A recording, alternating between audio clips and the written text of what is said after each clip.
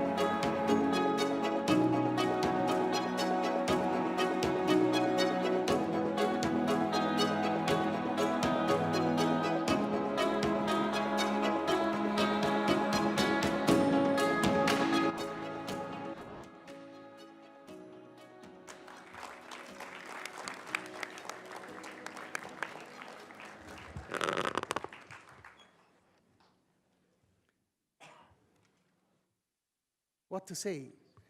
Welcome. First of all, I would like to say you welcome. I'm very happy that you are here with us to start this second conference in Renaissance in Economics, a manifesto for a new economy. This is a fantastic days, there are two, and I'm so pleased that you are all here with us. Many people are coming and arriving to this town of Renaissance to speak about how to rethink economics, how to have a more human and sustainable perspective. So I'm so pleased to have all of you here.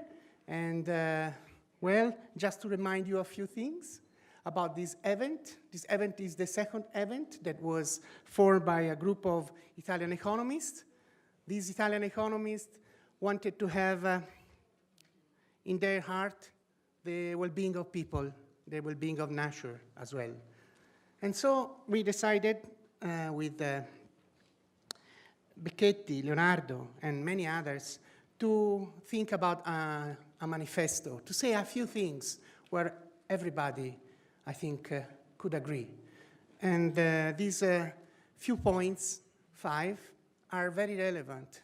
At the beginning, we thought few people will follow these, but then we realized that 350 Italian economists signed it, and then many people were interested.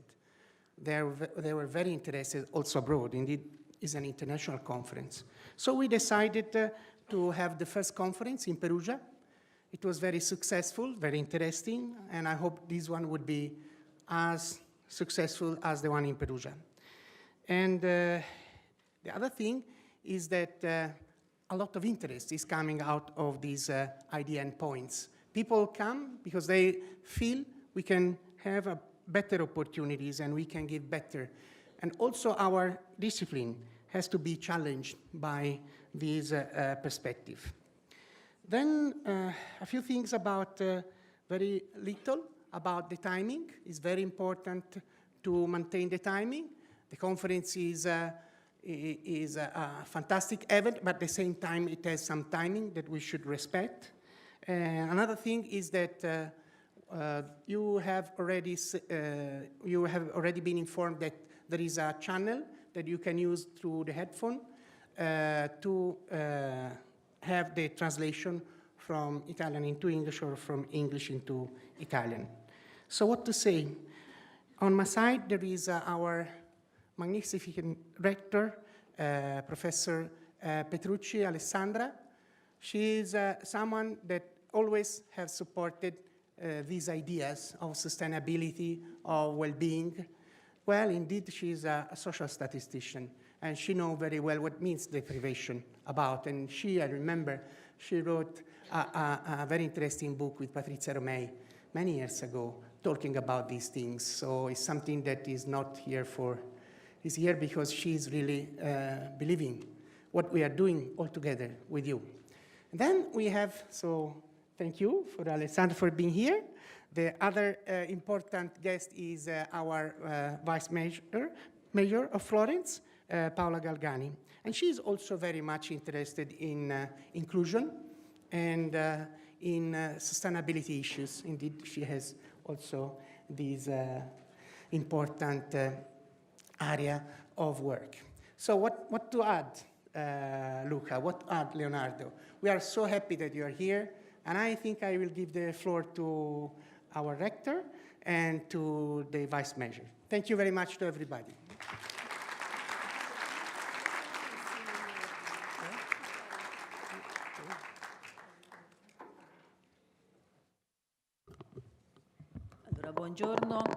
Buongiorno a tutte e a tutti e un saluto dall'Università di Firenze, come giustamente Mario Biggeri, che ringrazio molto, ha introdotto. L'Università di Firenze è veramente molto onorata di poter ospitare questa manifestazione.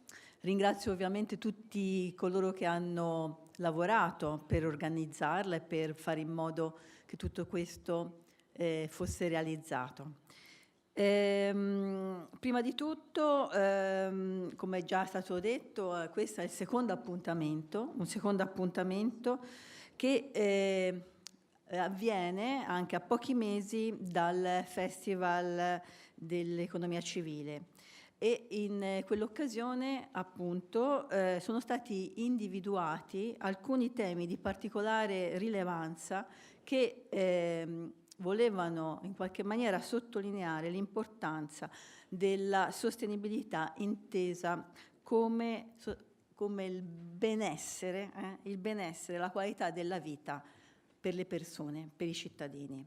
E in particolare erano stati sottolineati alcuni temi di particolare rilevanza, come la decentralizzazione delle decisioni nel nome appunto della democrazia, della trasparenza, i modelli economici inclusivi per creare appunto la partecipazione anche all'imprenditorialità, che appunto metta il benessere delle persone e delle comunità al centro.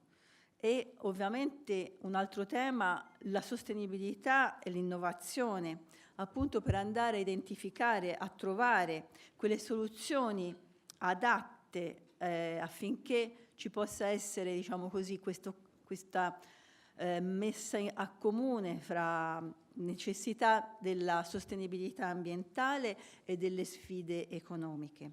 E infine, ma non ultima, la giustizia sociale, che deve proteggere le persone più vulnerabili, deve consentire uno sviluppo resiliente e anche un'attenzione forte alla responsabilità. E appunto in quell'occasione c'è stato molto dibattito, un dibattito partecipato, come devono essere i dibattiti in queste occasioni per questi temi, e studenti, dottorandi hanno collaborato proprio per presentare delle proposte che sono poi confluite in questo manifesto che verrà poi appunto presentato per una nuova economia e che vuole essere in grado di far sì che lo stile di vita sia capace in maniera effettiva, vera, di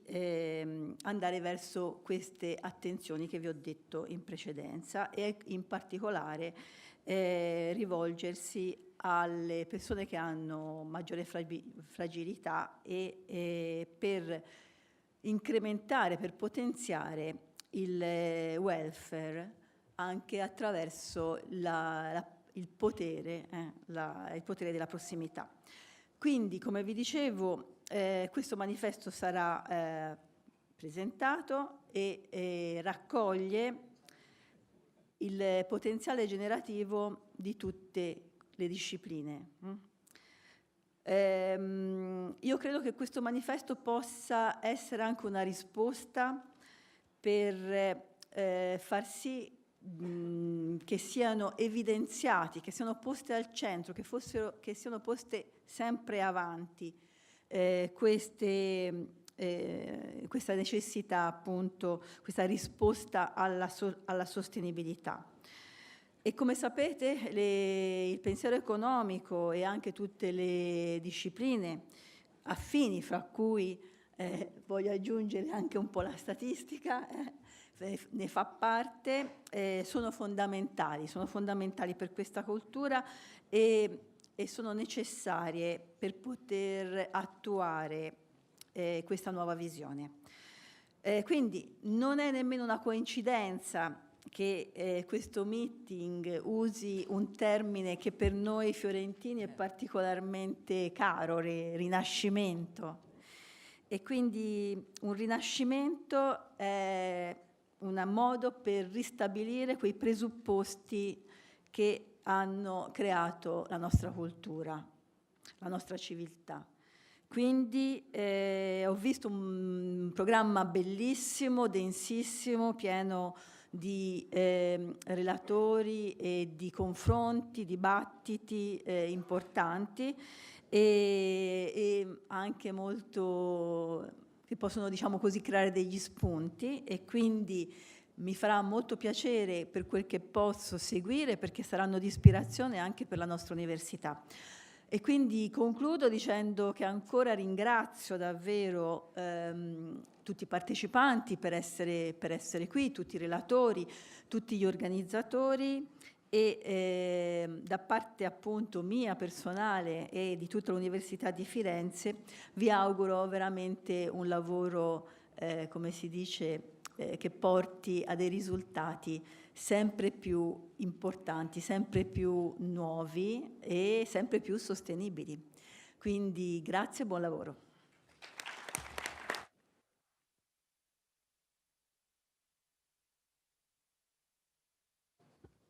Thank you. Sì, grazie, buongiorno a tutte e a tutti. Per me è un grande piacere essere qui, sia personalmente che in rappresentanza dell'amministrazione comunale di Firenze a questa seconda edizione della conferenza nazionale. Come diceva la rettrice Petrucci, Firenze è la città del Rinascimento, e quindi a maggior ragione, no, è importante che sia stata scelta Firenze e l'Università di Firenze per questa 2 giorni, e forse oggi più che mai è anche una delle città dove riflettere su appunto una nuova rinascita del pensiero economico, capace di mettere appunto al centro la persona, la sostenibilità in tutte le sue articolazioni e accezioni, e il bene comune. Quindi la nostra città, la città di Firenze, è davvero orgogliosa di ospitare eventi come questo. Ospiterà il Festival dell'Economia Civile, quindi perché si intreccia insomma una dimensione che è una dimensione accademica, una dimensione sociale, una dimensione istituzionale e soprattutto una dimensione di confronto. E lo sottolineava prima la rettrice, lo risottolineo anch'io, perché questo è un elemento fondamentale anche per chi come me si trova a ricoprire pro tempore, diciamo, il ruolo di amministratrice di una città. E quindi il manifesto che verrà insomma discusso, animato in questi 2 giorni, è sicuramente un contributo prezioso che richiama alla necessità appunto di promuovere la multidisciplinarità, l'inclusività, l'impegno verso il dialogo con la società, l'assunzione di responsabilità, e quindi appunto il confronto e la partecipazione.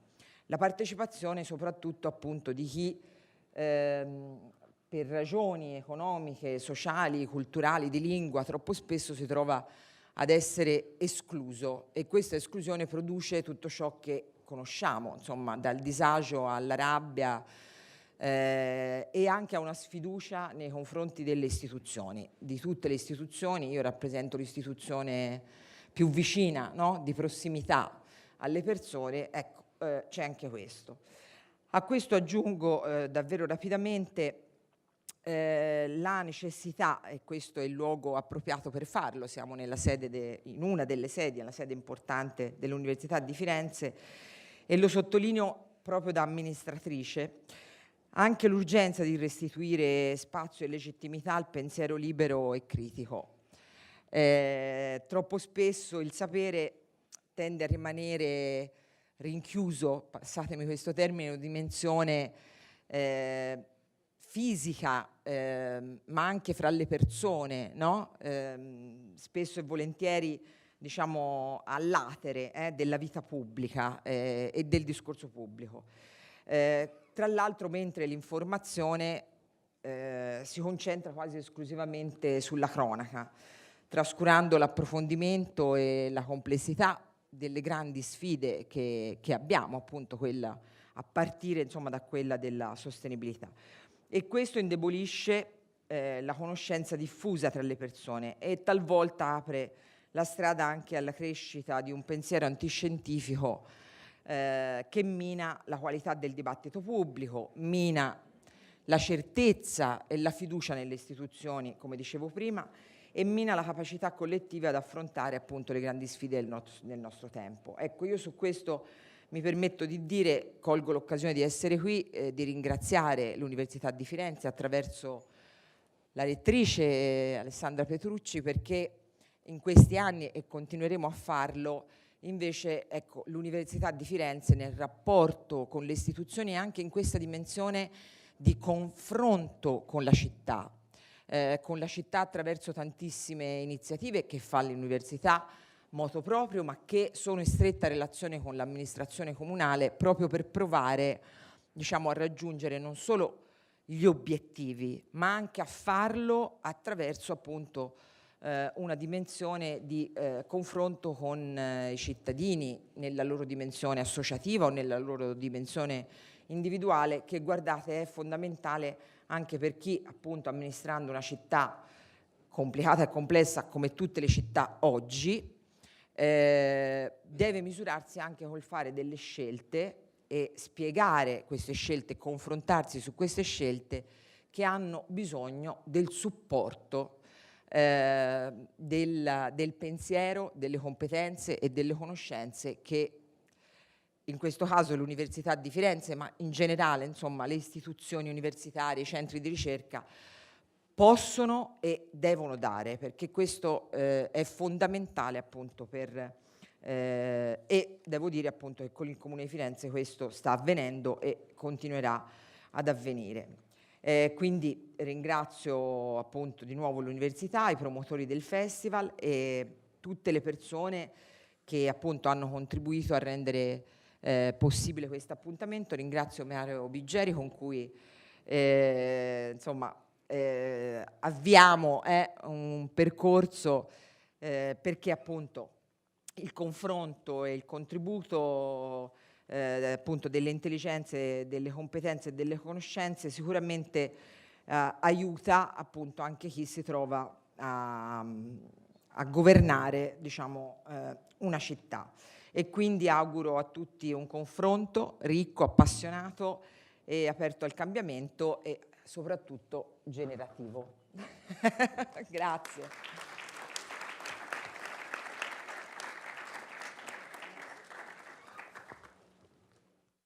Grazie veramente per questi interventi. So I will speak in English again. So thank you so much for your intervention. What you said is very important for us. Is the right way to start. We are very, very happy that you are so committed, both the rector and the vice mayor and the mayor as well of Florence, because we think that only when the different stakeholders work together, we can have very good results, and results that are going to last, because are the results that are made by the people as well. And the university and the academia and the institutions, as well the civil society, are here at this conference. So in front of us we will have 2 days that are really very important. And thanks to your contribution, to all of you, to the contribution of many youth also here, I think we can make the difference. Make the difference also in a discipline that we have to say had demonstrated some lack of understanding the complexity of our life and of our planet. This very important, I feel, conference is linked to another, the festival was mentioned. The festival this year will be the 2nd to the 7th of October, is the 7th edition of this festival, National Festival on Civil Economy, which has brought, is an event, is a bit different, this is more academia, but is an academia where people can come. Everybody could come today to listen. I don't know if you noticed there are no fees, and this was chosen by the organizer. Why? Because we want people to be with us, we want the student to be with us, and this, usually we are much less people. Usually we tend to be just academicians, but no, this is not the way to go. Our vision also in the academia is to be more open, to be able to dialogue and to find solutions together. Okay, thank you so much, and welcome to everybody.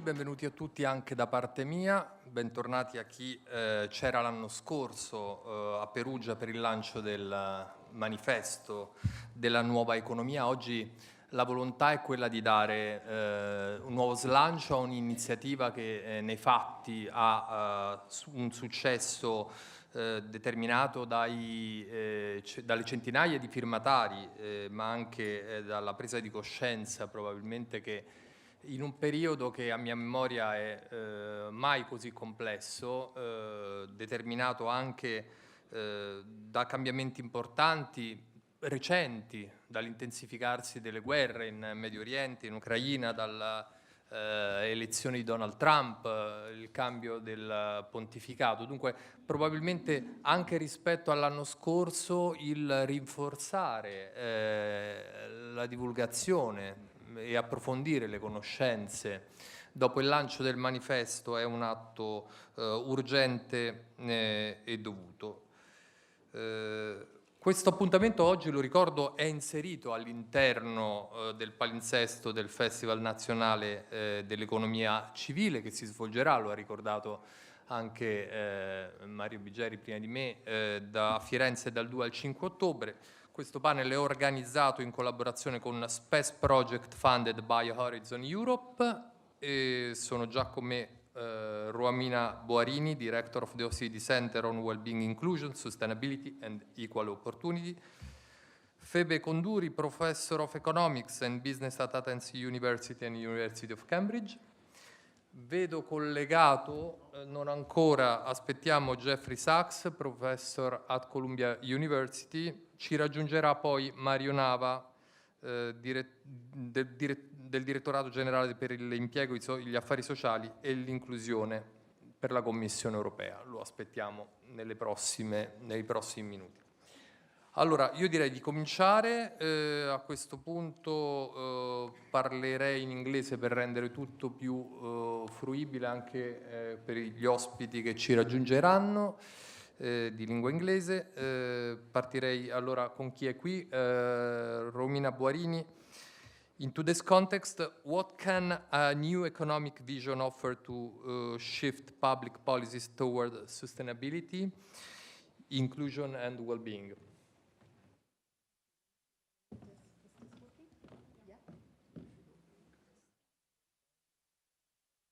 Hello, good morning everyone. It's a real pleasure to be here with you today. And before I'm going to answer your question, but I'll be quick, don't worry. I just want to start by congratulating the organizers of this beautiful event. And I would say all the ones that have been working so hard to launch this much more fundamental movement that we're here to celebrate today. I think it's very, very exciting. And I have a few slides. I don't know whether this can be put on the screen, and if not, it doesn't matter. But maybe we'll give just one sec to see whether this is going to be uploaded. All right, anyway, let me start. What I would like to do... Okay, so what I'd like to do, in fact, in these few minutes I have, is to first providing you a very, very brief overview of the analysis and the data that we have collected in the OECD for the last 15 years. So, you know, this is quite long-standing. And that analysis actually does very much support the vision that underpins the manifesto. So I really wanted to start from this very first key message, that what manifesto is actually calling for is very much based on evidence and strong data. And so one of the issues that we long analyzed in the OECD is actually the problem of inequalities. This is something we've been highlighting in particular in the White Center that I'm leading. And we collected some data on this, and we published some work, in particular looking at the distribution of income and, of course, how this moved across the years, but also, more importantly, the distribution of wealth. And I would say there the results are very astonishing and very sobering. And so the reality is that the distribution of household wealth in OECD countries remains extremely unequal today, even if when you look at aggregate wealth, net wealth of households, this has been growing. Okay, so of course this taken a big hit during the financial crisis, but actually after the recession, wealth started growing away. So there was a sort of, the trend reverted. And at the same time, the distribution actually remained extremely unequal. So just to share a couple of statistics that illustrate that fact. First of all, the top 10% of the richest in OECD hold, in fact, half of the wealth. This is the average value for OECD economies. And the bottom 40%, so the bottom of, the poorest 40%, they have less than 10% of the wealth. Let me say these are conservative estimates, because these are based actually on survey data that capture a lot of the wealth, but we know that actually do the job pretty poorly when it comes to the extreme taste of the distribution. Okay, so we're actually not even capturing the extra rich. So that gives you a sense of where we are today in terms of inequality. My second point was about climate change, and again, I have some charts here, but I don't see the slides, so it doesn't matter. I'm sure that we will send you the slides after this. So climate change. Now, in this very high unequal landscape that we are all confronting, climate change is not going to actually make things easier. It is the contrary, and in fact now we have a lot of work and evidence that suggests that climate change is going to exacerbate inequalities. Thank you so much, Phoebe. Let's see when you're starting. Yes. The first finding I wanted to point to is actually that regardless of distributional considerations that are important, climate change is coming with a significant economic cost today. Yes, perfect. Thank you. Thank you. All right, so my first... Okay, here you go.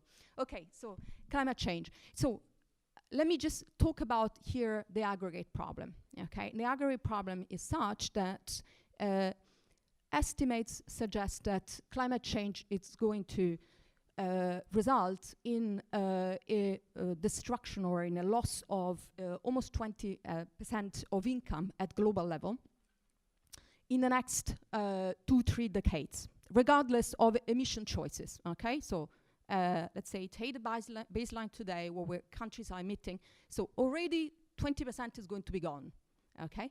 And actually the interesting fact about this is that the mitigation cost would be in fact already, so if you take action, it would make it much, much worse because it would reduce significantly the the problem, the economic problem of climate change. So already there is a strong rationale to behave and to to act strongly today. But the problem, and this chart that you can see in the slide now actually shows it very much, is that the costs are not going to be distributed equally across the countries and also within the country. So across the countries, it poses really big issues of international equity, because the countries are going to be hit the most are, we know, the countries that actually have the lowest historical responsibilities in terms of emissions. These are the countries that, let's say, belong to the global south. All countries are going to lose, and all countries are going to see their productivity potential diminishing because of climate change, but the ones that are going to suffer the most are the poorest countries of this world. Within the country, so if you take the distribution perspective inside each of the countries, we know also that it's going to be the bottom part of the distribution. The poorest are going to pay the highest cost, including when you actually intervene strongly with things such as carbon taxes, unless, and the unless is very important, unless you put in place some compensatory measure. So you do fiscal recycling, which means that the revenues generated by carbon taxes are actively used to compensate the losers. Okay, so you make sure that the poorest households are actually helped, and this is what we call the just transition. Now, again.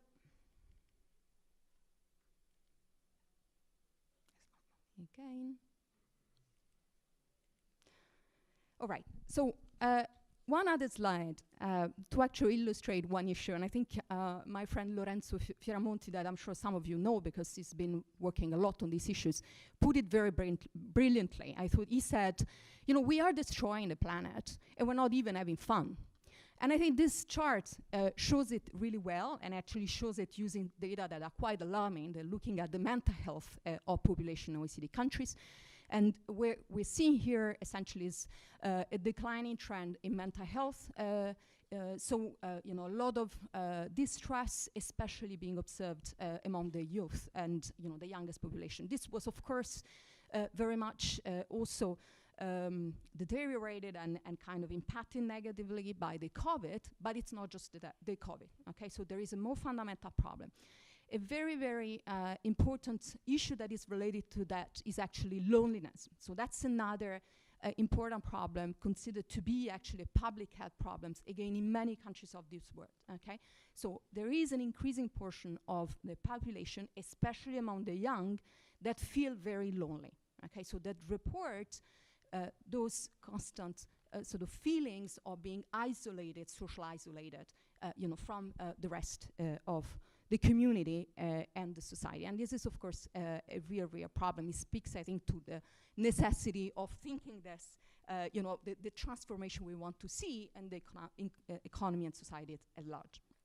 Now, this is my key slide, and this is about the work that the OECD in particular has been doing a lot, and we've been very active on defining metrics that allow you to capture, the value for planet and the value for people, and really allow you to understand, the progress you're making, both from, I would say, an economic perspective, but also from a societal perspective as well.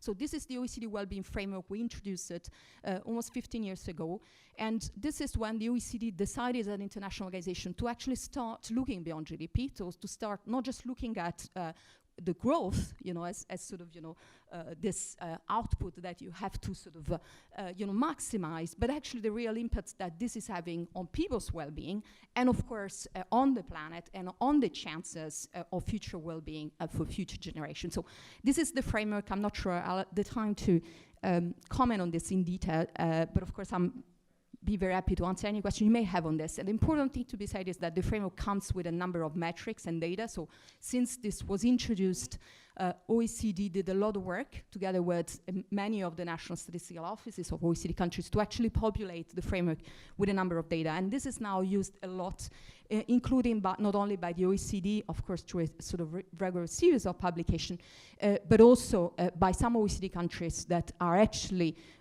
using it and applying it in many different ways. Now, I have another few slides, but maybe I'll concentrate on this one, and then you tell me, Michele, how long do I have if I can add to this. But so Very importantly, I think this is one of the points that the sort of manifesto strongly picks up on, is that, of course, we need different metrics, with multidimensional metrics, and of course, not only the OECD has been working on this, UN, a lot of important other people have been working on this, and there are some great experts in this room today that you will hear today and tomorrow that will tell you how this is advanced, and there is a strong convergence being now seen around the notion of inclusive and sustainable well-being. But the important thing is that we're not just measuring for the sake of measuring.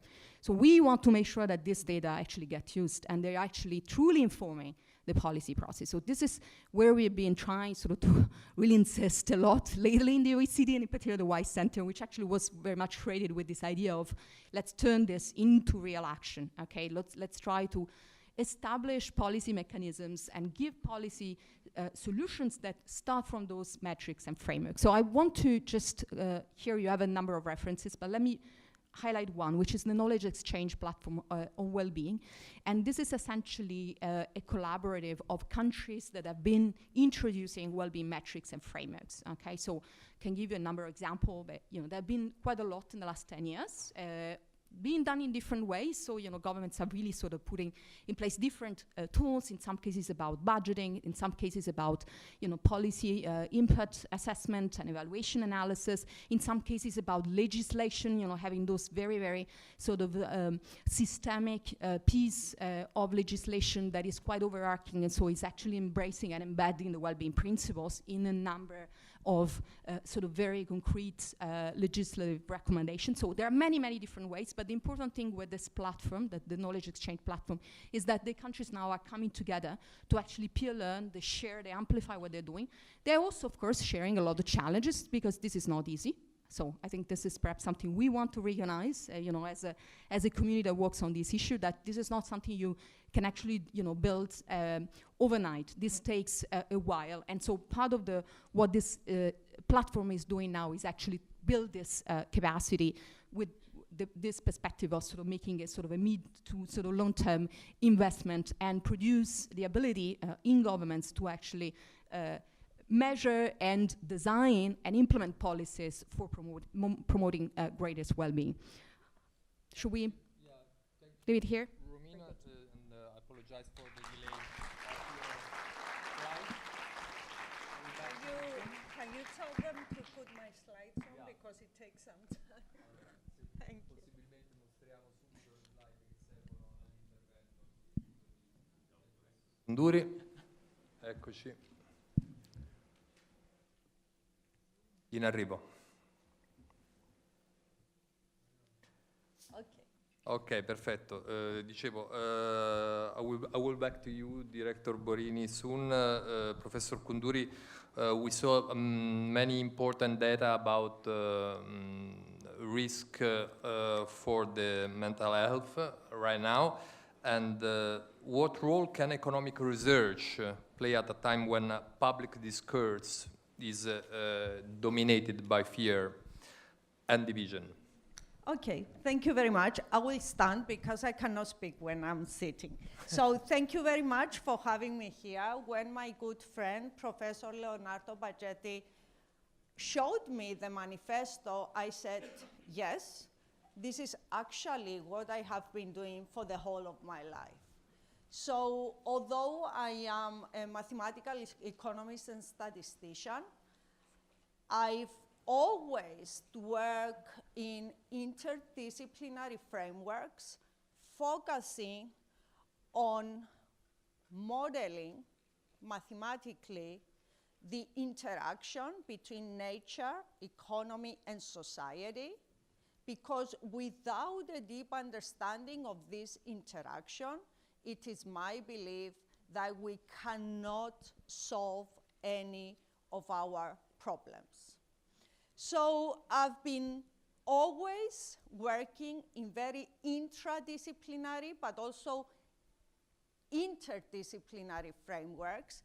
First, putting together the different disciplines, the sciences, the natural sciences with the socioeconomic sciences, and then integrating the results of this interdisciplinarity into an interdisciplinary dialogue. That means co-designing with the stakeholders, identifying the stakeholders and co-designing the solution pathways with the stakeholders. So if I manage to change my slide, how do you change them? It goes, okay. So when Leonardo showed me the 5 major points, axes of this manifesto, I could touch on each and every one of them, but the thrust of my work is basically on interdisciplinarity and understanding and modeling and doing policy on the interaction between nature, economy, and society. Today I'm gonna be showing you a bit on the measurement, like the previous speaker did, but also a very explicit methodology on the way to solve the problem and produce the solution pathways that give you the optimal mixture of technologies, fiscal and financial instruments, and policies that will get you from where you are, and this is what the KPIs and the metrics to where you want to go. So where we are in this era of polycrisis. We've went through a pandemic. We have fiscal and financial problems, shrinking fiscal spaces. 1/3 of the countries across the world in the brink of default or at default. We also have the climate crisis that is very destructive for the economy, for the society, for health, the biodiversity collapse crisis. And with this, we have a population difficulty, aging population, longevity in the Western world, and also increasing population in the global south. And on top of this, increasing inequality, like it was already mentioned, between income groups in the same country and in the developed world, but also between the global north and the global south. Now, do we have a solution? Well, we do. 2015, UN, September, 196 countries say that this is our blueprint for escaping the multi-crisis. 17 goals, 4 of them on natural capital, 8 of them on social capital, 4 of them on economic capital, and then partnerships for the goals. This framework has 17 goals, 169 targets, and we have developed under United Nations Sustainable Development Solutions Network a framework of about 300 KPIs that allows you to measure the performance against these goals and targets. And this allows you to say, I know where I am, I can measure it, I can quantify it, and I can decide, based on these initial conditions, how I'm gonna design my escape from the multi-crisis towards a sustainable economy and society. And this is exactly what we do in IFORIA. IFORIA was launched in 1997 when I was in Cambridge University. And at the moment, it counts 200 researchers working in 120 countries with a lot of competitive research funding. It focuses on research and innovation acceleration, because it's also important, technological, social, financial innovation. It's not enough to produce it in research. You have to incubate and accelerate it into the market quickly in order to achieve integration in the economy and achieve the growth you want to achieve. And of course, we work a lot with the science policy interface and many academies across the world that bring in the best minds in order to solve these problems. So, thematic priorities are climate neutrality and resilience, water, food, energy, and biodiversity nexus, land use and land use change, blue economy, socioeconomic, financial, behavioral economics, innovation, education, upskilling, and reskilling. Very quickly, what is our methodology? The first thing is, where do I want to go? And let me suggest that I want to go where my policy framework points to. It doesn't mean that the policy framework is perfect, but at least it's a target-setting device. So we have the SDGs at the global level, we have the climate agreement at the global level, and then each region of the world has transposed these global policies into detailed policy frameworks. In Europe, we have the European Green Deal. The European Green Deal is a very holistic framework, putting together the three systems that I am talking about, very integrated framework, 150 laws and regulations, trying to get our economy and society on a sustainable pathway as defined by the SDGs. I'm not gonna go through the different policies. This is a bird's eye view of what is there. I'm just gonna show you what our deep neural network analysis indicates, that they are a good mirror image, the 150 laws and regulations of the European Green Deal, of the SDGs, and the 169 targets within them. Let me move forward. So you know where you want to go, and you also know where you are. Like I said before, UNSDSN has been publishing reports at the global level, European level, country level, subnational level, that measure our performance against the SDGs, the 169 targets within them, and using 300 indicators. So we know where we are. And like I said, global level, this is the global level of the natural capital, looking at climate, land use, food systems, and ocean and sea systems. We also downscale to Europe. I am every year co-authoring this report. We downscale to countries. Red means huge challenges remain, below 60% implementation. Green means the SDGs achieved, and yellow means we are on a good pathway. Orange means major challenges remain. So you can see that in Europe, which is the most sustainable part of the world, we have not achieved any SDG, and we are on target to achieve only 3. You can see the green arrows that are there. Green going upwards means that 2030 we are going to achieve the SDGs. And we can downscale to national level. This is what we did in Greece. Why is this important? You know where you are. You know where you are performing well. You know where you are not performing well. And it's not just a qualitative performance indicator. It's a quantitative performance indicator that you can monitor and assess continuously using socioeconomic data, satellite data, in situ data, spatial data, data from turns. There is a huge data gathering exercise, working with this data and calculating all the relevant indices. And we have also transposed this for companies, so, or even institutional level.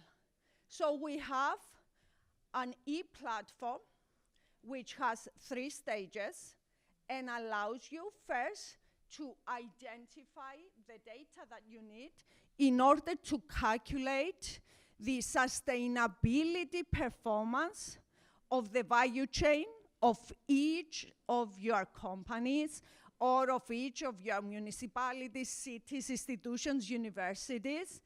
Identify the data that you need to do that along the value chain for each sector of your company, do the materiality assessment, identify within your company stakeholder and outside your company stakeholders what are the material issues that you need to focus on, then measure with explicit KPIs and translate the ESG measurement, economic, social, governance measurement, into SDGs. Why? Because SDGs have targets, explicit targets. So you can measure the gap you need to close in order to become sustainable. And the third stage, it's about creating a continuous monitoring and assessment dashboard that allows you to see at any point in time how you're progressing with regards to your ESGs and SDGs, produce quickly your sustainability reports, and identify where you need investments, where you need transformation, and do that in a way that it is profitable, especially for companies. There is no point in trying to convince profit-making institutions, their mission is to make profit, that they need to transform, and while doing so, they're gonna lose money. No, you have to find the ways that ESG compatibility is profitable. And it's easy to do so, because circularity renewables are cost efficient, and they are market increasing. So at the end of the day, they are investment and profit-making compatible. And at the moment, with the EU taxonomy, but also other taxonomies across the world, the EU taxonomy has been copied in more than 54 countries outside Europe. You can get cheap money for these investments. And very quickly, just to showcase the map of where we work, these are our climate projects. We don't work in countries that are gray yet. These are our water, food, energy, and biodiversity land use projects. Sustainable pathways for seas and oceans. Sea is very important, blue economy is very important, shipping, ports, energy production from the sea, aquaculture, and coastal management, tourist management, behavioral economics, financial economics, and sustainable pathways for financing, scaling up innovation, replicating, accelerating, creating the incubation system that transposes the innovation into successful companies. We have accelerated more than 25 startups over time. And then the last bit of our work is upskilling, reskilling.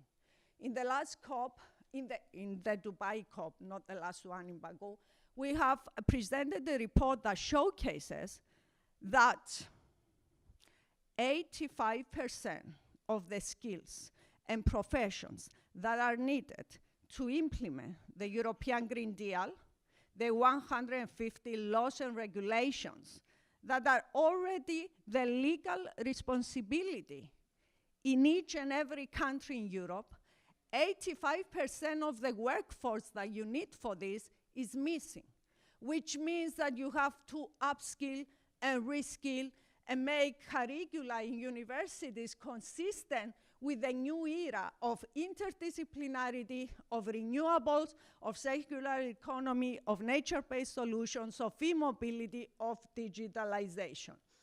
And just to showcase, I will close here, and then in my second round, I will show you a bit the modeling, the mathematics behind all of this.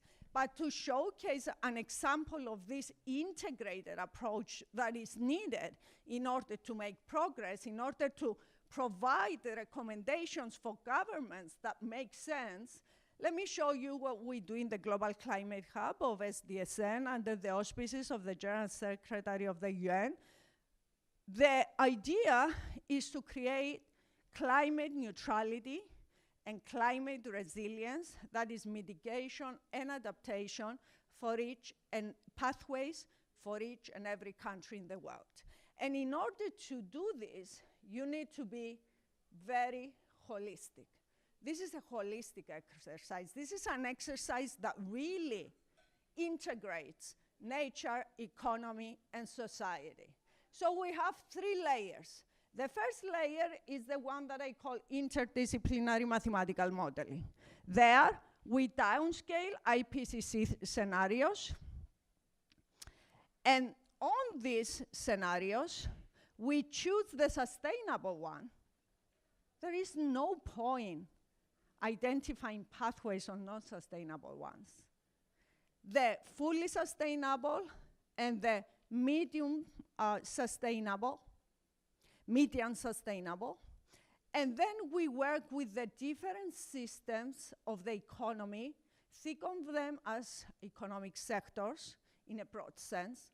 The energy system, the transport system, the agriculture and land use system, the marine use system, the health system. These are mathematical models that allow you to derive the optimal mixture of technologies and fiscal and financial instruments and policies that we get you from where you are to where you want to go. And at the end of the day, we embed these transformations in general equilibrium analysis systems in order to identify the impacts per economic sector of the time transition and also the trade impacts. I'm finishing.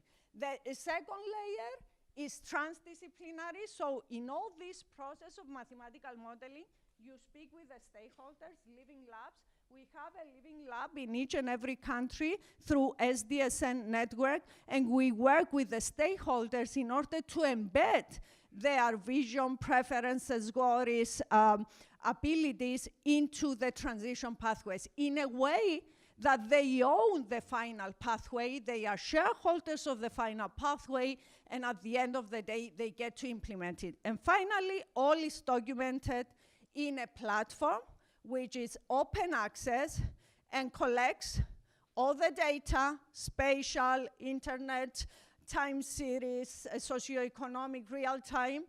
It allows you access to all the modeling, the integrated modeling approach, where you see the modeling suite, and then it produces dashboards and decision support systems, and digital twins are different scales for the stakeholders, politicians, policymakers, businesses, financiers, the civil society, to actually play with the results, understand them. We provide seminars and upskilling workshops and be able to implement.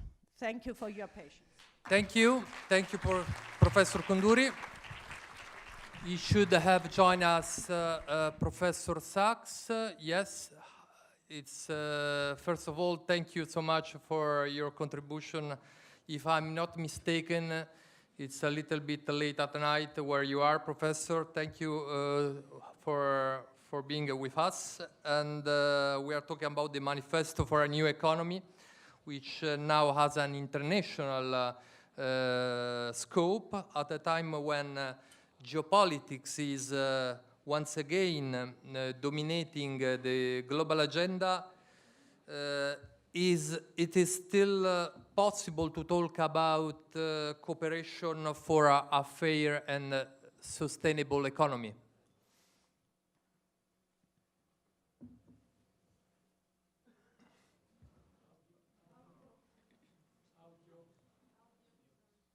Un secondo, riusciamo a risolvere tecnicamente.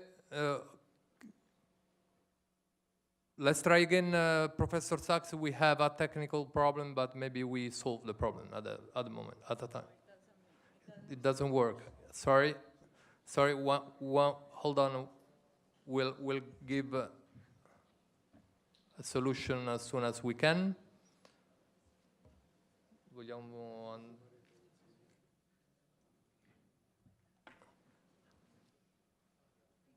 No, ce l'ha.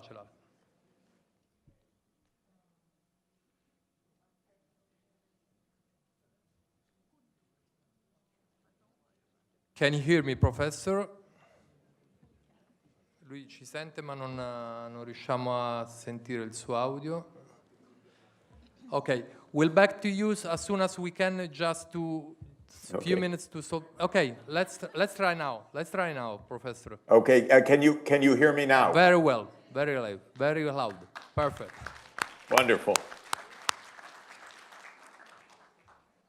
Warm greetings to everybody, and special greetings to lots of friends and colleagues in the room, and to thank you for all that you're doing.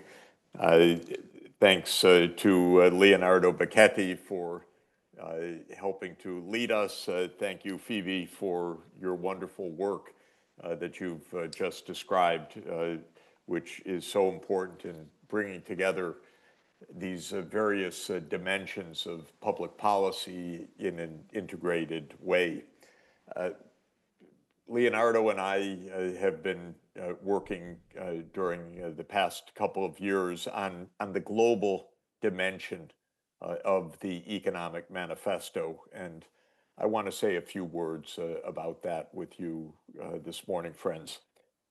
The idea of the global manifesto, like the idea of the original economic manifesto, is to help reshape what economics should mean for our time, because economics as a healing art, as a technical set of skills to help human embetterment, needs to evolve as the conditions of life and the challenges of life change. And we are definitely in a new era, and we need new emphases, new skills, and a new direction. And there are four motivating factors at the global scale that I think are extremely important. First, we are now in a multipolar world, undoubtedly, but we are not yet in a multilateral world. Multipolarity is a fact that there are now several poles of global power and global economy, and certainly the United States, the European Union, Russia, China, India, and I think in the future, African Union, and certainly Latin America, I hope in a more regional way, will be part of that multipolar world. But a multilateral world is different from a multipolar world. A multilateral world means, or I think should mean, a world in which the different polarities work in a consistent law-based and ethics-based framework of political behavior and geopolitics. Ideally, that would be one that at the global level operates under the United Nations Charter, perhaps a UN Charter that is suitably reformed, and at the regional level operates in effective groupings that can achieve regional public goods. And the European Union, even though it's the most advanced of all of these regional groupings in the world, is still very much a flawed project and a work in progress. The second dimension, which I don't really have to elaborate, is the polycrisis, or the multiple crises that we face in the world.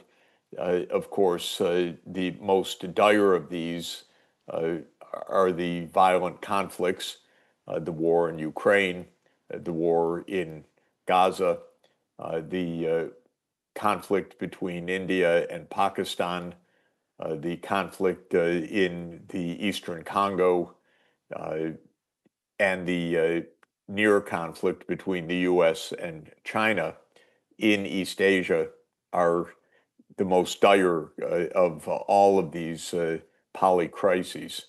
But of course, lurking beneath the dramatic events of violent conflict are the somewhat slower moving, but now actually galloping crises of environment, also in its multiple dimensions that Phoebe just mentioned. The global climate crisis, the crisis of ecosystem functioning and biodiversity, the mega pollution that is pervasive in many, many forms in the soils, in the air, in the fresh water, and in the oceans. So this environmental crisis has been building for at least a half century in a very dramatic way, and we've so far been unable to curb it, even to limit its scale, despite decades now of operating under international treaties to do so. We also have obvious, very profound social crises, massive crises of exclusion, hundreds of millions of school-age kids not able to go to school, massive deprivations of basic health services, billions of people who cannot afford a healthy diet, many social crises that are utterly unjustified in a world of plenty. So these multiple crises are growing in scale and in urgency and require our attention, obviously. The third dimension that provokes the global manifesto is the profound inequality of global society. Of course, we're used to speaking of the inequalities of income and of wealth. We're also fairly used to speaking of the inequalities of power, military power, possession of nuclear arms, and so forth.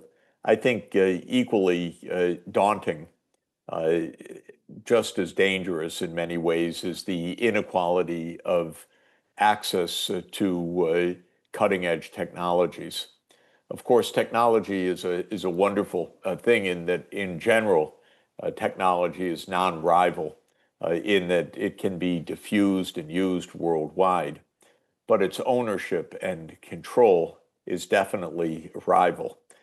And many of the cutting edge technologies in biotechnology or artificial intelligence or other related cutting edge technologies are in the hands of very, very small numbers of actors with the extraordinary, indeed unprecedented power. Ever since we entered the nuclear age, a few people can destroy the entire world, can end civilization.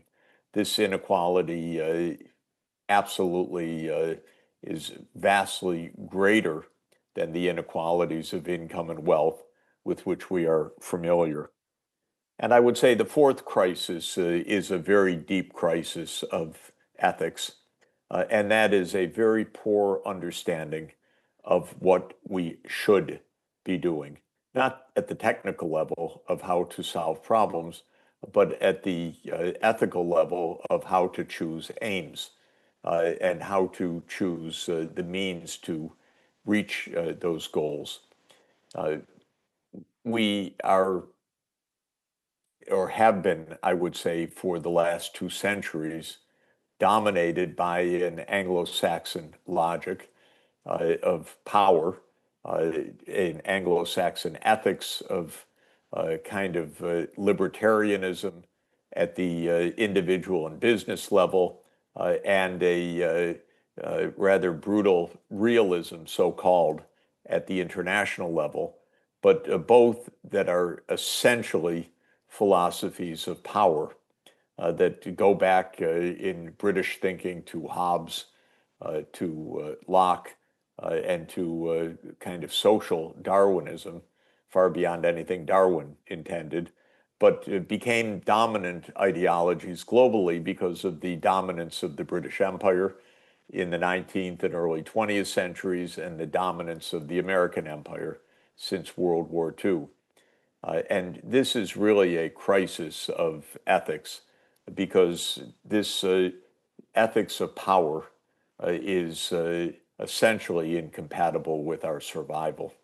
But it's an ethics of the powerful as well, that power should be unconstrained, that liberty of action is the dominant ethics, Well, that's something that's very congenial, say, to a Silicon Valley billionaire, but it doesn't make much sense for the rest of us in society that are not Silicon Valley billionaires uh, or managers of the military-industrial complex. So we have this kind of global values crisis, which is very deep. One of the great antidotes to that values crisis, I would say, is the Catholic social teachings of the last 125, 34 years precisely since Rerum Novarum was issued by Pope Leo the 13th, the Leo before our current Leo, in initiating Catholic social doctrine in the late 19th century. And the idea is actually the collective spirit of Catholic faith and ethical tradition rather than the libertarianism of the Anglo-Saxon philosophical tradition. So this has led Leonardo and me and others to consider what would be the elements of a new global economics that would respond to these four interconnected, profound challenges of our time, of the something new, the rerum novarum of the 21st century. And we focus on six elements in this global manifesto that I think are worthy of our attention.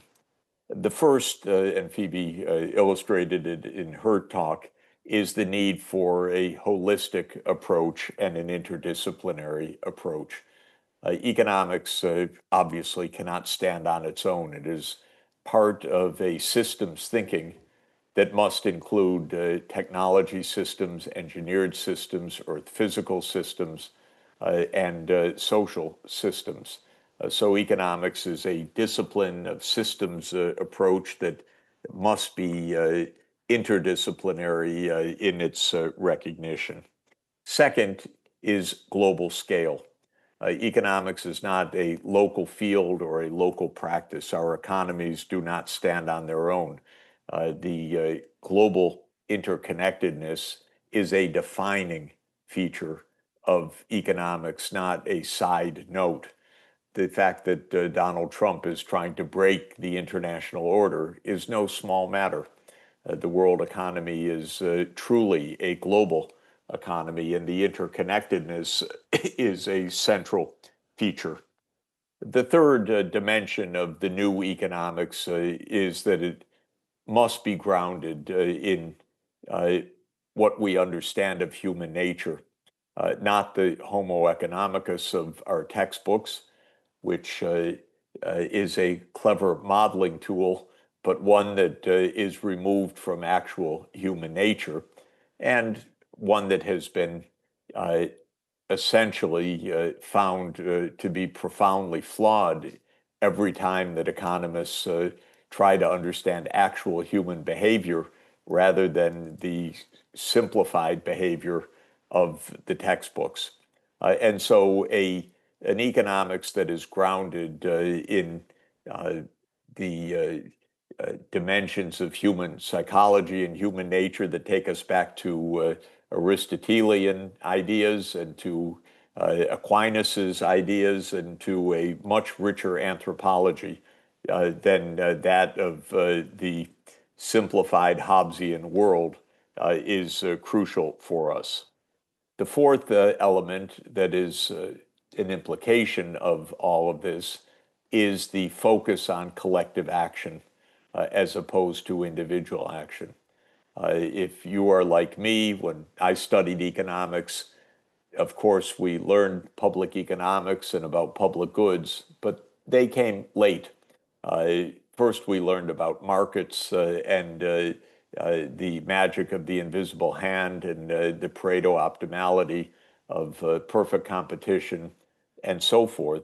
And the point is that there is no invisible hand. And this is the hard truth that even Adam Smith knew, but did not emphasize sufficiently in Book 5 of The Wealth of Nations, but has been recognized from the time of Plato and Aristotle and Aquinas and 2,500-year Western tradition. So we need to return to the idea of collective action as a centerpiece of human well-being. That leads us to the notion of our aims and to the idea of the common good, which of course is an embracing idea that requires lots of careful analysis and thought and application. But the idea is that we are aiming for the common good, not of the good of a Silicon Valley billionaire or the powerful states, but of the common good. And our expressions at the global political level are the Sustainable Development Goals, the idea of leaving no one behind, and the Universal Declaration of Human Rights. And the final point of the Global Manifesto is that to achieve these aims is not only the technical work of economists, very important, of redefining and redesigning our profession and our technical activities and our journals and our promotion criteria and so forth, but also the need for dialogue across cultures and across civilizations. I think one of the saddest ideas of modern times has been the clash of civilizations. This was a descriptive title given by a late colleague of mine, Samuel Huntington at Harvard University, to his thought that we would enter a period of global clash. That still is a possibility. But I like much better the idea of the Alliance of Civilizations, which is a United Nations initiative led by one of our SDSN colleagues, Miguel Moratinos. And the idea is that it's civilizational dialogue, mutual respect, and cooperation that is our true hope. One of the great messages of the late Pope Francis was his encyclical Fratelli Tutti, all brothers and sisters, that he issued in 2019, I believe. But the essence of that encyclical was to call for global encounter on a basis of mutual respect. In the opening of the encyclical, he tells the story of St. Francis of Assisi traveling in the year 1219 to the battlefield of the Fifth Crusade to meet the Sultan al-Kamil al-Malik on the battlefield to try to make peace between Christians and Muslims. While the encounter did not succeed in achieving peace, it did succeed in achieving an encounter that was remembered 800 years later. And it is that kind of encounter, that dialogue across civilizations that is so essential. So this is our call in the Global Manifesto for a truly interdisciplinary, ethical, and mutually respectful global economics. And it's one that I feel is absolutely apt for our time. And I thank you for the chance to share these ideas with you, but especially look forward to our collegiality and our encounters in person in the coming weeks and months so that we can put this manifesto into action. Thank you very much.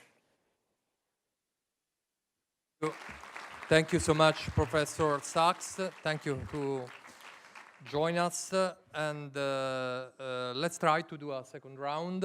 I kindly ask to be a little bit briefer. And Director Borini, we talked with Professor Sachs about how can the principles of the manifesto be put into practice. Now, what concrete tools can we use to ensure that future generations do not bear the cost of today's economic decision? Well, thank you for the question. I'm going, I think, to start by making reference to the point that Jeffrey just made about, the ethics crisis, because I think this is really probably the most significant of all, in a way, generated the other ones. And if we don't fix that one, I don't think we're going to find very, very durable, meaningful solutions. And so I think, and also allows me to perhaps, connect me to what Phoebe was saying about focus on kind of skilling people and your youth, and obviously, skilling in the right way. And I think one very specific point is making sure that we are not just building technical skills, and of course skills for AI and hard skills, all that sort of things have to be there. But I think it's about how we actually build character. How do we build moral judgment? How we help students developing those very fundamental basic abilities. And I think a lot of the teaching system, education system, training systems nowadays, and it's not just true for the young people, I think this is true in general as well for adults, really are focusing on technicalities, on the technical skills. This is important, but I think that's not going to help with the sort of ethical crisis. And I think there is a very, very important connection, of course, to make here with AI and the digital transformation, AI transformation. This is also a place where if you don't get the ethics right, we're going to have serious issues for humanity going forward. I also wanted to refer to a couple of more very concrete initiatives that are being developed, in fact, at the moment, so concrete tools. One is actually something that dates already, so it was introduced by Wales, in the UK, and they came with this idea of establishing of a commissioner for future generations. So they introduced an act, okay, so it's a legislative piece, very high level, so a lot of power for that piece of legislation that actually commands that a number of very specific legislative but also policy mechanisms do embed very concrete principles for ensuring that the policy decisions that are taken today are actually respectful of the rights of future generation. And so this is an interesting case study, I think, of how you can think about well-being and sustainability, putting the youth lens today. Because of course we know that one of the problems here is that a lot of the decisions that governments take today are very short-sighted, okay, and can discuss for hours why it is the case. It's a big political economy problem, etc., etc.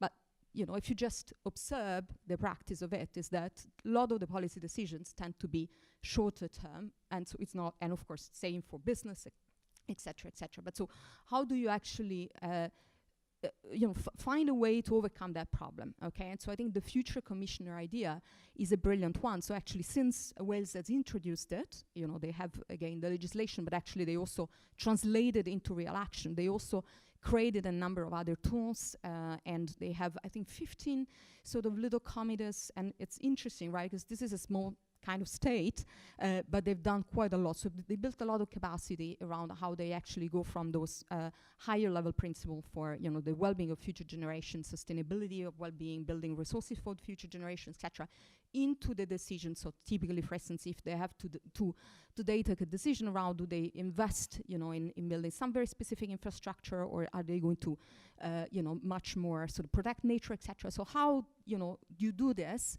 using very concrete criteria, and so very, very specific impact assessment methodologies that allow you to say this is going to be the benefit today, and this is going to be the benefit or the harm that you're making to future generations. I think this is very interesting initiative, and one I think that there will be a lot of leeway to replicate in many other places. I also wanted to talk about an initiative we're developing right now in the OECD.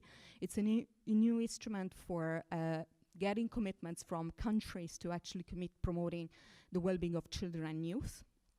And the idea of this instrument is precisely also to get this, mid-term sort of commitments and actually social invest in youth and children. And we're doing this, of course, in the context of some very specific problems that are affecting youth. We were talking about mental health, we're talking about loneliness, but of course, the digital kind of discussion is another one that is obviously with evident immediate consequences for the well-being of the young generation. Climate change as well, of course, a lot of science that demonstrates actually that children are the most vulnerable to climate change. So, they are kind of the first one to be impacted by that. And so, we are working on developing this new instrument where we will have countries, hopefully being ready to sort of adhere to some principles for better governing today for children. That also actually means, not just principles, but also improving in terms of the social policy. So it's building partly on what Europe has already been doing in the context of the EU child guarantee, where the idea is that you provide, a sort of minimal level of endowments or basic services provided when it comes to education, health, but also care and housing, right? And in particular to provide, of course, the most vulnerable children, the most disadvantaged ones, etc., etc. So the idea, the OECD is sort of leveraging the Euro piece, but bringing there also other countries that are in the OECD and not in Europe. I also, perhaps in closing, want to flag that Europe is currently working also on a new strategy of intergenerational fairness. They also, with this new commission, established a role for a commissioner on intergenerational equity, and I think it's very much in the making. It's a pity that Mario is not with us, as yet, but maybe he will comment himself on this. This is really forthcoming.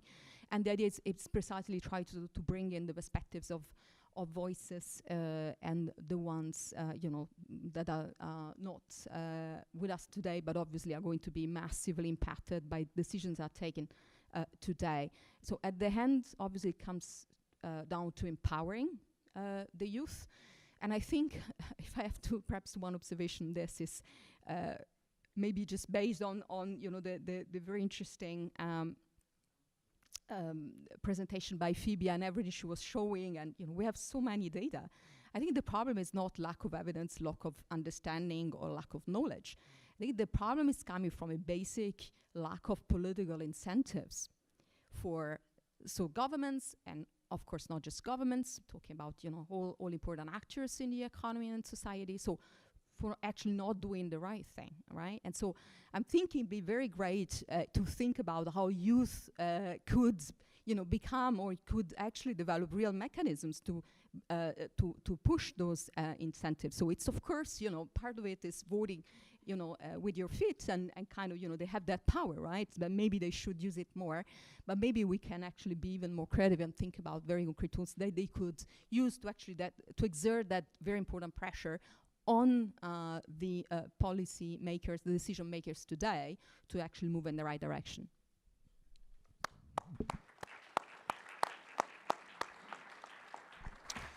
Thank you, Director Borini. We are focusing our attention on how the principle of the manifesto can be put into practice. Professor Koundouri, how can we translate concepts like sustainability and climate justice into economic choices that are understandable and acceptable as well to everyone? Yes, thank you very much. Again, a very, very interesting session, a privilege to be in this session. First of all, let me agree with Romina. Sustainability is difficult, not just because it's about interdisciplinarity and intradisciplinarity. It is also the wicked problem of short, medium, and long-run integration. So you need to find time-consistent dynamic pathways that are correct for the short run, the medium run, and the long run. And we all know that uncertainty and time are positively correlated. So as you try to figure out what you are going to offer the next generation and the generation next to it and all future generations, you are faced with increased uncertainty, which at some point becomes ambiguity. You don't even know the probabilities of the possible events. So the problem is difficult. I have a big ERC project on exactly that, deriving integrated socioeconomic pathways that allow you to be resilient and efficient in both the short, medium, and long run. And in order to do that, it's not enough just to work on the discount rate and integrate in the discount rate this uncertainty. We've done that in 2000, subcontracted by the PM of the UK for the Treasury, looking into time declining, different versions of long-run social discount rates that integrate this increasing uncertainty, and in that way making interest rates for the long run consistent with the concept of intergenerational equity. So you need to understand the preferences, you need to of people, the time preferences, you need to understand the economy in terms of uncertainty in the growth rate of the actual economy, and you need to understand the growth rate in a mode of beyond GDP. So you need to integrate values that are not explicitly monetized in markets, and this is a challenge. Now, in an attempt to convince you that what we are doing and we will be presenting at the UN conference in Seville for sustainable finance, and then at the UN General Assembly in New York, and then at COP23, I will show you how we've done this integrated exercise that I advocated before for Greece. I'm going to go quickly, but I would love to say and get your attention to this, because in these conferences, at the UN conferences, we are presenting results for the 27 countries in Europe, the whole of the Balkans, Southeast Asia, and UK. And then we are moving forward with results for each and every country across the world. So let's focus on one country very quickly. We start from Greece. We have results for Italy, and we are going to stakeholder engage in order to validate those as well. So we get the baseline scenario, business as usual, and we get the national commitments with regards to sustainability as the alternative scenario. And then we figure out in each and every country which are the overarching policies. In Greece is the National Climate and Energy Plan. Each and every European country has one, and other countries across the world have one. Is the Common Agricultural Policy transposition into the Greek system. It's the water policy, which is about the Water Framework Directive and the management of river basin plans. And for Greece, because it's such a big commercial power in terms of fleet, is marine policy and IMO and European policies with regards to ETS, including shipping. Now, first we start with energy system pathways. Here we use LEAP, an updated version of LEAP that is not only supply side driven, it's demand driven as well. And we do an analysis for each and every sector of the economy, residential, industry, agriculture, transport services. We do an analysis for each energy supply, primary, secondary, and transformation processes. And we also do an analysis on the emissions, on the pollutions. And at the end of the day, you get the optimal mixture of energy the decline in emissions, the decline in pollutions, and the ability to the expansion in renewables, the energy supply shift, and the energy consumption. So you know exactly what you are doing at each and every year of your economic history, changing the technological mix, changing the prices, changing consumption, changing supply in a very integrated way for all the sectors of the economy. And we've done this for the whole of Europe. Again, an cost minimization exercise. And here you can see the optimal energy sources for each and every country in Greece and the Balkans, and also the green corridors, how you export energy if you have supply, how you import if your demand increases and you have a deficit. Then we move to the agriculture, biodiversity, food system. Here we have a calculator, the FABLE calculator, led by SDSN and IASA. And here what we do is that we calculate optimal pathways for the agriculture, forestry, and biodiversity sector that allow you to reduce costs, reduce emissions, and meet food security, climate goals, and biodiversity goals. And these are the projections from Greece. I will go faster, but it shows that you can increase productivity, reduce emissions, reduce costs, and increase the land that you leave without interventions in order to have nature-based solutions things. And then it's not just mitigation, it's adaptation. So we have techniques that allow you to downscale to a country and showcase how after a flood or a forest fires, you can intervene in order to protect and restore, and how much you gain in terms of social welfare because you do that. Then we calculate dynamic linear programming mode, the blue economy, the shipping sector. We define optimal fleet, optimal investments, optimal shift of fuels, optimal shift of technology, and these are dynamically implementable, and they are integrated between the energy system data gets into the marine system data.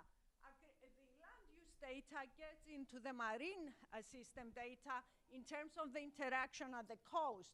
And then we calculate water requirements for the energy system, the agricultural system, all integrated, land requirements, because you are increasing your renewables, you need more land for solar, for wind, and then all of it come together and presented to the stakeholders in a way that they can understand how they implement, they can understand the solutions, and they can even simulate more efficient solutions than the optimal climate commitment scenarios that they do through their NDCs and their National Climate and Energy Plan, because here they can change the prioritization of implementation of different solution pathways and become more efficient in terms of cost or time in the implementation.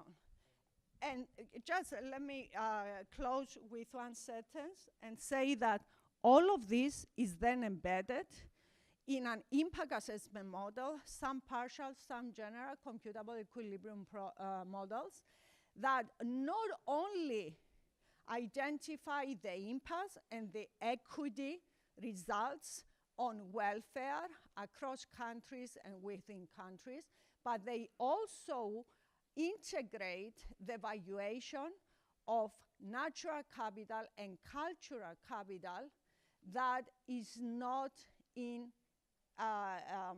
traditional impact assessment model.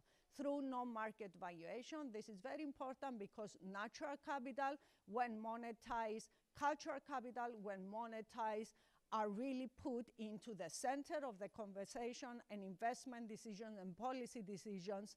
And it is crucial to do so because a lot of natural and cultural capital is what supports the good function, the efficient function of our economies. Thank you. Thank you. Thank you.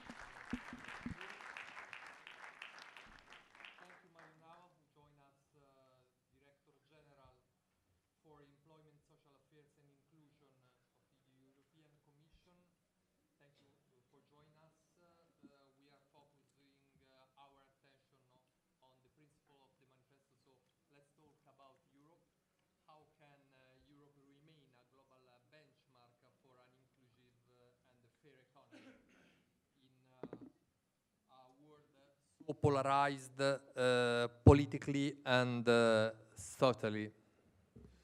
Thank you very much, Michele, and happy to be here with Romina, Phoebe, and Mario. I must confess that a bit cheekily, when you invited me in December, one of the reasons why I accepted to come was because yesterday was a very important day in Brussels. Yesterday, as you have seen, what we did in Brussels was to adopt the European semester. European semester is that governance instrument that basically tries to respond to your question. It tries to respond exactly the question of how can we, can Europe remain a global benchmark for social and inclusive economy in a world which is polarized. If you follow the semester over the years, you see very clearly that the attention of the semester has shifted. And now you see that the semester has become much more social and has become much more looking exactly at the matter you are talking about. Now, it's well known in Europe, not only in Brussels, but in the whole of Europe, we take a great pride about the so-called social market economy. Now, what's the social market economy? What is that citizen can touch when you talk about social market economy? For example, quality healthcare, for example, fair working conditions, for example, adequate wages, or for example, free education. Ultimately, what we are looking for is balancing economic growth with solidarity and fairness. But obviously, at the same time, we face competitiveness challenges. And if the competitiveness challenges are left unaddressed, it's clear that at the end of the day, they make the system to expose. And this is very clear in any type of social value behind the economy. I mean, this is what Leone XIII said in the Rerum Novarum, or what Karl Marx made as a critique to the capitalism. If you let the capitalism go whereby there is no, let's say, sort of compensation between those who earn too much and those who earn too little, at the end, the capitalism will explode. So what is quite interesting is that the European criticism to a model which does not contain inside the solidarity element comes from both sides. Probably in this period where we are now, where one of the main elements is the one that we possess, a labor market that has changed pretty dramatically. In the last 20 years, the labor market in Europe has changed dramatically. I mean, when I was a young guy and I did a PhD, the title of the book of my professor was Richard Layard. The title of the book, so labor markets, the title of the book of Richard Layard was Unemployment. There's not a single professor of economics that today would write a book on unemployment because it would not sell, very simply. Would write a book on labor shortages, would write a book on skill shortages, would write a book on skill mismatch, and then many other things.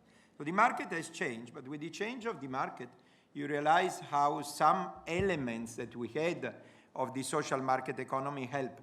If you think education in a slack labor market could, by someone, be considered as a private good.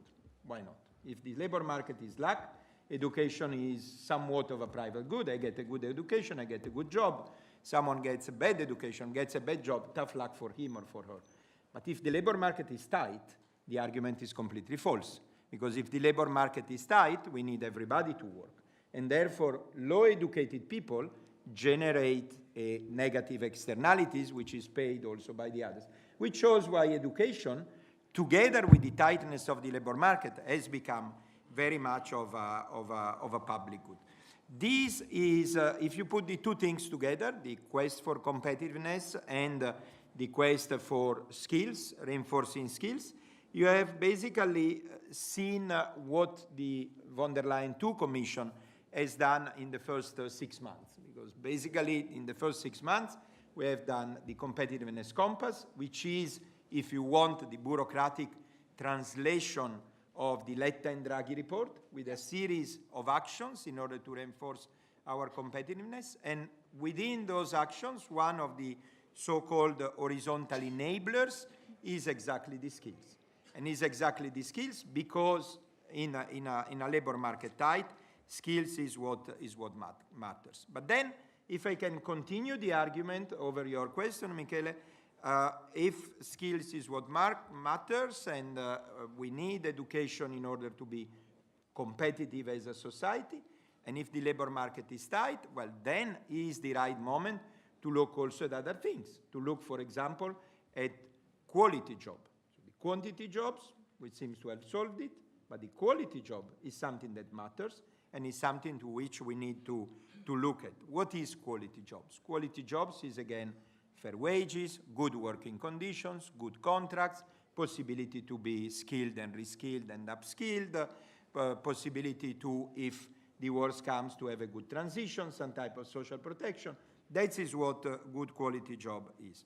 And third, of course, the issue of inclusion. The issue of inclusion was an issue that till a few years ago was mostly a solidarity issue. It's good to be inclusive because we are good people and we believe in not leaving anybody behind. That remains true, of course. We remain good people. We remain with good instincts. We don't like people remaining behind. But once again, in the current demographic situation, in the current labor market, inclusion often becomes activation, because we all know that the best way to include someone in the society is to make sure that that someone does have a job. So inclusion becomes activation.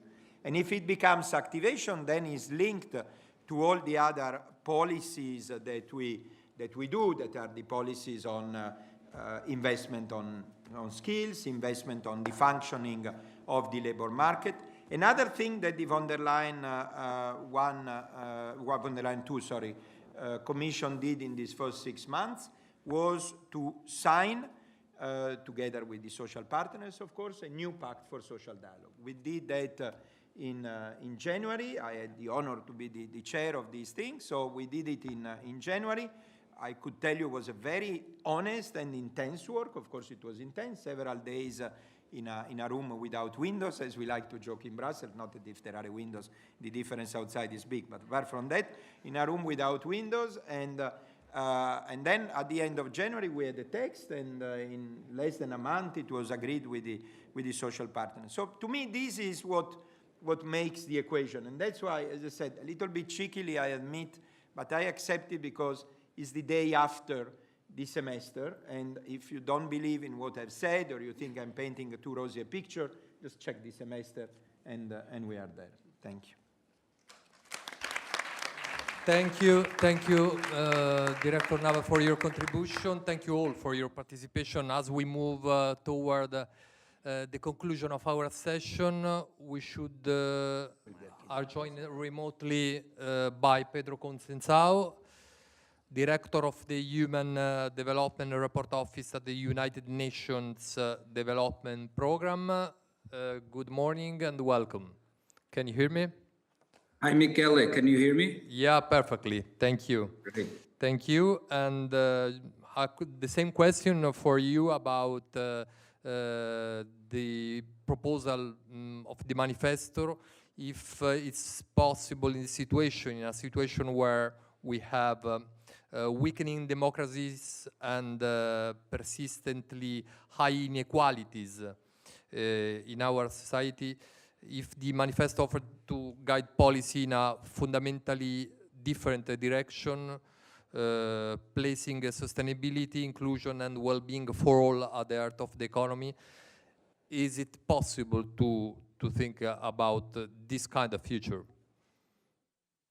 Thank you, Michele. I think it is possible. Whether it will happen or not is it's a matter of choice, and I think that's why the manifesto is so important. I'll be brief because we're running late, and I just wanted to reflect perhaps on a question that came several times. It was mentioned by Jeff, by Romina as well, to some extent, which is the following. In a sense, we understand the problems very well, and we even have very clear solutions on how to address them, or very clear pathways on how to make a difference in addressing them. And yet, we seem not to be making as much progress as we would like, or certainly not at the pace that is commensurate with the challenges that we confront. And we've heard many of the challenges already. I'll just add one more that was highlighted in our latest Human Development Report that we just published 2 weeks ago, which is related to the fact that we are now entering an era in which we are seeing a divergence in performances in human development between the top performers, so countries with very high levels of the Human Development Index, which is the proxy that we use for human development, and countries at the very bottom. So we are now entering the 4th year gap is widening. And this breaks with the trend of convergence that had been happening for decades.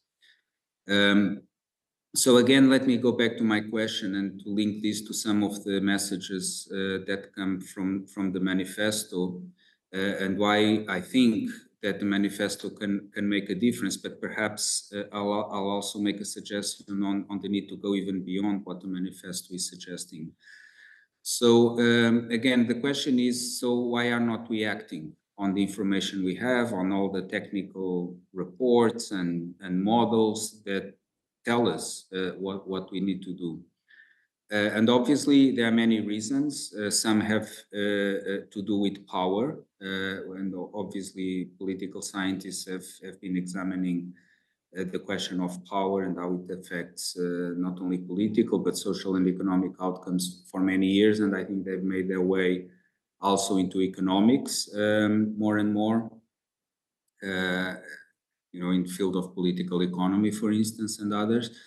But I want to explore a little bit more deeply one of the elements of the manifesto, which is this idea of going beyond homo economicus. And I want to do it not by saying that the basic model of utility maximization based on the axioms of rational choice is wrong as such, but more that it's limited in its application. So I think it's an approximation to human behavior that may be helpful in many contexts. Say, I don't know, if you're trying to solve a problem of airplanes that are overbooked. So, mechanism design and these axioms and assumptions of human behavior may give you a pretty good, efficient, and fair way of solving this particular problem. And it's implemented widely, as we all know. I think the challenge is when we go towards behaviors that cannot be accounted for or explained by this simple model. I guess one of the most dramatic illustrations of this is that we see today in many societies that people seem to vote or express political views and defend political positions that are seemingly against what an economist would consider to be in their self-interest. And so what explains this behavior? And I think this calls for a broader understanding of human motivations. And I think we need to give economics its due. It's not like economists have not realized the need to go beyond this very simple or simplistic model of human behavior. Insights from behavioral science are now part of economics, and people say that we should not even use the word behavior economics anymore because economics as such has already incorporated so deeply all of these insights. The importance of beliefs in driving human motivation, whether they are based on facts or not, is also well recognized. The importance of psychological phenomena like motivated reasoning, for instance, in the formation of beliefs, or the fact that people do not update their beliefs when they are confronted with factual information that goes against some of their prior beliefs. So I think there's a lot that economics has been grappling with. The understanding of emotions, for instance, fear, or perceptions of insecurity is something that we know is related with the increase in political polarization. So people that are more fearful tend to be attracted to the extremes of the political spectrum, and obviously this is then used and instrumentalized by political leaders. So I think this is perhaps how far we have gone. We need to bring this more into the policy making world. I think this is where there is the gap. I think the gap is less on the scholarly literature, as best as I can tell, but much more that these insights have still not permeated an influencing policy dialogue and policy discussions. So we still believe, for instance, that arguing for the inefficiency and the regressiveness of fossil fuel subsidies, just putting the numbers out there, is going to lead people to accept increases in fuel prices or carbon prices, even if they are promised the recycling of these revenues. People seem to be reacting. It's very hard to implement these kind of policies. And so I think we need to do what is going beyond normal economics that the manifesto suggests in the way I described, but to bring some of these insights also into the policymaking world, and where I think we need to go even beyond what I've described already as being already part of the, at least the academic debate, is to bring the humanities. So I think we accept that we need to bring the social sciences, political science, psychology, anthropology, sociology, but I think we need to bring much more the humanities, history, philosophy. Certainly, if we agree that some of the challenges that we confront are in the domains of ethics, about what should we be pursuing, what is good in society, that's a problem that is not going to be solved with technocratic approaches. It's a problem that needs the engagement of the humanities. And so this would be my conclusion, would be to say that my invitation is to consider that the problems that we confront are human problems, are technical problems, but also human problems. And to solve these human problems, we need to bring much more the humanities. Thank you. Grazie, allora un ringraziamento a Pedro Concesao, ma un ringraziamento anche per questa sessione di lavori a Febe Gunduri, Romina Boarini, Mario Nava, Jeffrey Sachs che si è collegato con noi. I saluti finali al nostro padrone di casa, idealmente il professor Bigeri, anche per una sintesi e un ringraziamento a chi è intervenuto fino adesso.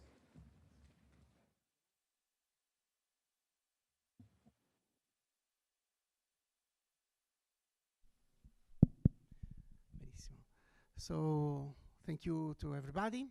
I'm here just to make a synthesis. This is a very important moment. I was really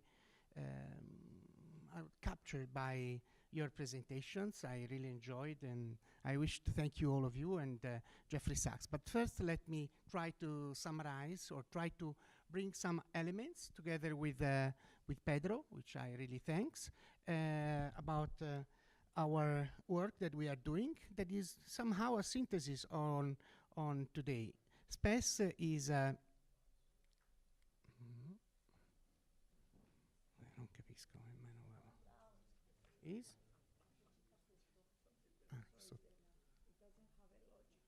It doesn't have a logic, but we will give a logic. Okay.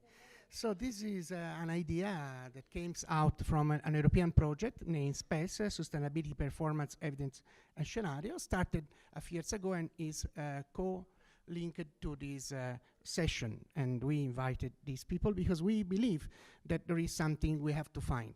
Well, Jeffrey Sachs was somehow saying about all the type of crises that we have. There are other crises, and somehow Pedro, at the end of his conclusions, was saying that is a crisis of humanity, that humanity is somehow taken out from our discussion.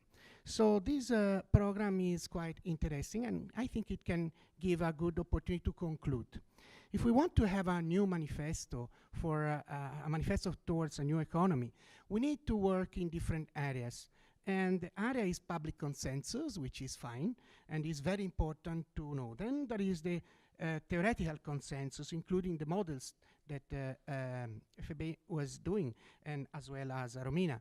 Then the policy consensus through what Mario Nava was saying about, and data measurement system, which is about what we are going to discuss also here, and is one of the point of the manifesto. The point here is that we have an elephant. Many people are saying that we have an elephant in the room. Well, the elephant is not in the room. We already see the elephant. We already know the elephant. You were analyzing very well, Romina as well, and so on. The elephant, you will see where it is soon, because I have to be quick. So there are these consensus. And here we tried in this, in dialoguing with policymakers of the European Union, we are trying to put together some elements. And then we will go exactly in the process that is going to make a change in the future.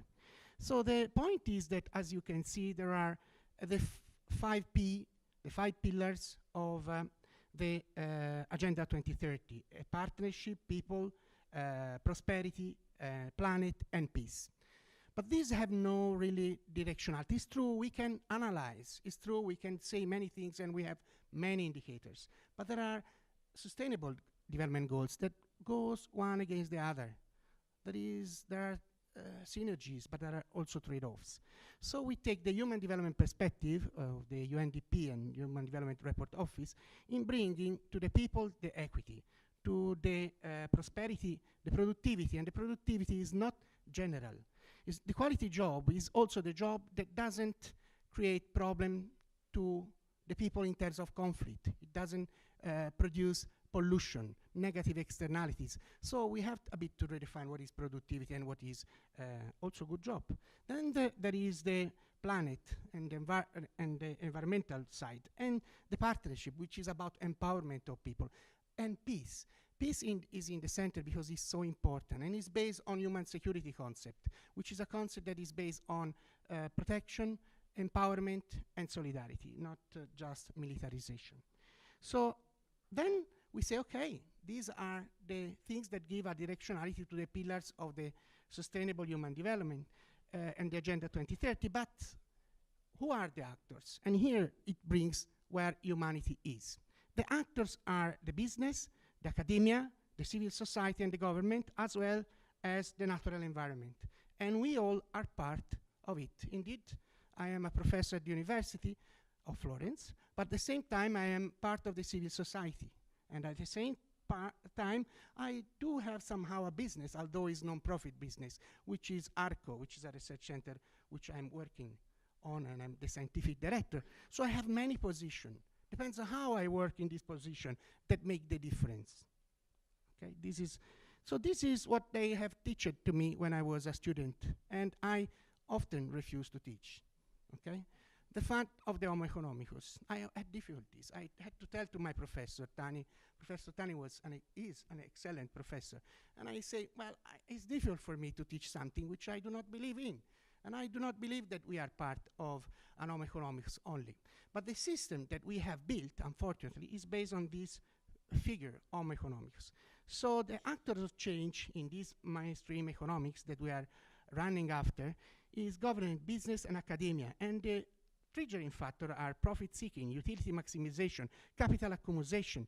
So everything, good governance, research and innovation, capital investment, are all directed to economic growth and productivity. But the productivity that can hurt our heart and can hurt ourselves can create conflict. So we are proposing and we are thinking altogether that this consensus should be more transformative. And indeed, as Pedro was saying, is based on our humanity, on the fact that we are part of the different actors. So we are professors, we are part of the civil society, and if you don't know, there are people here, and there will be a session of people coming from Mexico talking about how we are connected to nature, and how tribal people tell us that we are connected, and we should believe in that. We are part of the nature, and so we are part of the system. So the point is how to direct what has to go. Where is the elephant? My friend, the elephant is not far from us. Probably is very close to us, okay? The narrative has to be changed. The narrative has been so strong that when we wake up in the morning, each morning, we think about how to be more efficient, not how to love more people, not how to relate more with people, okay? So this is our problem at the moment. So it's not, the elephant is there, now in the room. Now we see it, and it's not me, it's the Club of Rome, Sandrine, them that say it is there. But the point here is that we have another something that we should change. It's within us. It's not far away, okay? So this is my thing that I think capture all the elements that were said. One person, so technician as Jeffrey Sachs, was saying clearly that this is not a matter of, transition is not a matter just of technology. It's important for knowledge to know how to do. But then it's the narrative that has to be changed, which is a much more difficult part in our life, because it is about us. It's about how we live, how we relate to each other. Thank you. Grazie, grazie ancora a tutti. Le sessioni parallele cominceranno con qualche minuto di ritardo, il tempo di un caffè, e poi proseguiremo i nostri lavori. Grazie a tutti.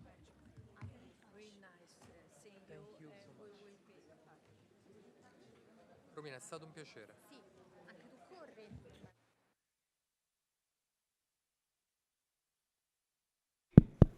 There will be 15 minutes for coffee break upstairs and then start the parallel session. Thank you.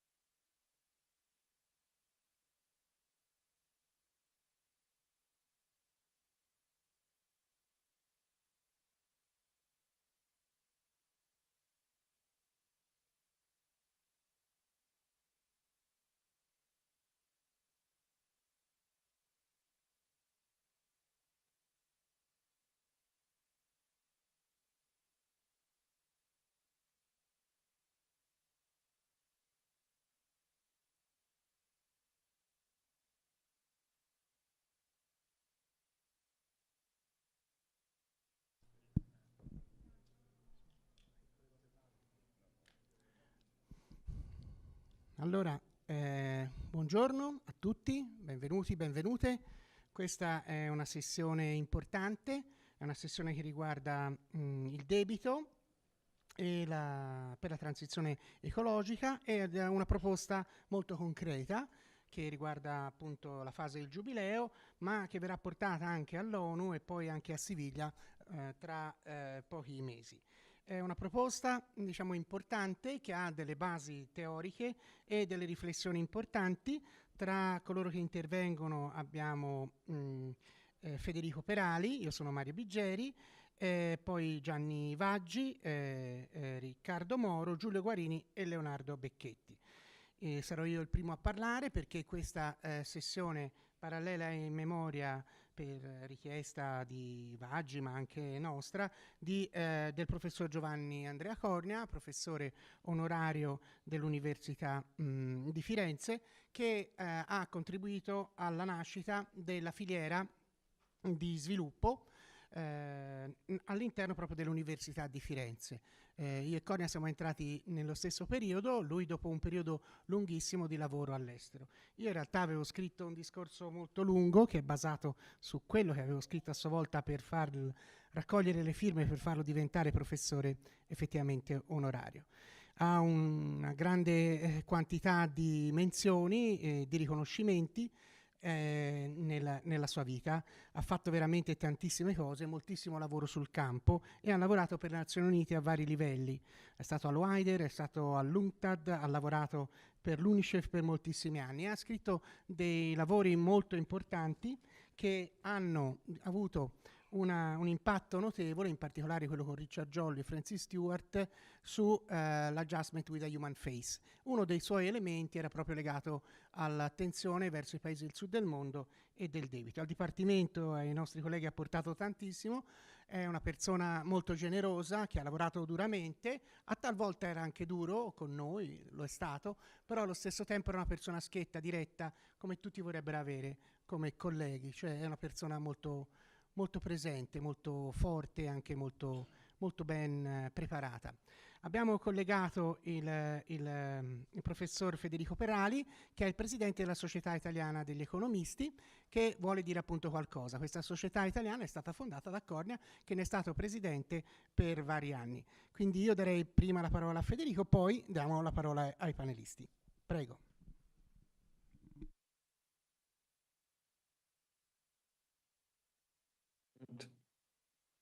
Sì.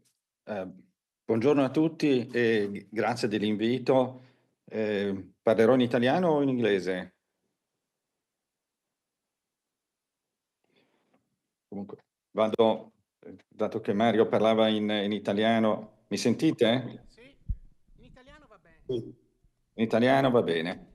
Quindi per me, grazie dell'invito ed è un vero onore anche condividere con voi proprio la memoria di Andrea Cornia, che è il nostro proprio amato e stimatissimo grande vecchio, perché Andrea è stato un amico soprattutto per tutti noi, un mentore e soprattutto anche un esempio luminoso di come si serve la nostra disciplina dell'economia dello sviluppo. È stato uno dei fondatori della CITES, anche il primo presidente, e fino all'ultimo giorno veramente ci ha accompagnati e ci ha tenuto per mano e ci ha indicato anche la via che dovremmo seguire. Veramente un grande vecchio, ecco, e con una personalità proprio carismatica. Andrea è sempre stato molto generoso e, con i colleghi, con gli studenti e con suggerimenti e insomma li ha sempre seguiti, gli studenti erano veramente molto, molto importanti per lui, come ha ricordato anche il professor Vigeri, e ha sempre condiviso con grande entusiasmo la sua esperienza proprio di economista con un volto umano e oltretutto questa sua esperienza era sostenuta da delle fondamenti teorici molto solidi che poi rendevano le conversazioni con lui assolutamente straordinarie, con una grande esperienza.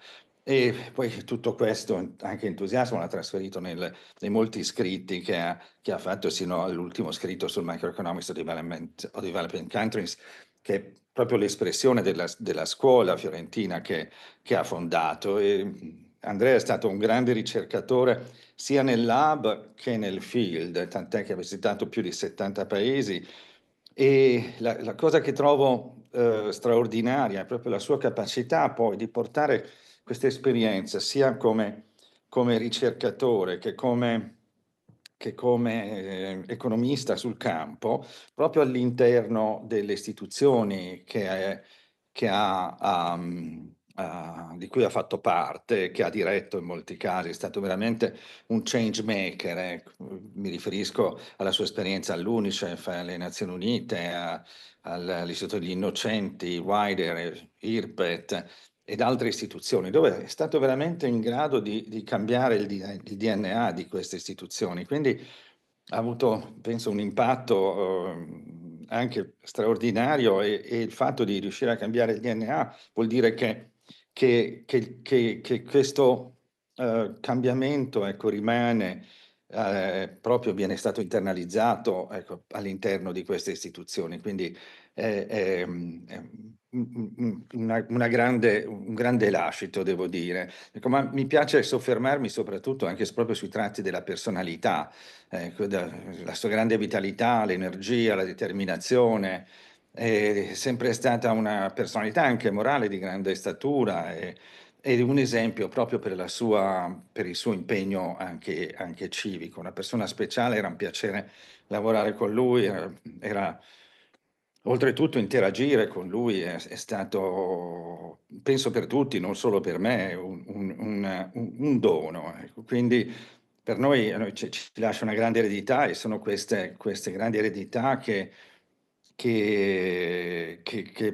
di fatto non riceviamo, ma dobbiamo conquistarcele seguendo proprio l'esempio giorno per giorno. Ecco. Quindi davvero è stata una presenza che ci ha ispirato e continuerà ad ispirarci. Quindi ecco, insomma, ci tengo a prendere questo impegno pubblico, ecco, che diciamo, ciò che ci ha lasciato sarà un tesoro molto generativo per il futuro. Ecco. Anche a me piace sottolineare proprio quanta importanza ha dato alla questione del debito, proprio perché negli anni '80 i paesi erano, moltissimi paesi erano veramente strozzati dal peso del debito e insieme a Richard Joly e Francis Stewart aveva denunciato proprio come le istituzioni finanziarie internazionali, dall'IMF alla World Bank e i governi, veramente tenevano, con la scusa della stabilità macroeconomica, imponevano dei vincoli anche a livello microeconomico,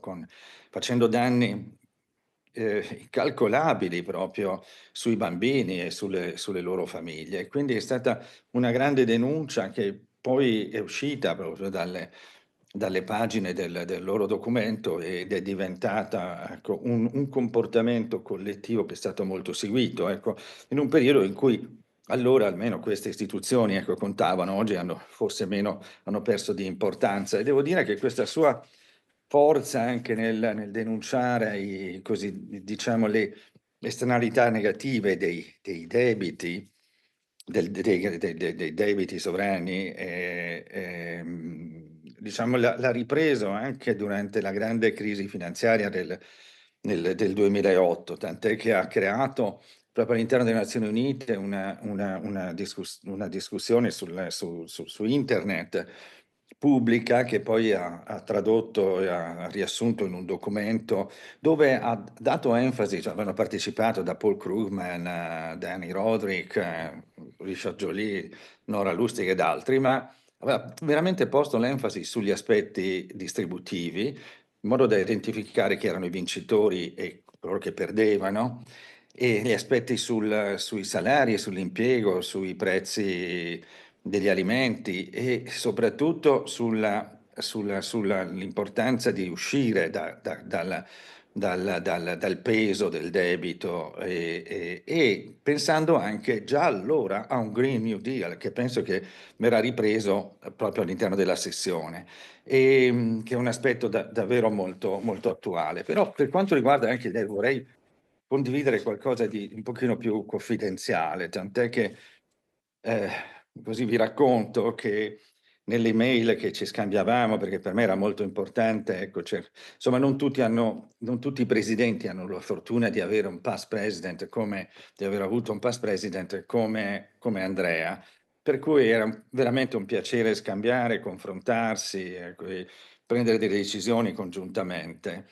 E in queste mail anche, insomma, noi abbiamo condiviso un'esperienza particolare perché siamo diventati nonni quasi nello stesso periodo e quindi lui della piccola Giselle, incantevole Giselle, e io invece del piccolo Guglielmo, ma la cosa curiosa è che, diciamo, in modo molto spontaneo abbiamo pensato subito ad arrangiare il loro matrimonio nel futuro. Naturalmente questo per un economista dello sviluppo è qualcosa di un po' trasgressivo, devo dire, però in realtà ciò che ci accomunava era veramente il caring delle future generazioni, ecco.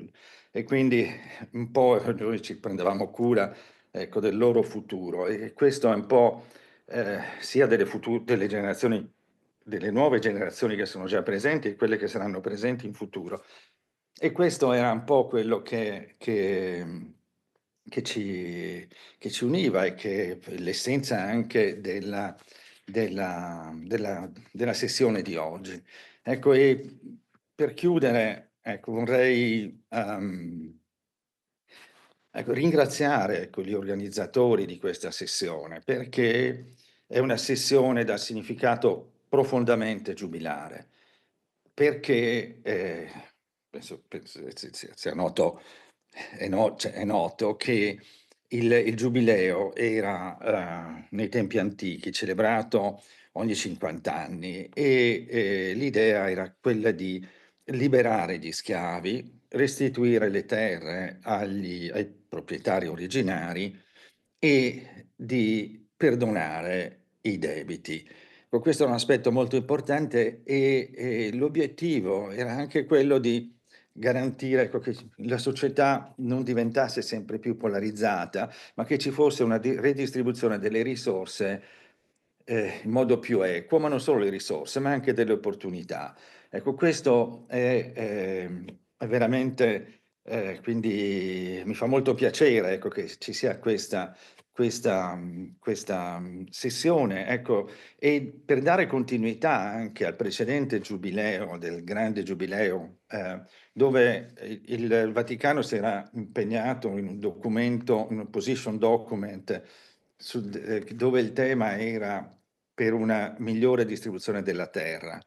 Ecco, oggi in un certo senso potremmo pensare a un documento per una migliore distribuzione tra le generazioni del debito e delle conseguenze anche per quanto riguarda poi la gestione di grandi cambiamenti come quelli del clima. Quindi spero proprio che, come è stato detto, che da questa sessione anche scaturiscano dei documenti che possano cambiare le istituzioni e cambiare anche i nostri comportamenti e spero che anche il Vaticano possa seguire, ecco, per dare continuità a questo documento che era stato proposto 25 anni fa per il grande giubileo e anche diciamo, un documento per il Giubileo della Speranza e per una migliore gestione del debito. Quindi vi ringrazio veramente Grazie a te, state davvero. facendo.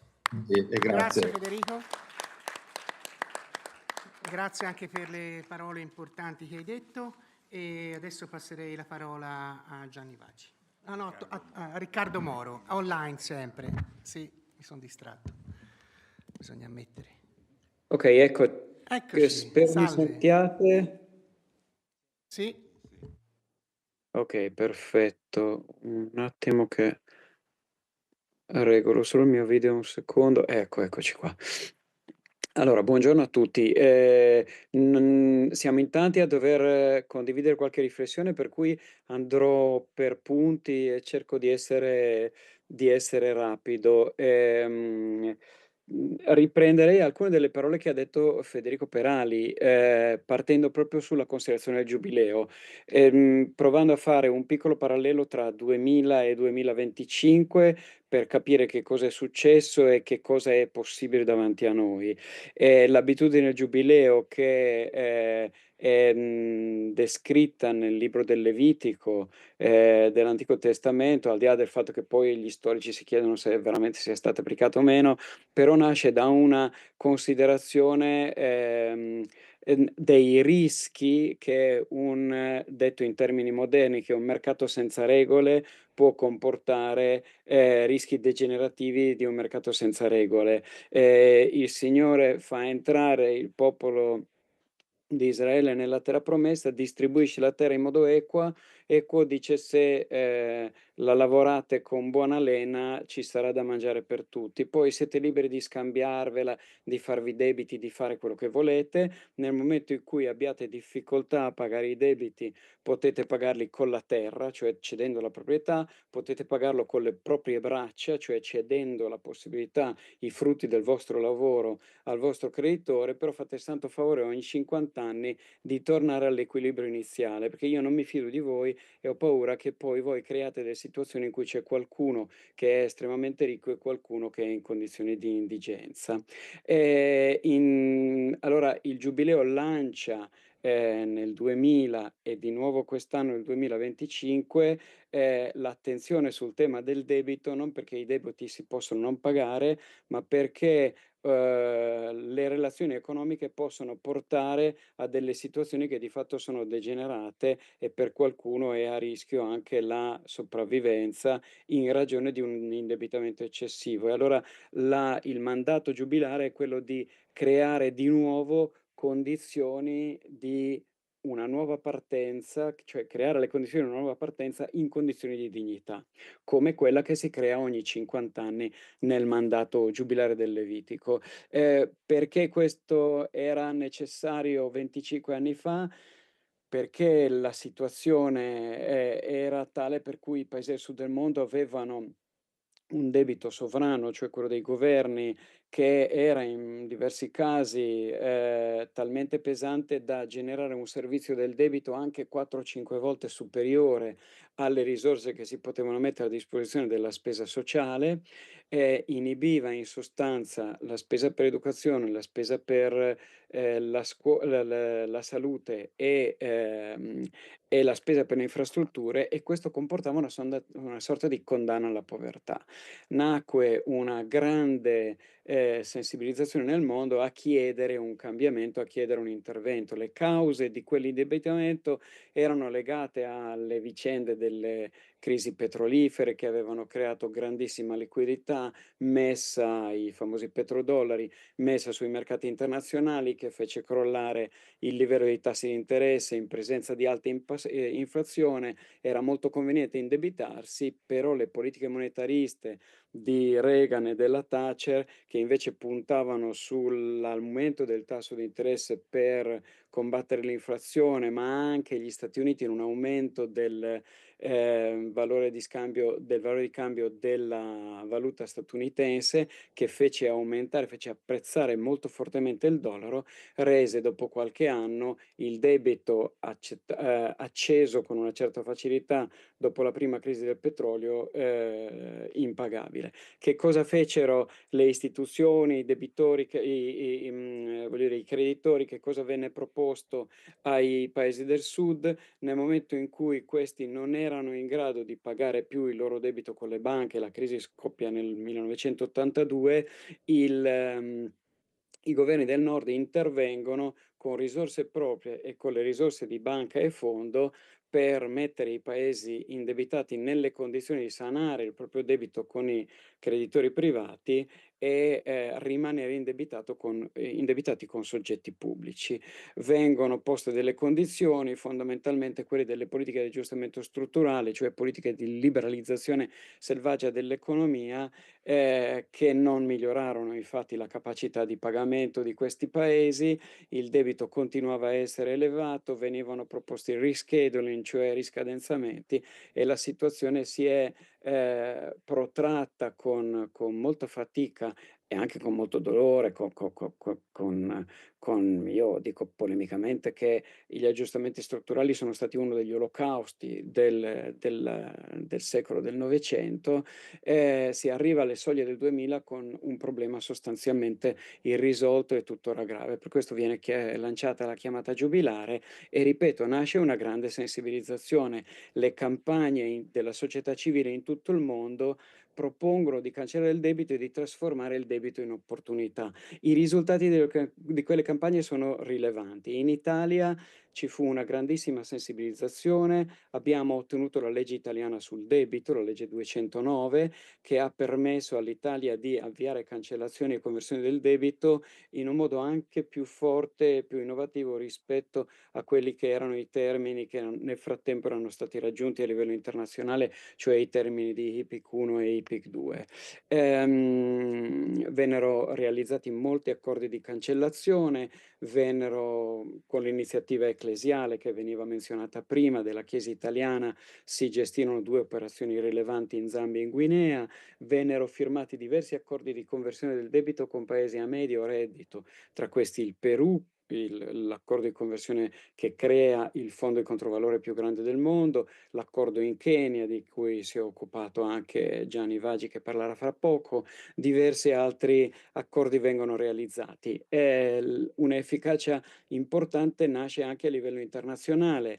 Viene approvata IPIC 2, che finalmente è un'iniziativa di cancellazione che accetta l'idea della insostenibilità del debito e della possibilità di cancellare il debito insostenibile. Vengono proposti ai paesi non più quelli che venivano chiamati, per chi aveva familiarità con queste cose, i policy framework paper, cioè dei programmi di aggiustamento scritti da banca e fondo, ma vengono lanciati i PRSP, Poverty Reduction Strategy Paper, cioè dei documenti in cui il governo locale doveva dire come avrebbe utilizzato il denaro liberato con le cancellazioni, che tipo di programmi per gli anni successivi, mettendo la lotta alla povertà al centro e non più l'aggiustamento, tra virgolette, o l'equilibrio con l'estero.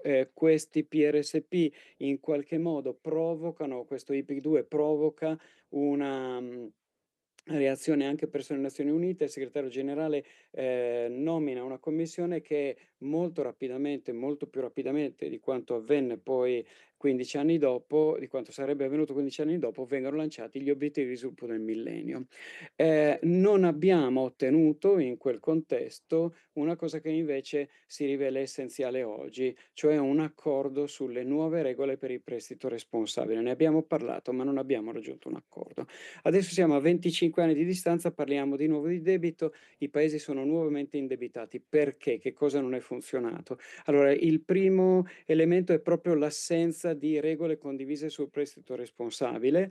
Questo ha fatto sì che diversi operatori siano andati nel sud del mondo a offrire denaro facile, leader si sono indebitati anche diciamo così, senza troppa responsabilità, e il risultato è che oggi abbiamo un indebitamento che è di nuovo di una certa rilevanza. Questo ha visto l'ingresso di nuovi attori, in particolare la Cina e in particolare attori privati.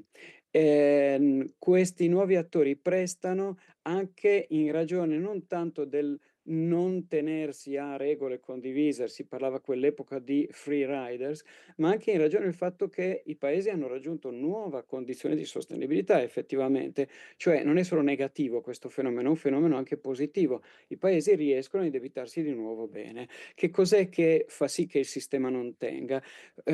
Prima di tutto la crisi del 2008. La crisi del 2008 contrae il PIL, contrae conseguentemente la raccolta fiscale, i paesi si indebitano per contrastare la crisi. Qualche anno dopo c'è una crisi ancora più forte, quella del Covid, tutti la ricordiamo, è inutile spiegare che cosa comportò per i bilanci degli stati, ma questo ha determinato appunto, in ragione della contrazione della raccolta fiscale e di una nuova esigenza di spesa, una nuova spinta all'indebitamento. Aggiungiamo il fatto che in coda alla crisi del Covid noi abbiamo un periodo con una forte tensione inflattiva, in parte legata alla crescita della domanda, in parte alla ripresa della domanda, scusate, in parte legata poi allo scoppio della crisi ucraina, ma al di là di approfondire su questo, quello che ci interessa è che l'inflazione ha generato da parte delle banche centrali anche politiche di innalzamento di tassi di interesse per contrastarla, e anche questo evidentemente ha comportato maggiori oneri per il servizio del debito. Che cosa hanno tentato di fare sul piano istituzionale i creditori pubblici almeno? È stata avviata durante il Covid quella che si chiama DSSI, cioè una sospensione del servizio del debito, ma sospensione del servizio del debito evidentemente serve solo a rimandare l'onere. È stata avviata un'iniziativa successiva, si chiama Common Framework, che è un tentativo da parte dei creditori pubblici di coinvolgere anche i creditori privati in operazioni di cancellazione. In effetti oggi noi abbiamo un ruolo dei privati che è rilevante. Gianni farà vedere una slide dopo in cui si vede come cresce la presenza dei creditori privati. Tra questi ci sono dei filibustieri, perdonatemi il termine, i cosiddetti vulture fund, che acquistano sul mercato secondario titoli pubblici per poi esigere il pagamento a prezzo pieno da tribunali civili. Ci sono anche operatori che non sono spregiudicati e che hanno più fatica rispetto a un governo a cancellare il debito, anche per ragioni in qualche modo di giustizia umanitaria, cioè tenendo conto delle condizioni di vita del debitore. Allora l'operazione è quella, il tentativo è quello di non avviare cancellazioni da parte dei creditori pubblici immediate, se questo poi significa che il denaro liberato viene usato per pagare il debito agli altri creditori, ma avviare delle operazioni concordate e concertate con tutti. Il fatto è che questo è difficile, non per nulla il Common Framework, che è una buona idea in sé,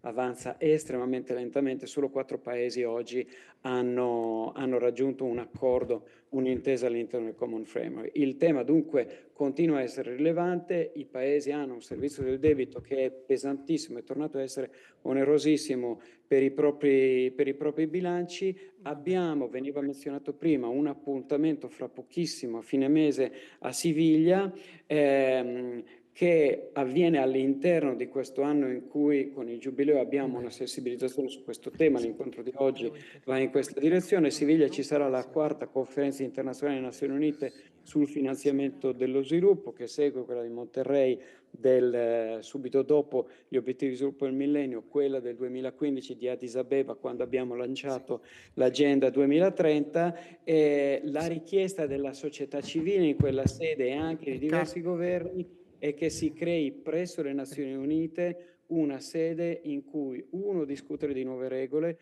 2, discutere di criteri di sostenibilità del debito che vanno aggiornati. C'è un'interessante proposta UNCTAD, gli attuali criteri utilizzati da banche e fondo vengono considerati da molti di noi non adeguati. 3, mettere in atto un meccanismo legally binding, diciamo in genere, cioè un meccanismo quasi automatico che consenta di gestire le crisi, cioè consenta cancellazioni quando il debito, alla luce dei nuovi criteri, sia effettivamente valutato come insostenibile. Mi senti? Sì. Sì, ho finito. Bisogna finire, sì, grazie. No, ho chiuso. Davvero? Il consenso intorno a queste proposte a Siviglia non è ampio, c'è una forte tensione, alcuni paesi, certamente gli Stati Uniti e anche la Cina dall'altra parte, mettono una certa resistenza in questo, i paesi africani sono più robusti nella richiesta in questa direzione. La situazione è comunque molto, molto incerta davanti a noi. Bravissimo, grazie.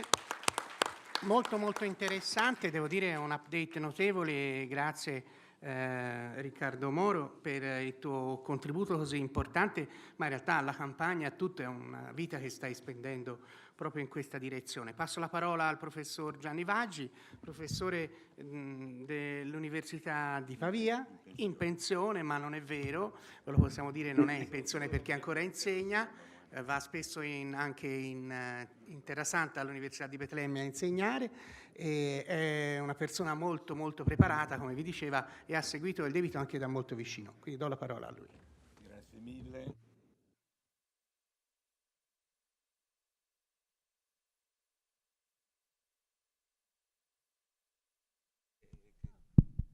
Pronto? Ah, così. Va bene. No, Andrea è stato un grandissimo amico. Ci prendevamo in giro a proposito di Vecio perché abbiamo la stessa età. In realtà lui ha 2 mesi più di me e quindi io lo sfottevo. E lui mi sfotteva dicendo che era ora che la smettesse di occuparmi di cose debitose. Perché insomma Andrea ha fatto molto altro in questo. Abbiamo anche avuto la prima nipotina nello stesso periodo, ma non abbiamo pensato a futuri sviluppi di questa cosa. Sì. Sustainability Adjustment of the Human Face precede il primo Human Development Report di qualche anno e quindi non è poca cosa questo, dobbiamo ricordare. Ok, ah no, l'hai già fatto tu? Ok, ecco, questo era quello che raccontava anche Riccardo. Qui c'è questa IPIC del 96, in realtà c'è stata, l'ha detto Riccardo, un'altra IPIC 3 anni dopo, nel 99, che è venuta fuori da una riunione a Bonn e che è quella che poi verrà in effetti implementata, ma questa seconda IPIC è il risultato di una grossa operazione di lobbying da parte della società civile, Chiesa Cattolica, Chiesa Anglicana e non solo. Poi nel 2005 il Fondo Monetario e Banca Mondiale decidono di procedere all'ulteriore cancellazione e nel frattempo vedete che il rapporto debito-PIL crolla, ma poi ovviamente no, riprende a salire. La composizione del debito, guardate il rosso, sono i bonds emessi sul mercato. Questa è l'Africa subsahariana. Le slide le ha fatte tutte Luca Frigerio che è là perché io non sono capace a farle, quindi è un joint venture. Ovviamente non è l'unica, la Cina, la grossa differenza è che ora ci sono molti più creditori privati, questo ha complicato le cose ovviamente. Le radici, questa è una delle radici, ma su cui ci sarebbero da fare studi e studi e non li facciamo. Il deficit di parte corrente dell'Africa subsahariana e ovviamente un deficit fiscale, quindi loro hanno i twin deficits, ma abbiamo anche con Luca una serie che risale al 1970, quindi lì si vede in quali anni questi deficit non ci sono stati. E in questa situazione, questa è una delle ultime Debt Sustainability Analysis fatte sui paesi low income da parte del Fondo Monetario e Banca Mondiale, e vediamo dov'è il problema.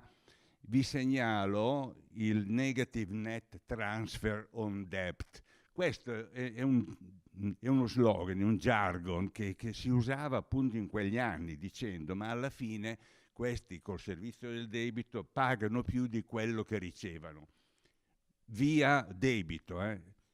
Oggi ci sono le rimesse che a livello diciamo più di flussi finanziari generali hanno cambiato la storia, però da qualche anno si è riverificata questa situazione, quindi non dico di aver avuto ragione io con Andrea che mi occupava, diceva ma tu fai sempre solo debito, fai qualche cos'altro, ma il problema è che purtroppo in questi 25 anni, come diceva Riccardo, le cose non sono migliorate per nulla. Questa è una velocissima sintesi del più o meno dove siamo ora, soprattutto con l'Africa subsahariana. Nel circolato in rosso voi vedete altra cosa che è abbastanza nota, spese per interessi sul debito, spese per salute e educazione. Ovviamente tutti sappiamo che salute e educazione sono le componenti essenziali dello sviluppo umano, eccetera, eccetera. Andrea ha lavorato anche per UNICEF qui a Firenze e questa è un po' la situazione che si è creata, denunciata da tutti, super nota, conosciuta, eccetera. Il common framework, che sarebbe quello che oggi abbiamo o hanno, e questa è la situazione, cioè dal novembre 2020 3 paesi hanno sistemato un po' le cose, tra virgolette, l'Etiopia è sempre nel processo e quindi insomma c'è qualche cosa che non va, che non basta in qualche modo, e questo, vabbè, forse sì. Con Luca, basandoci su dei lavori precedenti, abbiamo provato a vedere questa che noi chiamiamo geometria della sostenibilità del debito, rifacendosi una definizione di sostenibilità del debito che è molto vecchia, perché risale al 1944, poi ripresa da Blanchard, che è semplicemente un rapporto debito-PIL che si stabilizza. Il problema è vedere a che livello si stabilizza questo rapporto debito-PIL. Sapete anche tutti benissimo che il focus in questi modelli è sempre su tasso di interesse sul debito, diciamo, e tasso di crescita, I meno G. Io e Luca ci siamo concentrati sul current account. E perché? Perché l'avete visto nello slide prima. Se questi sono in deficit costante, cronico, eccetera, sì, gli dici che devono aumentare la tassazione, quindi portare su almeno i financial account. Però allora abbiamo fatto un po' di esercizi. Ubuntu è una fictitious country, è un paese immaginario che riassume il paese dell'Africa subsahariana. Il perché l'abbiamo chiamato Ubuntu non ve lo diciamo, ve lo cercate voi se volete, e abbiamo provato a inserire un elemento di sviluppo, di sostenibilità umana, insomma, come si diceva anche questa mattina, no? Su delle cose molto semplici, dicendo tutti i paesi dovrebbero arrivare ad avere almeno il 5% dedicato alla health del PIL, almeno il 6% all'educazione. Abbiamo provato a fare un po' di conti che vi risparmio assolutamente, e viene fuori che Ubuntu, cioè questo paese strano, in realtà è in un trend esplosivo, cioè si stabilizza mai. Così com'è. Il Kenya, per esempio, riesce a stabilizzare, ma al 236% del PIL, quindi insomma una cosa. È l'unico che sta entro i 120-130, se mi ricordo bene, era la Costa d'Avorio, perché tutti gli altri andavano un po' su. Però questo lo lasciamo lì, è uno schema che Leonardo, Giulio, Kunduri e staff hanno ripreso in un draft che poi quel che ne farete sono fatti vostri, giustamente, in cui però introducono un altro elemento, che è quello della sostenibilità ambientale, che noi non avevamo fatto e su cui parlerete voi.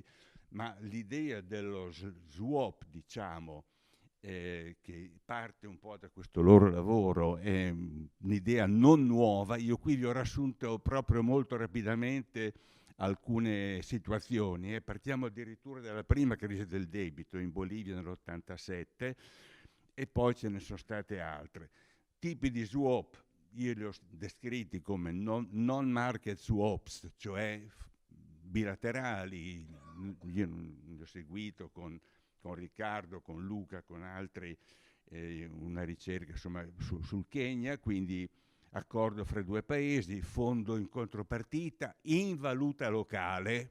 Questa non è cosa, anzi è essenziale. Poi tutto il modo come si regola, che non si regola, è abbastanza un casino, ma insomma si trova. Quelli di mercato sono fondamentalmente operazioni di buyback con emissione di nuovi titoli. E se saranno interessanti, l'Ecuador l'ha fatto recentemente, lo vedete lì, e gli operatori privati, non troppo venture, sono intervenuti e è riuscito anche a garantirsi delle condizioni, insomma un tasso di interesse inferiore al 6% su un debito che non riusciva a pagare non è male. no, perché sono andato indietro. Eccolo qui. Questa invece è un'operazione di swap che abbiamo seguito sul Kenya in particolare. La legge 209, sa perché è venuto 2009? Perché ho sbagliato, ma è 209, non fanno migliaia di leggi in un anno. Comunque è in funzione tuttora ed è un'ottima legge. Si trattava di 44 milioni di euro su un periodo di 15 anni, con tutta una serie di problemi. Qualcosa abbiamo imparato, perché grazie a un progetto di ricerca coordinato dalla mia amica e collega Enrica Chiappero abbiamo avuto modo di approfondire alcune questioni tematiche e problematiche dello swap. Gli swap sono tipicamente molto piccoli, debt for climate swap. L'unico caso rilevante è quello che vedete del Belize, dove la quota di debito, insomma, però insomma anche il Gabon 7-8% non è male. I problemi, chiudo. Ci sono tutta una serie di dibattiti sul come si dovrebbero migliorare queste operazioni di swap.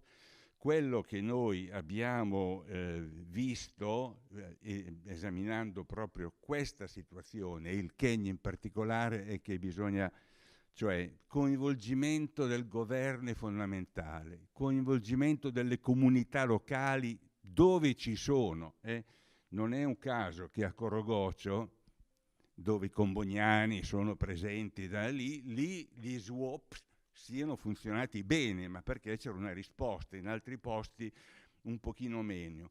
L'ultima cosa che voglio dirvi però è che cioè un anno fa il Kenya ha emesso un nuovo bond per $1 miliardo e mezzo di dollari al 10% perché allora loro hanno il problema in questo momento che dicono che le agenzie di rating li prezzano troppo alti. È vero che noi non abbiamo più in teoria le condizionalità, quelle del Washington Consensus, no? Però la resistenza all'idea di condizionalità presso i governi africani, che più che meno la troviamo comunque. E questa è una cosa, quindi il coinvolgimento è l'unico modo per cercare di, perché altrimenti fanno operazioni come quella che ha fatto William Ruto, presidente del Kenya, un anno fa, che dal punto di vista finanziario non hanno nessun senso, però vado sul mercato e non vado a chiedere soldi praticamente ai soliti noti. Questa è una cosa che abbiamo toccato con mano. Poi il rapporto con i ministeri coinvolti, kenyoti, in questa iniziativa è un rapporto che dura da più di 15 anni e questo è l'aspetto positivo. Non devi far tutto subito, ma dove poi c'è fiducia, vabbè, ne proviamo una, ne proviamo un'altra, ma andiamo avanti. Buon lavoro. Grazie Gianni. Grazie davvero. Dopo l'intervento di Riccardo Moro e di Gianni Vaggi abbiamo l'opportunità di capire sempre meglio la proposta concreta. E passerei la parola a Giulio Guarini. Salve, grazie a tutti. E intanto ci tengo a fare un riferimento ad Andrea Cornia. Non l'ho conosciuto, però è uno dei due casi in cui diciamo, va portata riconoscenza a un economista su cui uno ha studiato. Io ho fatto la tesi di laurea sull'impatto delle politiche di aggiustamento strutturale in Africa subsahariana nel settore sanitario e il mio punto di partenza appunto era il contributo di Andrea Cornia, quindi mi fa molto piacere quando c'è stata la proposta di rendere omaggio alla sua figura e al suo contributo, quindi anche il mio impegno in questo tipo di iniziativa è anche frutto e conseguenza insomma di aver incontrato dei contributi e delle persone che hanno dato sicuramente una grande mano a livello istituzionale ma anche a livello proprio culturale all'interno dell'accademia. Questo è diciamo si può dare il telecomando? Se no. Sì. Scusa? Grazie.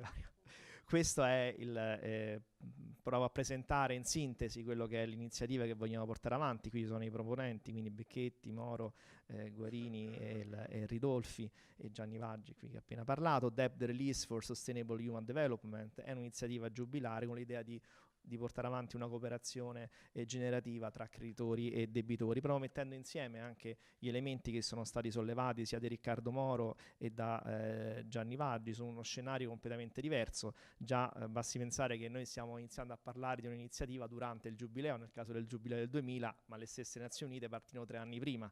Già questo la dice lunga anche su come il mondo è cambiato. In memoria di Papa Francesco, perché ovviamente c'è un riferimento al suo impegno su rimettere al centro il tema del debito. Questa è un po' la struttura, diciamo, di questa iniziativa, ma andrà veloce perché alcune cose sono state già dette, quindi non vi preoccupate. Questo è dei riferimenti, un po' il framework concettuale da cui siamo partiti, da lavori che sono stati fatti un po' dai vari proponenti, perché comunque è importante per arrivare a un'iniziativa pratica avere alle spalle una consapevolezza non solo della praticabilità politica e istituzionale, ma anche di quelle che sono l'analisi del problema. Qui c'è dietro questo anche questo desiderio di portare il manifesto anche a un livello macroeconomico. Abbiamo sempre più bisogno anche di una prospettiva macroeconomica generatrice, altrimenti diciamo restiamo nell'ambito micro su grandi propositi, e poi a livello macro invece sembra che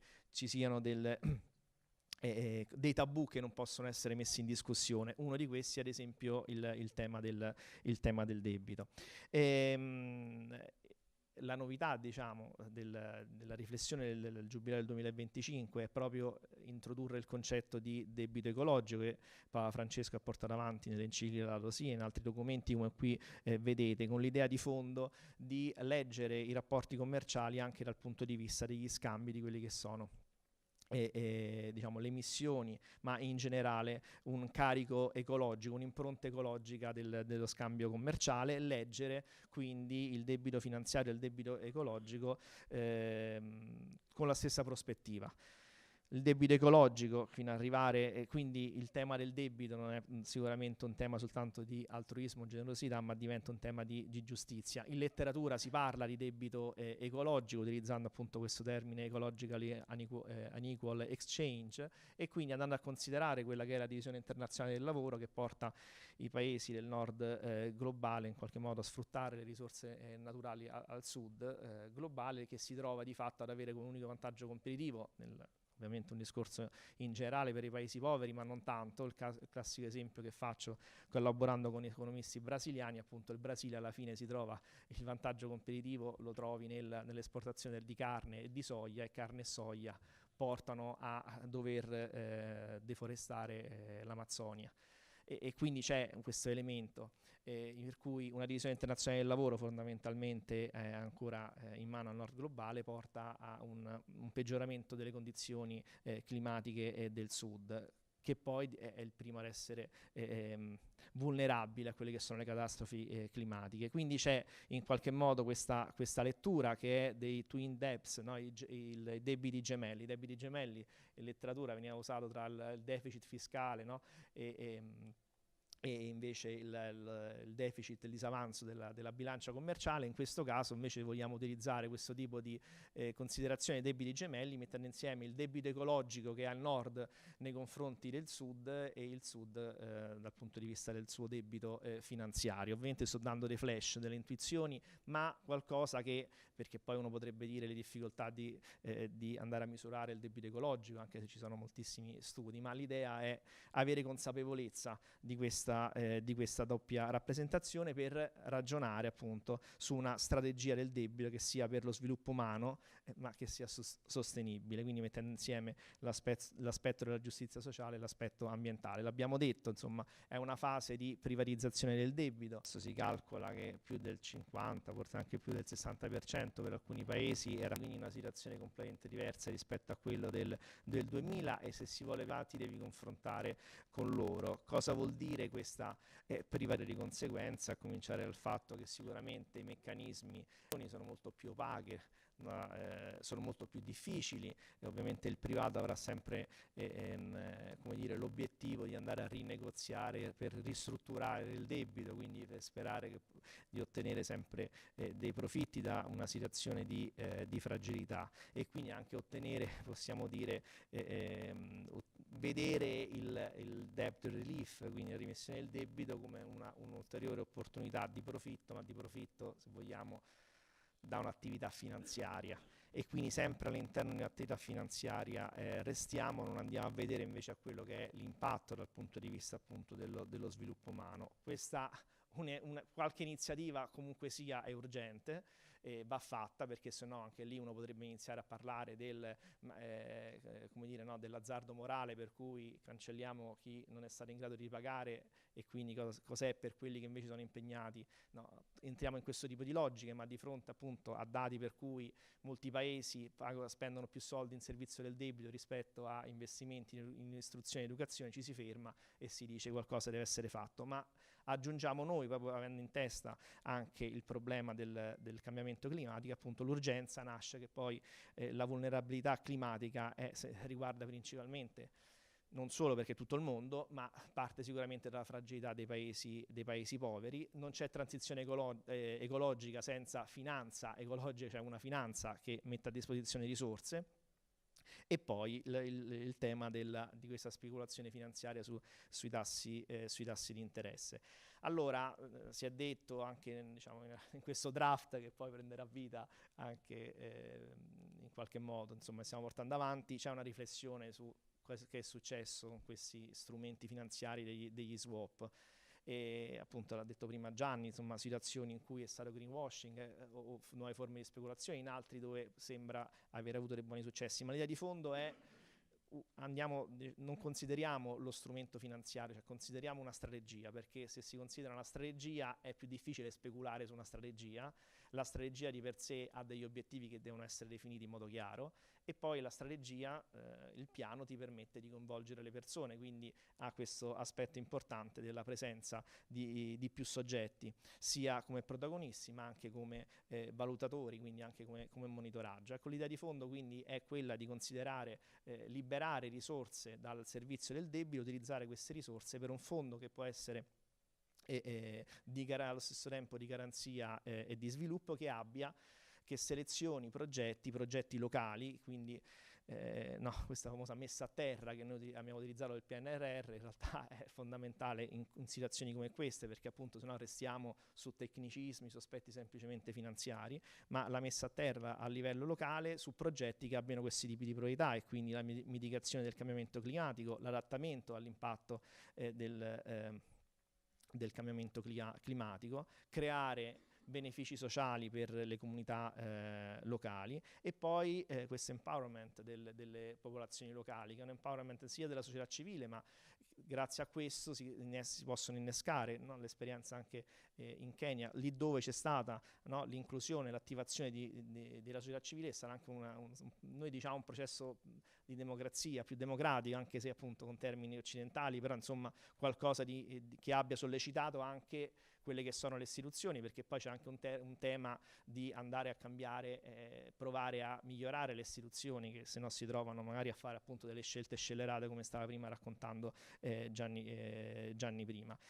I criteri per andare a selezionare ci sono, pensiamo agli ESG o altri tipi di strumenti che possono andare a selezionare, e quindi poi attraverso anche dei criteri trasparenti si può sia a livello locale che a livello internazionale andare a monitorare quello che effettivamente è l'impatto. Deve esserci un beneficio per i debitori, appunto il benessere dei debitori, ma anche i creditori in qualche modo bisogna attrarli, perché diciamo non è che si può obbligare, e quindi attrazione può essere la riduzione. Innanzitutto stiamo parlando di miglioramento ecologico, e quindi lì c'è il tema del bene pubblico globale.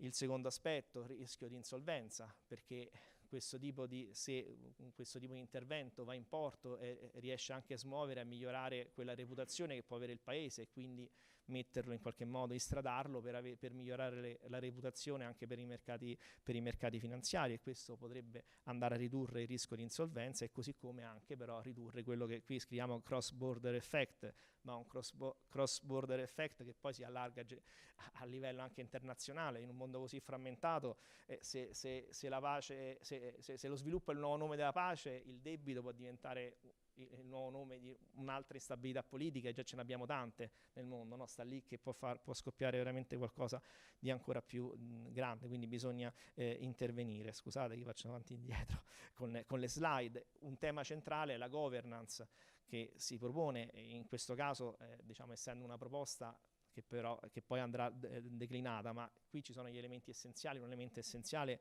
la partecipazione in questa governance. Sicuramente dovrà esserci il governo locale, le autorità, quindi ancora più diciamo, nazionale ma anche locale, la società civile, ma anche le comunità indigene, e poi se si ritori ovviamente con l'idea che però appunto questa rappresentanza locale abbia, diciamo, porti avanti, abbia la capacità di voice, quindi di poter dire la propria non solo nelle priorità ma poi anche nella messa in campo.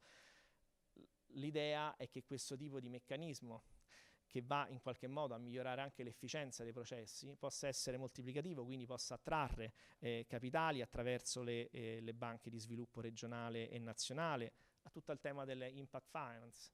Esiste appunto c'è un interesse per molti agenzie finanziarie, soggetti finanziari di investire in ambito della sostenibilità, perché convogliare quel tipo di risorse per questo tipo di proposte. E poi anche iniziative solidali, no? Come ad esempio quello sulle tasse a livello internazionale. Cioè se la cosa funziona e funziona, no? Come c'è il debito gemello, c'è anche responsabilità gemello, cioè in qualche modo lo stesso paese debitore si impegna a raggiungere degli obiettivi, quindi si mostra e migliora la sua reputazione. Questo potrà sicuramente attivare e attrarre anche altri tipi di risorse.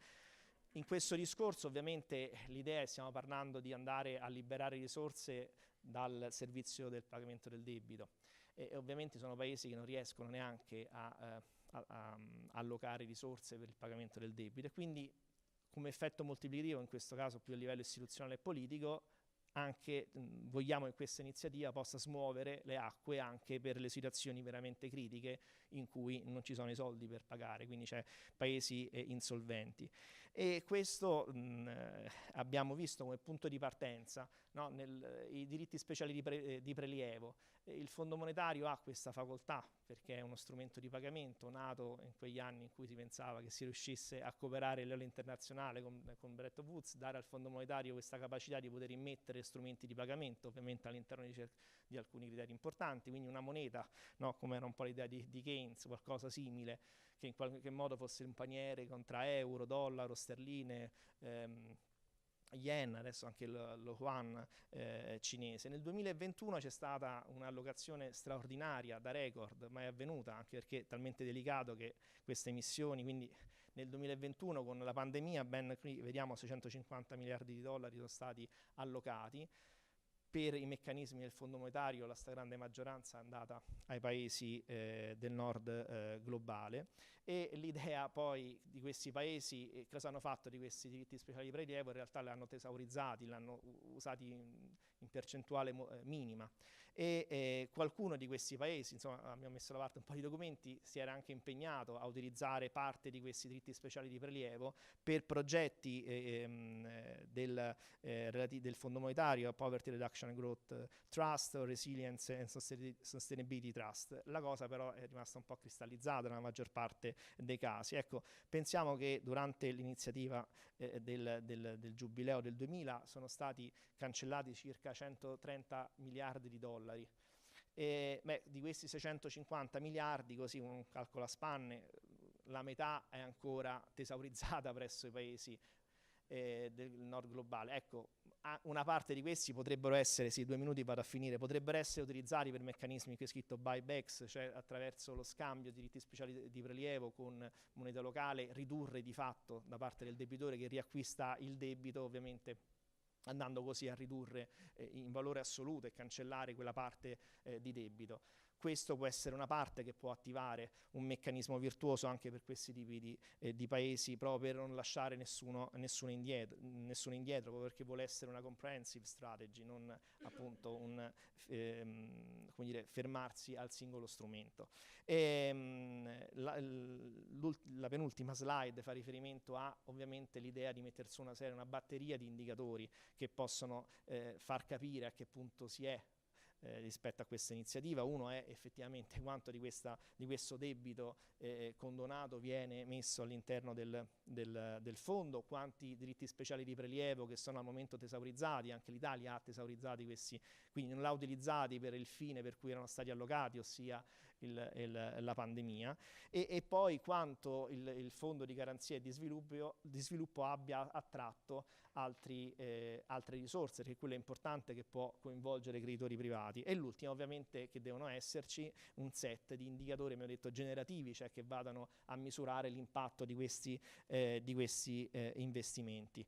Termino con quest'ultima slide e poi lascio la parola a Leonardo. Il senso di questa iniziativa è che sin da subito ci sia un dialogo con la società civile, anche in questo caso italiana, ma anche internazionale, e dovrebbero essere collegati online Maurizio Ferron della Arena di Pace, sia anche un saluto, mi sembra importante, Piera Di Lorenzo dell'Azione Cattolica, che ha già aderito a questa nostra iniziativa, anche fratelle Elvis Ngandoué, l'ho detto male, mi scusi, segretario esecutivo dei Comboniani, e quindi ecco, interessati a questa iniziativa e speriamo di sostenerla. Grazie a tutti. Grazie Giulio, grazie per questa presentazione. Passo la parola a Leonardo Vecchetti. Grazie a voi, vado veloce perché poi è così. Allora, voglio sottolineare alcune cose e aggiungerne rispetto a quello che abbiamo detto. Allora, innanzitutto, noi abbiamo iniziato con questa iniziativa il giorno della morte del Papa, abbiamo pubblicato un articolo che è stato firmato da vari persone, economisti e anche autorità, e l'idea era quella di dire: se vogliamo veramente onorare, allora si parlava molto di onorare la memoria di Papa Francesco, facciamolo concretamente, perché una delle ultime cose che Papa Francesco aveva detto, tanto è stato il Papa della prima grande enciclica sul tema dell'ecologia integrale, Laudato Si, dove ha coniato il termine del debito ecologico e dove ha detto, nell'ultima COP in cui poi è andato Parolin per la Santa Sede, ha detto bisogna fare qualcosa sul fronte debito per clima, e quindi noi ci siamo messi al lavoro da questo punto di vista.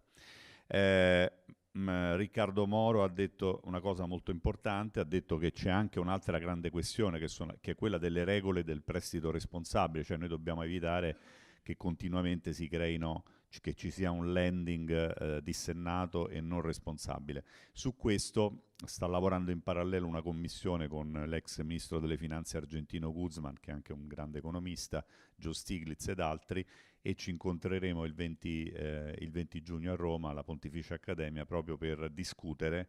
Questo manifesto dovrebbe entrare di più sul tema delle regole del gioco, diciamo.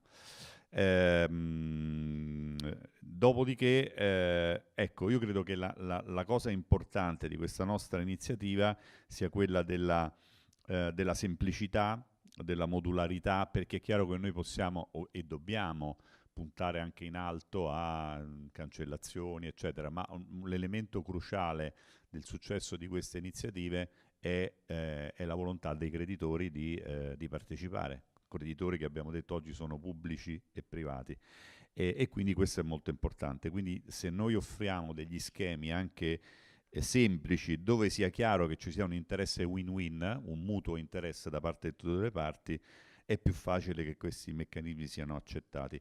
E quindi dov'è la novità qui? La novità è tutto il tema ecologico, che prima non c'era. E dov'è il win-win? Beh, è stato già detto, la mitigazione, quindi la riduzione della CO2, che è il primo grande obiettivo delle 6 dimensioni ecologiche di NSH, è un bene pubblico globale, la lotta al cambiamento climatico, e quindi noi tipicamente diciamo: ma che facciamo tutti questi sforzi come paesi ad alto reddito se poi i paesi del sud del mondo non si impegnano anche loro da questo punto di vista? Ora c'è un mito sul fatto che non si impegnino, in realtà il dato che ci dà Irena, che è impressionante, ci dice che l'anno scorso il 94% dei nuovi impianti di produzione di energia viene da fonti rinnovabili, e c'è un impegno molto forte anche nei paesi del sud del mondo, proprio perché lì il modo più semplice e meno costoso di produrre energia sono le mini grids locali, che superano il problema della povertà energetica di comunità in territori dove non è che c'è Terna, l'Enel o la rete elettrica come abbiamo noi, ma bisogna costruire delle reti elettriche locali.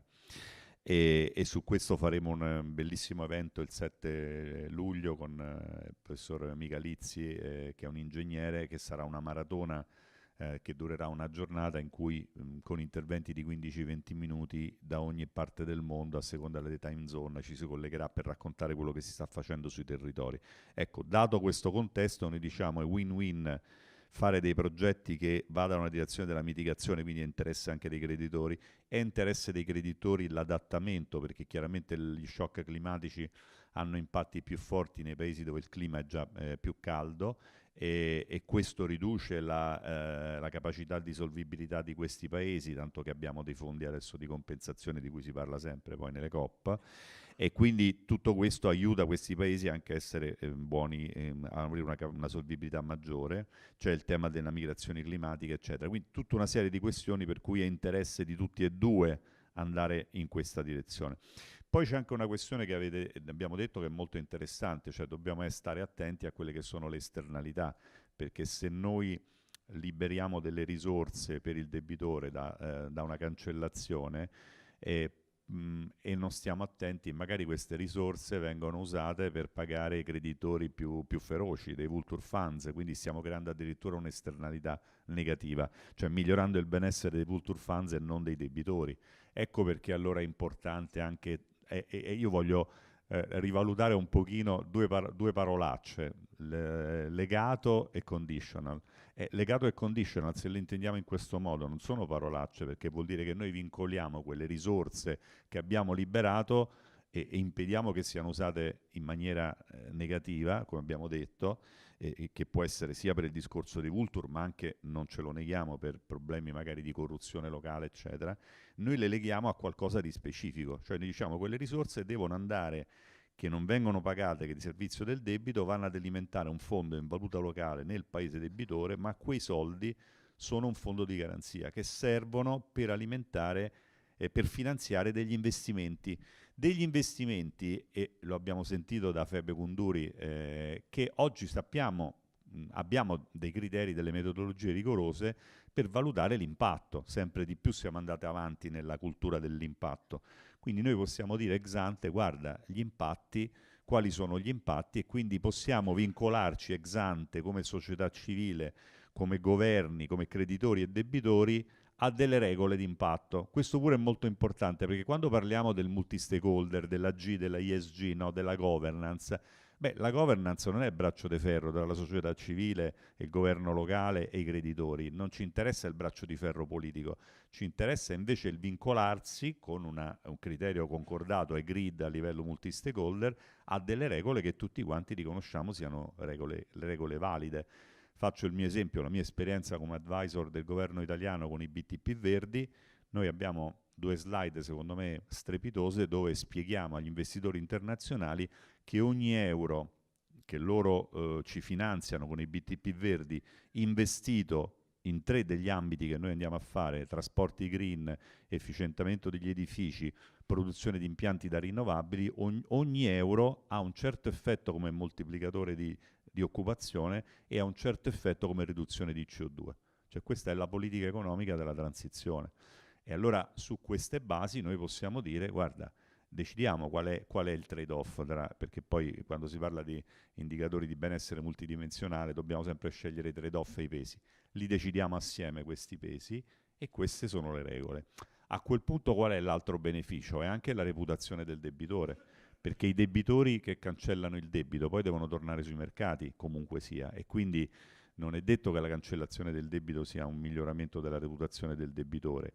Una iniziativa di questo tipo invece rafforza la reputazione del debitore, perché dà l'idea che le risorse saranno usate in questo modo migliore concordato da tutti.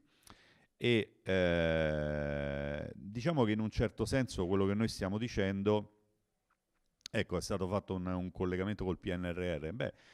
Mettiamoci nell'ottica dei debitori. Per noi, paese ad alto debito come l'Italia, il PNRR secondo me è stato una manna dal cielo, non tanto una manna dal cielo da quale punto di vista, perché ci ha liberato delle risorse, ma ci ha messo anche dei vincoli, cioè ci ha chiesto di rispettare delle regole nell'uso di quelle risorse. C'è un piano, c'è una valutazione in termini di NSH, c'è l'idea di una valutazione di impatto e non se abbiamo speso o non abbiamo speso. E questo è la stessa cosa che noi mutatis mutandis proponiamo dall'altro punto di vista. Vado a chiudere, chiudo adesso così alzo la parola ai nostri amici collegati. Voglio chiudere con una cosa che è chiaramente portare al fronte adesso, diciamo, politico-diplomatico. Ecco, è molto interessante che per cercare di portare a dama idee di questo tipo ci vuole una squadra che collabori. Cioè da una parte ci sono gli studiosi, eccetera, dall'altra ci sono i diplomatici e quindi e la società civile. Quindi poi c'è un lavoro da fare per riuscire a ottenere quello che è il risultato, che oltre all'idea è avere un set di paesi, diciamo, debitori e creditori che la accettino, ma noi siamo convinti che l'idea è semplice, è interessante e buona e ci possiamo arrivare. Grazie. Grazie Leonardo, grazie a tutti per questa bellissima sessione, devo dire che va ripetuta, infatti la ripeteremo anche probabilmente alla Società Italiana degli Economisti. Ci sono delle persone che si vogliono intervenire, ma non qui in aula, te intendevi anche sì in aula se avete domande. In e aula poi anche o online. online. Online ci sono delle persone che sono molto interessate anche da altri paesi, hanno chiesto, non l'abbiamo dato a tutti ovviamente, Carmine. il link. Carmine Soprano.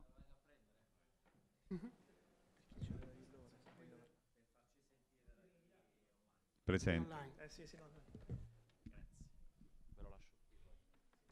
Allora, buongiorno a tutte e tutti, Carmine Soprano, io faccio l'economista dello sviluppo, appunto, lavoro principalmente per la Banca Mondiale, non su questioni di debito, ma non possono non interessarmi.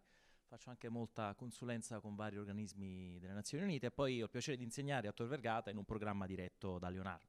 Ringrazio lui, l'amico Giulio Guarini, l'ottimo padrone di casa Mario Bigeri e gli altri autorevolissimi relatori per questa bellissima proposta che mi sembra molto molto in linea con l'attualità politica oltre che finanziaria e si colloca molto bene nel solco della conferenza di Siviglia alla quale tutti ci avviciniamo.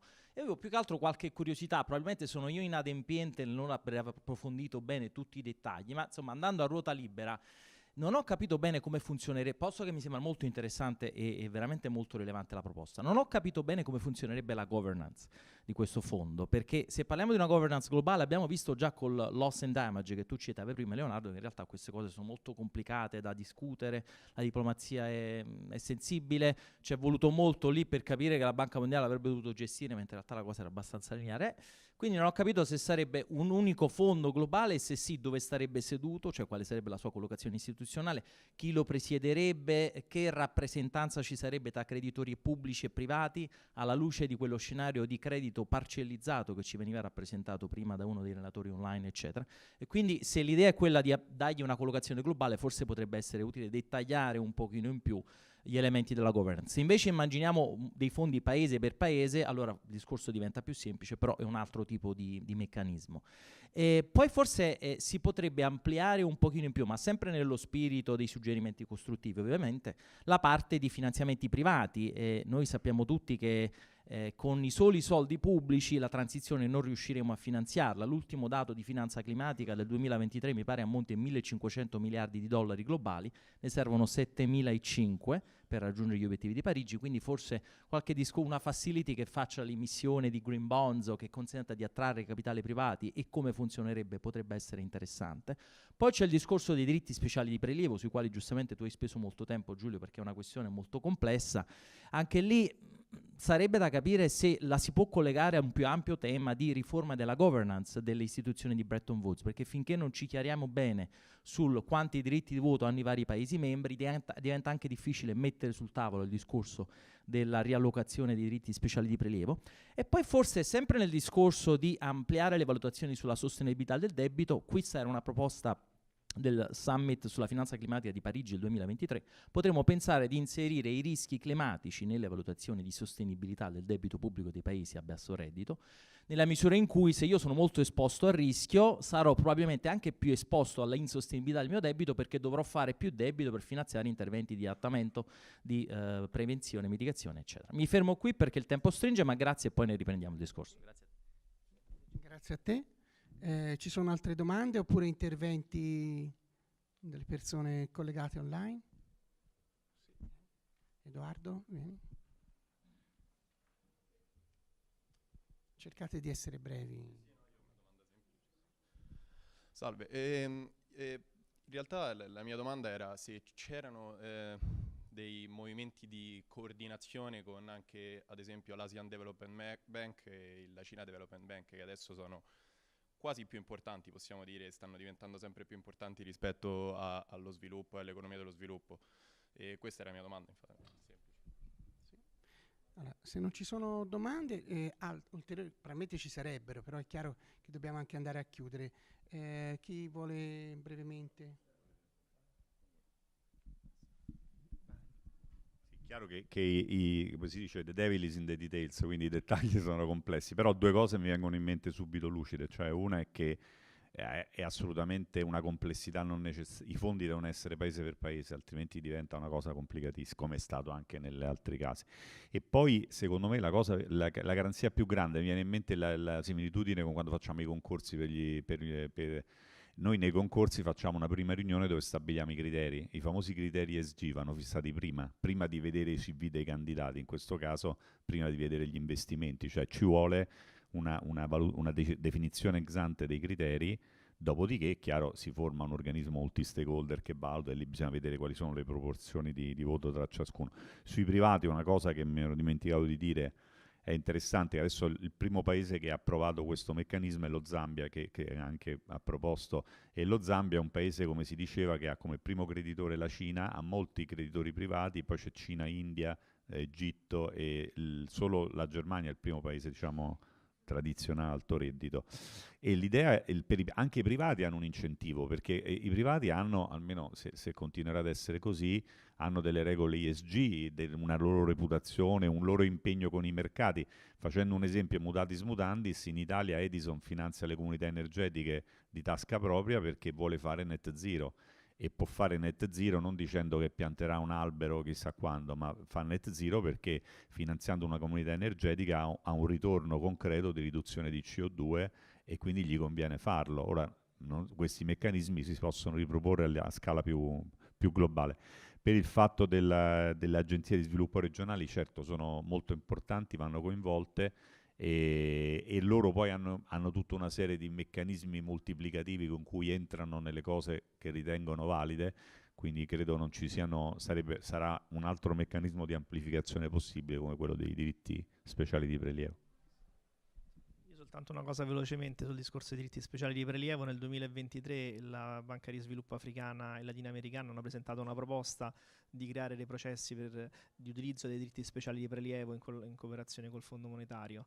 Quindi, diciamo, dopo il 2021 c'è stata una richiesta, insomma, con Hybrid Capital, quindi creare dei processi istituzionali per utilizzare diritti speciali di prelievo. Quindi poi non aggiungo altro, se no il tempo è stretto. Allora, niente, io innanzitutto farei un applauso per ringraziare i nostri relatori.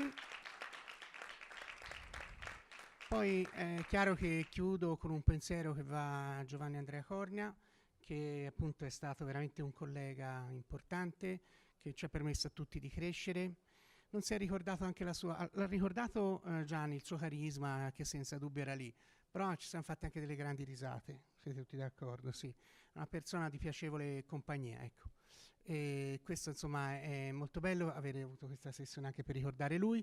La sessione però ha una sua concretezza, una sua importanza che abbiamo tutti sentito forte e tanto da poter dialogare appunto anche sui dettagli delle riflessioni. È un qualche cosa che ci deve stare a cuore e che dobbiamo accompagnare. Quindi io ringrazio fortemente tutti i relatori, anche Federico Perali, Riccardo Moro, anche se online, per motivi personali non sono potuti venire oggi, purtroppo all'ultimo, ma succede, e dovevano essere qui con noi, ci avrebbe fatto molto piacere, ma li abbiamo sentiti presenti per la passione e anche per il ricordo di Cornia. Grazie a tutti.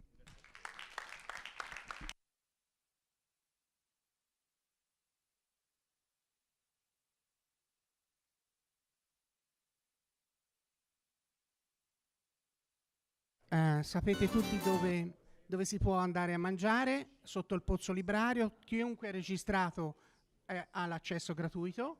E l'altra cosa è che riniziamo, è importante. Riniziamo qui alle 14:50. Il tempo è sufficiente. Sì, sì. E grazie a tutti di voi.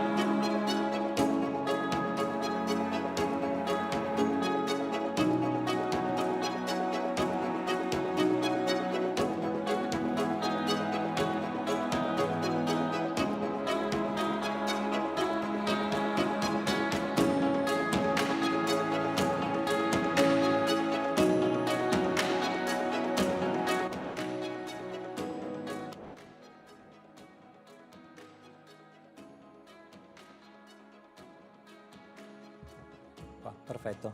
Eccoci. Benvenuti a tutti. Adesso è una fase interessante perché ci possiamo concentrare sul tema di come anche le università debbano cambiare se vogliamo davvero passare a una nuova economia. Accompagnato, ciò che accompagna il manifesto per una nuova economia è anche un documento che riguarda proprio come l'accademia è chiamata al cambiamento. Il documento l'avete tutti tra le mani, sintetizzo i punti essenziali su cui ragioneremo adesso. Partiamo dalla terza missione, che deve essere presa in considerazione anche nelle carriere individuali dei docenti. Non si può trattare soltanto come qualcosa in più, un di più che fa bene all'immagine dell'università, ma non serve davvero poi al singolo docente, non è incoraggiato a farla. Considerare l'impegno dei docenti nelle facoltà di economia e nei dipartimenti di economia con gli studenti, l'impegno della didattica di un docente che non può essere considerata qualcosa che valga meno della sua attività di ricerca. Anche qui c'è questo squilibrio per cui magari i docenti molto bravi nell'insegnamento, molto bravi nella relazione con gli studenti, poi non fanno carriera perché dedicano molto del loro impegno, molti dei loro sforzi verso la docenza e la didattica e magari meno verso la ricerca. C'è la questione annosa delle riviste scientifiche con queste top 5 che decidono sostanzialmente cosa merita di essere pubblicato e cosa no, e hanno un peso sproporzionato nell'accademia a livello internazionale e nelle carriere dei singoli docenti.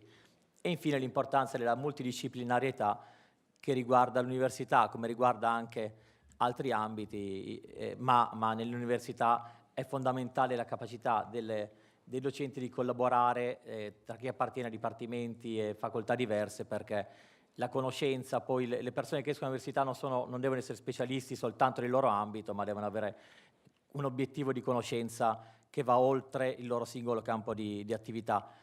Questo è l'appello che lanciamo da qui, sul quale ci confrontiamo con i nostri ospiti, alcuni in presenza, altri in collegamento. Inizio a presentare chi c'è, appunto, chi è qui presente. Roberto Cellini, direttore del Dipartimento di Economia dell'Università di Catania e vicepresidente della Società degli Economisti, Alessandra Petrucci, rettrice dell'Università di Firenze, Matteo Lorito e Marcello Signorelli, docente di Economia dell'Università di Perugia, e in collegamento Matteo Lorito, rettore della Federico II di Napoli, e Antonio Ricchio, presidente dell'ANVUR, l'Agenzia di Valutazione del Sistema Universitario e della Ricerca. Partirei proprio da Cellini, che può inquadrare bene la questione di come il cambiamento che è richiesto al modello economico debba passare dall'università e debba per forza passare dai giovani. Come possiamo trasmettere questa necessità e la positività di questo cambiamento alle nuove generazioni? Sì, grazie. Quello che cercherò di fare è leggere il manifesto, i punti essenziali del manifesto, da una prospettiva incentrata appunto sui giovani e sull'università.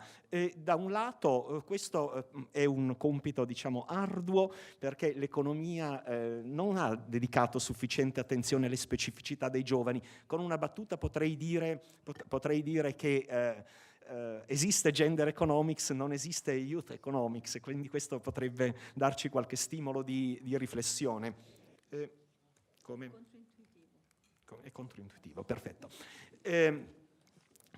E d'altra parte però il compito non è così arduo, perché nel manifesto ci sono principi che secondo me sono molto vicini alla sensibilità dei giovani. Allora, quello che io vorrei fare appunto è rileggere i punti.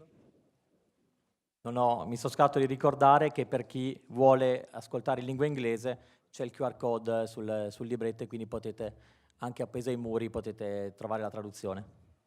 Scusami.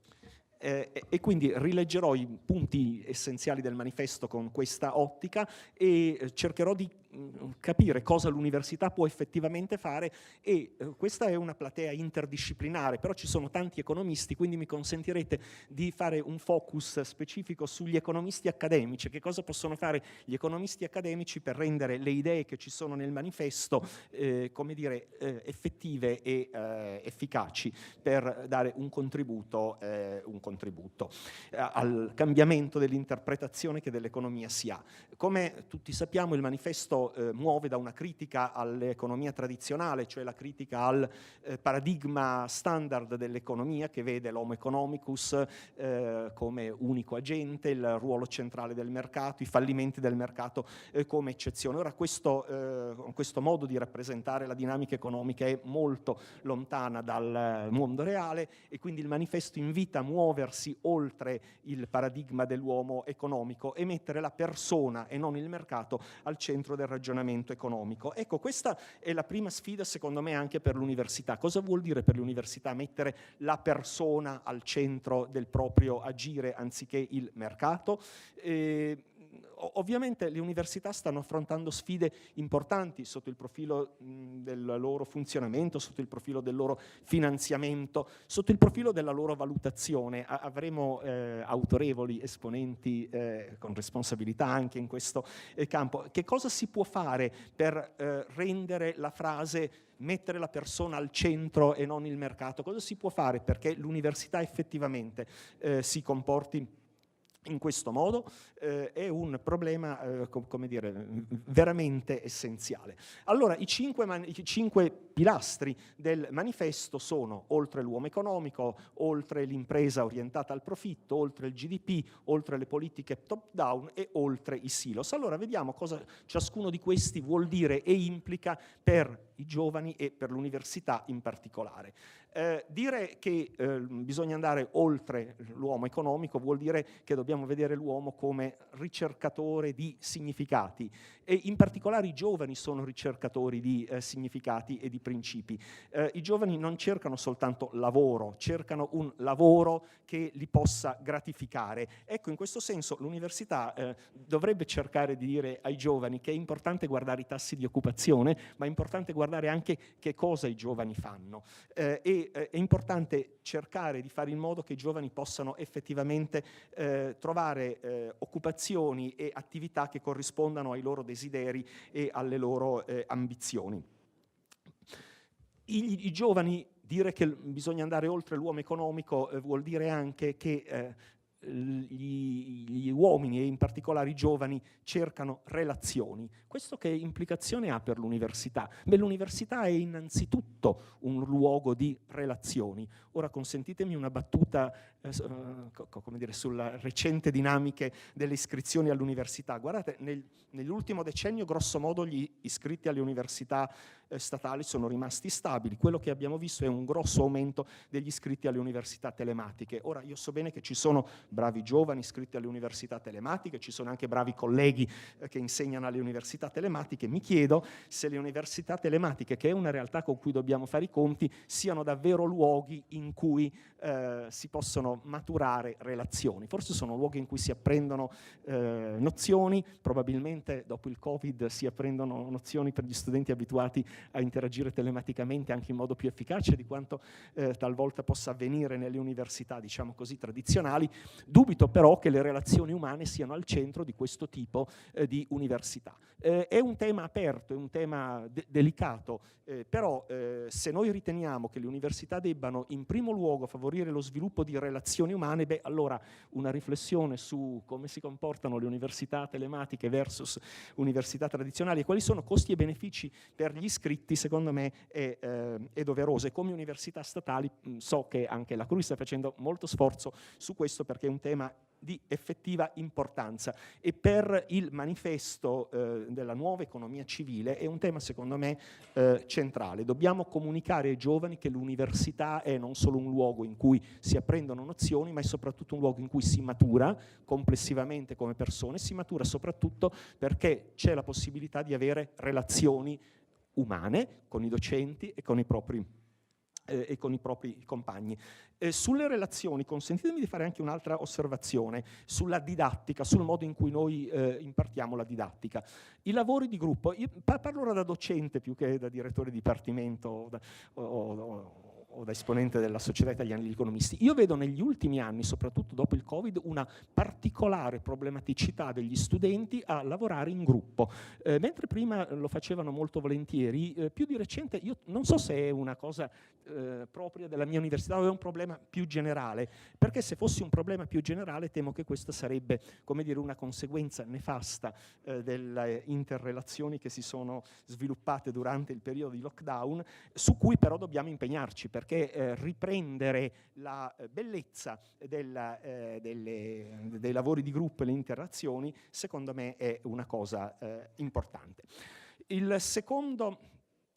ecco, una nota per gli economisti accademici. Andare oltre l'uomo economicus cosa vuol dire per gli economisti accademici?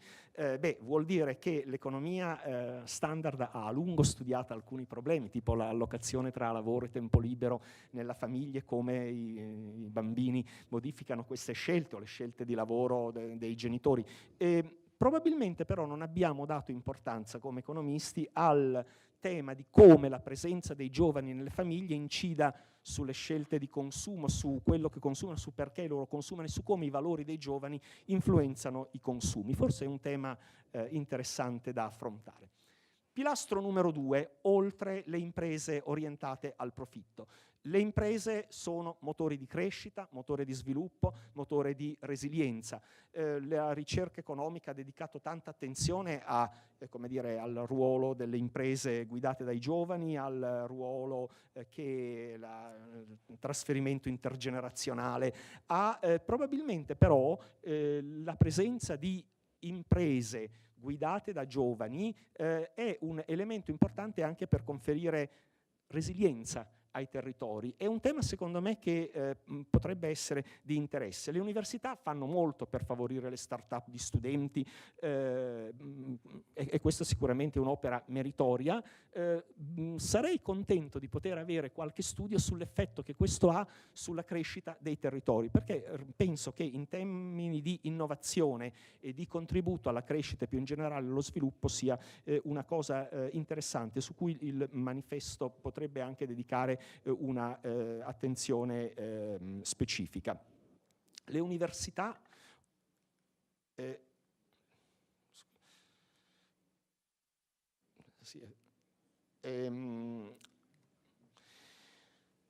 oltre pilastro numero 3, oltre il GDP, noi sappiamo bene che il PIL è un indicatore che coglie tanti aspetti. Io in qualche modo sono un difensore del PIL, perché la correlazione del PIL con tante cose è rilevante, però sappiamo anche che il PIL da solo non basta. Gli economisti sono abituati a lavorare con indici compositi, con indici multidimensionali. L'università è valutata attraverso indici multidimensionali. La multidimensionalità è un valore in qualche modo nella valutazione, e questo lo sappiamo bene. Ovviamente si possono elaborare tanti indici. Parlando del manifesto, racconto un'esperienza nella mia università. Un gruppo di colleghi sta lavorando per costruire un indice che chiamano di lifefulness, cioè di pienezza della vita, prendendo tante cose che nel PIL non ci sono. Possiamo fare tanti indici, certamente la pienezza della vita, la capacità di generare nuove relazioni, la generatività è una cosa importante. Probabilmente valutare i territori per la qualità delle opportunità disponibili per i giovani è una cosa importante. Probabilmente potrebbe essere importante anche nella valutazione delle università prendere in conto che cosa gli atenei fanno per rendere effettive le opportunità ai giovani in termini non solo di attività educative, ma per metterli in grado di avere un lavoro dignitoso, per poter metterli in grado di sfruttare le attività culturali e un ambiente sano. Probabilmente negli elementi di valutazione degli atenei questo sarebbe interessante da inserire. Il pilastro numero 4 è oltre il gap tra governo e cittadini. Oltre il gap tra governo e cittadini ci dice che i cittadini devono essere cittadini attivi, gli studenti devono essere studenti attivi. Dobbiamo favorire una cittadinanza attiva, una cittadinanza dei giovani attiva. La gioventù non è un problema, è una risorsa. Dobbiamo creare spazi reali per la partecipazione, e questo vale anche per le università ed è assolutamente essenziale. E, come dire, anche su questo mi permetto di chiedere a chi verrà dopo in che modo potremmo con gli indicatori di valutazione dell'università premiare quelle università che effettivamente creano le occasioni e gli spazi per rendere i propri studenti cittadini attivi. Il pilastro numero 5 è oltre i silos disciplinari. Noi abbiamo bisogno di un approccio olistico, il mondo oggi è un mondo complesso, ci chiede un approccio come dire, non concentrato su specifici aspetti e dettagli.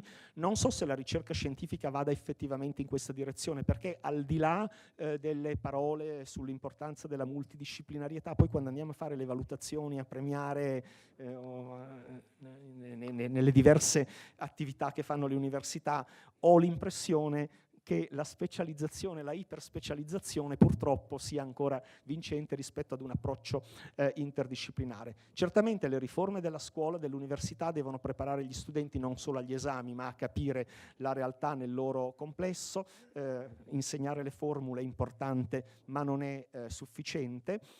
Più in generale però, ed è il pensiero con cui vorrei concludere questo mio breve intervento, l'università temo che negli ultimi anni abbia perso il ruolo di elevatore, di ascensore sociale che ha avuto sino a qualche decennio fa. È assolutamente essenziale, se vogliamo, come dire, essere coerenti con i principi del manifesto per una nuova economia civile, che all'università venga riconosciuto un ruolo importante, ed è un problema culturale, perché non so quanto importante venga percepito dalle famiglie l'istruzione. Io ogni tanto provocatoriamente dico che vedo le famiglie più pronte a pagare il mutuo per la casa, per comprare la casa ai propri figli, piuttosto che per fare spese di istruzione. Capire l'importanza del capitale umano è un problema sociale, è un problema culturale. Se c'è questo tipo di mancata sensibilità, probabilmente anche perché l'istruzione e l'università hanno perso quel ruolo di riconoscimento sociale e di ascensore sociale che ha avuto in tempi passati. È essenziale che questo venga riconosciuto, venga ripristinato, perché se parliamo di merito, il merito di acquisire conoscenza va premiato, e la posizione sociale dipende dalla famiglia di origine, ma ahimè troppo, dovrebbe più dipendere dai meriti individuali, e tra i meriti individuali l'acquisizione di conoscenze, capacità relazionali che si acquisiscono all'università è essenziale. Quindi io auspico che ci sia un risveglio in qualche modo della cultura, degli accademici, per far comprendere quanto importante è l'istruzione, perché una società cresca in modo sano e perché il merito sia un principio effettivo e non solo dichiarato per premiare l'impegno dei giovani e non solo.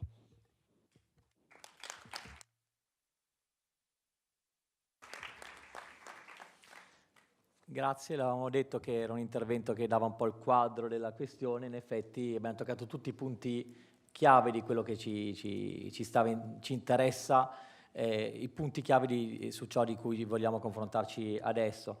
C'è in collegamento Antonio Uricchio, presidente di Hamburg, e a lui vogliamo chiedere in che modo nel sistema di valutazione questi principi possono trovare spazio. Possiamo fare in modo che la multidisciplinarietà, la capacità di riconoscere anche la capacità dei docenti di lavorare sulle soft skill, sulla relazione, di formare persone, non soltanto professionisti, possano trovare spazio nella valutazione poi delle università e della ricerca in Italia? Cosa si può fare concretamente da questo punto di vista? Sì, innanzitutto grazie per l'invito, un saluto agli organizzatori, al professor Becchetti, alla magnifica rettrice Petrucci, al rettore Lorito che vedo collegato, e a tutti i presenti.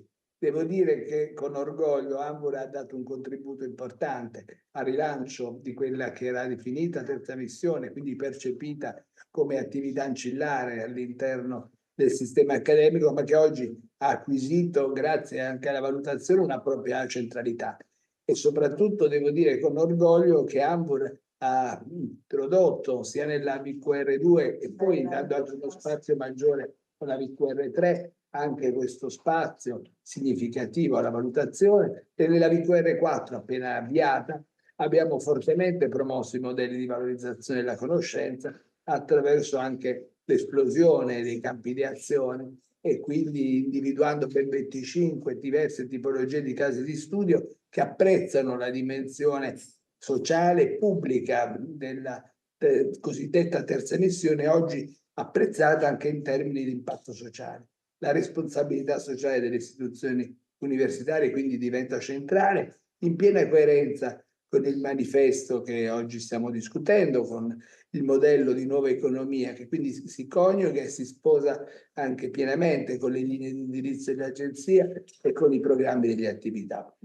Devo dire anche con soddisfazione che alcune delle intuizioni che troviamo nel manifesto trovano anche spazio nel recente riordino delle procedure di reclutamento accademico che sono state anche approvate dal Consiglio dei Ministri in un disegno di legge di iniziativa governativa. Un disegno di legge che peraltro riprende anche gli esiti di un lavoro svolto da una commissione di esperti, della quale anche io faccio parte, come ne fa parte anche la Presidente della CRU Diana Antoni, il Presidente del Cumpedone e altri colleghi anche del mondo anche istituzionale e accademico, dove abbiamo proprio riconosciuto la rilevanza anche delle attività sia didattiche che di valorizzazione della conoscenza all'interno dei meccanismi di reclutamento e di anche progressione di carriera. Un tema che era rimasto sullo sfondo nella precedente disciplina della legge del 40, che proprio il manifesto per l'economia per tutti rilancia e riprende e che trova ingresso. È evidente che siamo alla vigilia di una nuova stagione, perché se questo disegno di legge poi troverà uno sbocco parlamentare, si renderà necessario anche andare a definire anche indicatori, soldi, criteri da parte di CUN e ANVUR, ma questo percorso, attraverso anche l'inserimento nelle carriere dei docenti, della didattica e della valorizzazione della conoscenza / impatto sociale, diventerà un tema assolutamente centrale e significativo.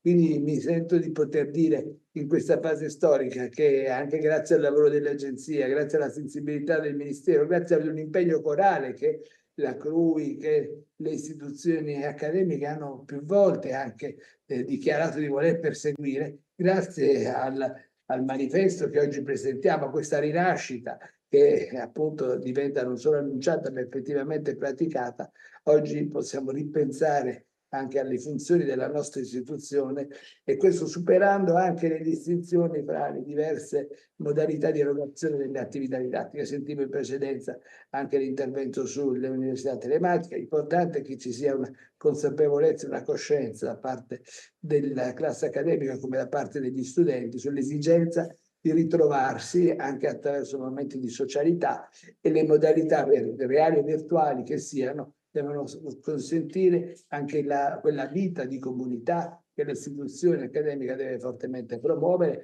e questa proiezione esterna, questa apertura, questa responsabilità sociale che oggi viene riconosciuta sempre di più dal sistema accademico e che tante esperienze hanno consentito di valorizzare anche in luoghi di frontiera, anche in luoghi complessi e difficili, anche attraverso attività di public engagement, anche attraverso attività che realizzano l'inclusione non solo dichiarando di perseguire, ma praticandola concretamente. Quindi le esperienze virtuose che anche attraverso la VQR noi abbiamo censito danno anche un po' la dimensione di un rinnovato impegno che si sposa pienamente con gli indirizzi del manifesto e che contribuisce a delineare quel modello di educazione del futuro a cui guardiamo con attenzione, con interesse e con fiducia, perché appunto mi pare che gli scenari che si vanno a prefigurare consentono di dare spazio anche a questi indirizzi. Vi ringrazio.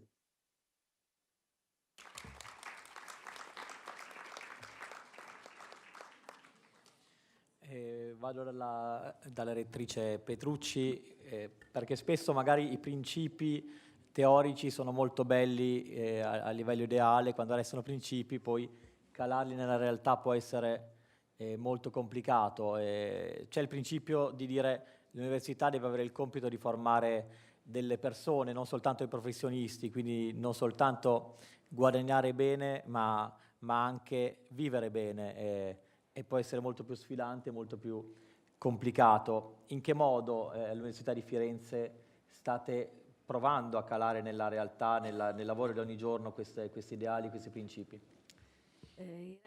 Innanzitutto grazie dell'invito, saluto ovviamente tutti i colleghi che sono al tavolo, anche quelli virtuali, un saluto particolare al Presidente Uricchio che è appena intervenuto, e anche al collega Lorito della Federico II. È una bellissima domanda. Io, a dire la verità, potrei mettermi tanti cappelli, perché non sono un economista, ma sono una statistica sociale. Per l'appunto insegno proprio well-being, welfare, e mi occupo di indicatori multidimensionali, la costruzione di indicatori multidimensionali, quindi è un po' invitarmi quasi a nozze, però cercherò invece di andare oltre le discipline, come si dice, e parlare un pochettino più specificatamente, forse da diciamo, rettrice, chiamiamolo così. Mi piace anche sottolineare una cosa: quando si è parlato dei cosiddetti silos disciplinari, io credo che i silos disciplinari si possono risolvere se c'è la volontà di voler comprendere gli altri, cioè le altre tipologie di discipline, gli altri colleghi che lavorano con te, che possono lavorare con te. Io personalmente, per esempio, sono un ingegnere, e dopo poi ho fatto un dottorato in statistica, e dopo sono diventata anche una statistica sociale, quindi insomma, come vedete, di multidisciplinarietà un po' me ne intendo, e credo molto nella capacità di comunicazione, cercare di comprendere come queste discipline insieme possono effettivamente produrre un qualche cosa che altrimenti non si potrebbe avere utilizzando solo magari una disciplina ben specifica. Però per arrivare a che cosa facciamo noi all'Università di Firenze, non esistono chiaramente delle ricette, anche perché mettere a terra, come si dice adesso, va molto di moda, la possibilità di tenere conto di tutti questi elementi non è mai molto semplice, perché poi alla fine gli atenei si devono fare i conti, diciamo così, con la realtà che rimane, piaccia o non piaccia, a livello di fondo di finanziamento ordinario, eccetera. Però sono sicura che alcune indicazioni, alcuni elementi si possono considerare, e noi nel nostro piccolo abbiamo cercato di farlo. Praticamente in quasi tutti gli ambiti che sono stati menzionati. A me in particolare sta a cuore la didattica. Io ho sempre pensato che la didattica non è, diciamo, la Cenerentola, diciamo, delle nostre missioni. Un docente universitario, che sia effettivamente un docente universitario, deve saper coniugare tutte le missioni a cui viene chiamato, quindi la ricerca sicuramente, ma la didattica, e ovviamente chi si occupa anche di assistenza sanitaria, anche quella parte, e non solo, è anche quella di poter poi portare al territorio, a dove esiste anche la cittadinanza, che è un tuo portatore di interesse fondamentale, le conoscenze che vengono sviluppate all'interno dell'accademia. Quindi abbiamo cercato appunto di valorizzare un po' tutti questi ambiti, in particolare, come vi dicevo, della didattica, credendo che appunto la didattica, ora come ora, debba essere rivista e riconsiderata, dando anche agli stessi docenti degli aiuti, perché dobbiamo anche dirlo, cioè dobbiamo anche noi stessi docenti imparare a dare una didattica diversa a studenti che chiedono anche di avere una didattica diversa, perché non è mai sempre tutto uguale. Noi tendiamo un po' a replicare quello che ci hanno insegnato, quello che noi abbiamo acquisito durante il nostro percorso formativo. Però dobbiamo invece capire che le situazioni evolvono e che praticamente si deve cercare di andare incontro a queste nuove esigenze. Attualmente le nuove esigenze in che cosa si concretizzano? In realtà quello dell'utilizzo anche degli strumenti nuovi, strumenti anche tecnologici, non solo l'intelligenza artificiale, tanto stranamente non è stata evocata fino adesso, evochiamola, l'intelligenza artificiale, ma non solo, anche perché come sapete bene l'intelligenza artificiale funziona nel momento in cui esiste un'intelligenza naturale che è in grado poi di utilizzare al meglio qualche cosa che viene fatto con una velocità sicuramente superiore, ma che poi deve essere assolutamente interpretata. Quindi questo di cercare anche di dare gli strumenti ai docenti per poter cercare di rinnovare la propria didattica, di poter andare sempre di più verso le esigenze degli studenti. E su questo appunto stiamo lavorando e devo dire cominciamo ad avere anche dei risultati interessanti. Un altro elemento, questa è la terza missione del public engagement, anche questo è un altro elemento particolarmente considerato, almeno qui da noi all'Università di Firenze. Vi dico solo una cosa, un po' a spot, che abbiamo attivato una sorta di bando che riguarda appunto il cosiddetto impatto sociale, cercare di proporre un qualche cosa che abbia poi un impatto sociale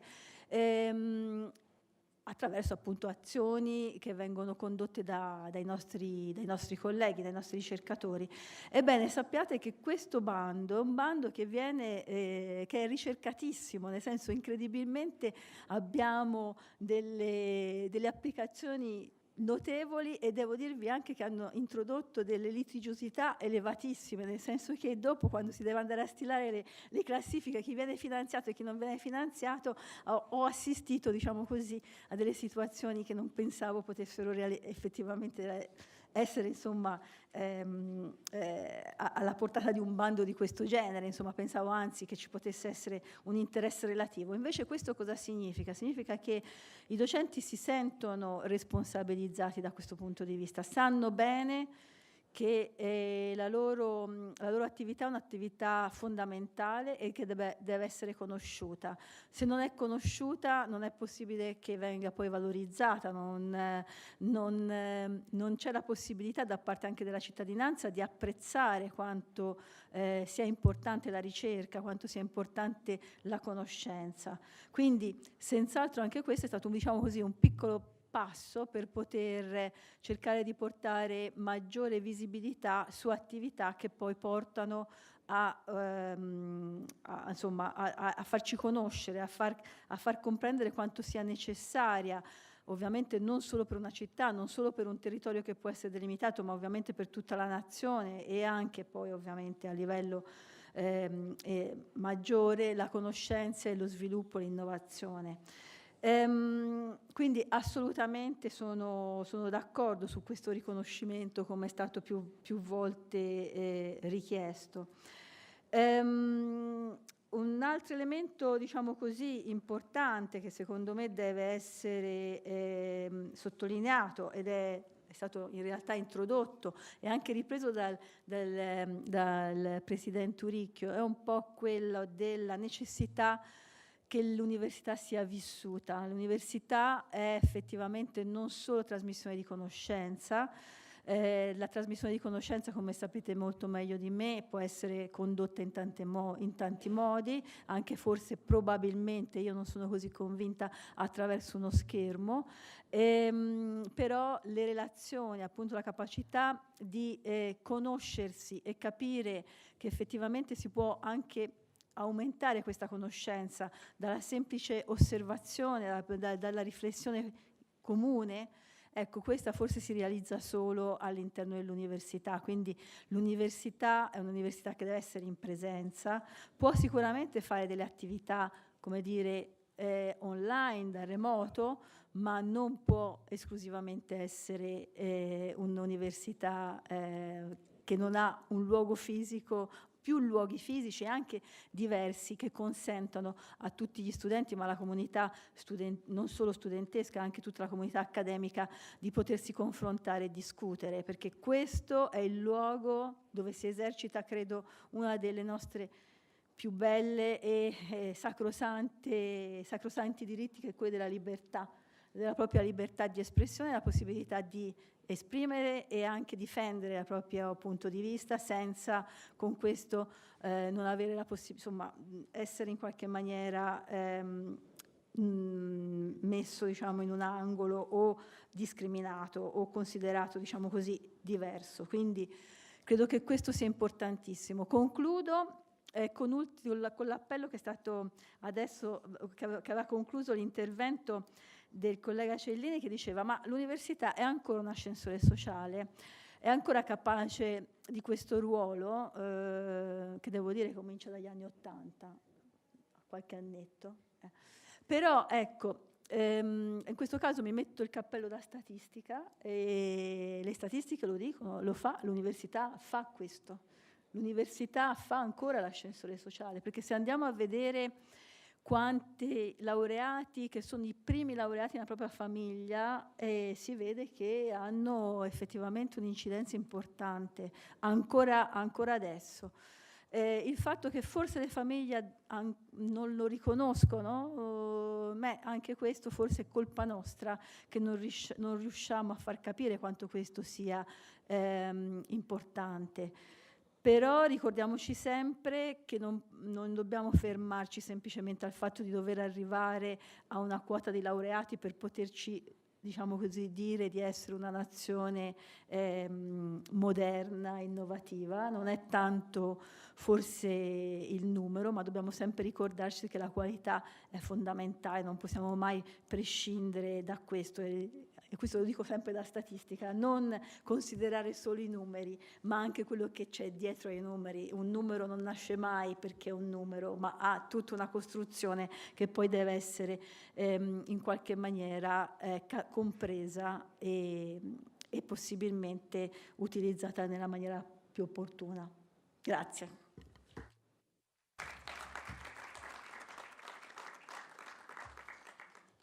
Con Matteo Lorito, rettore della Federico II di Napoli, ci spostiamo, diciamo, geograficamente, ma i problemi e le questioni restano le stesse, che sono quelle di una trasformazione necessaria, una spinta verso una nuova economia, verso un nuovo modello anche di insegnamento universitario per la formazione più integrale delle persone, non soltanto la trasmissione di competenze, ma anche di conoscenze, un'università che deve avere anche un ruolo nei territori e nella società più forte e lasciare un'impronta più duratura.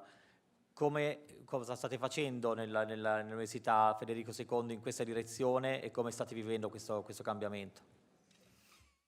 Beh, allora spero mi sentite, mi vedete, mi scuso di essere lì con voi, ma purtroppo ecco, gli impegni sono talmente tanti. Intanto saluto il Presidente Auricchio, la collega Petrucci, tutti i presenti, ringrazio per l'invito.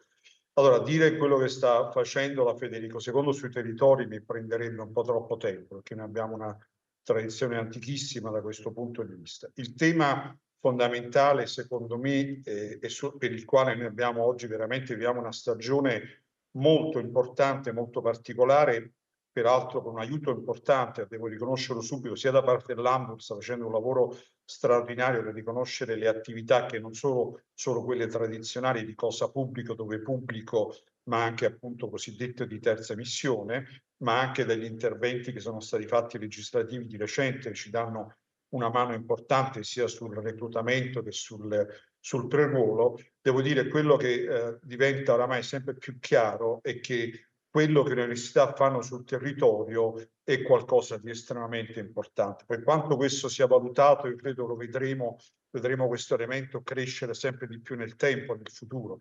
Ma io faccio una semplice valutazione. Il nostro sistema universitario nazionale è un sistema fatto da circa 80 università, che sono tante per un paese delle dimensioni dell'Italia, ed è molto distribuito. Noi abbiamo fatto di questi 80 circa poco più di 60, 65 sono statali, e quindi noi abbiamo fatto anni fa la scelta di avere università distribuite sul territorio. Allora, se l'Università di Napoli si chiama Università di Napoli, non può essere solamente un punto dove si insegna questa disciplina o si fa questa ricerca, che può essere a Napoli, come può essere a Milano, a Palermo o a Torino. Evidentemente, se ci deve essere un'università a Napoli, un'università a Potenza, un'università in altri posti, evidentemente ci deve essere un rapporto col territorio. Sembra una banalità, ma questo è estremamente importante. Estremamente importante perché oggi diciamo, la funzione del professore universitario si è molto complicata. molto complicate. Mi trovo a volte a parlare con emeriti del mio Ateneo che mi dicevano ai miei tempi, ma quello che noi facciamo oggi come docenti universitari è qualcosa di molto più complicato e anche diverso dal semplice, tra virgolette, trasmettere il sapere o generare il sapere con l'attività di ricerca. Quindi quello che noi facciamo è un qualcosa che va molto oltre questo.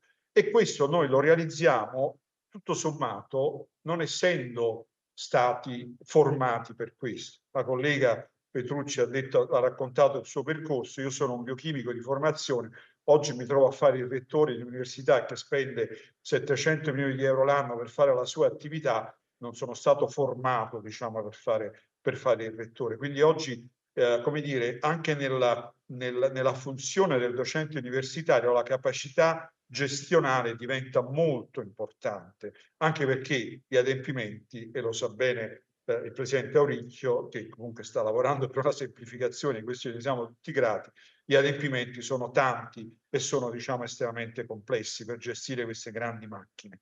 Ma d'altronde, se noi andiamo a guardare, diciamo, come funziona una grande università come la Federico II o anche un'università più piccola, diciamo, da un punto di vista anche delle risorse. Allora noi abbiamo queste strutture spendono praticamente il 90%, se non di più, dei loro finanziamenti, parliamo di finanziamenti statali, per sostanzialmente pagare, diciamo, il personale e per pagare i costi di funzionamento, la luce, l'acqua, le pulizie, la guardiania e quant'altro.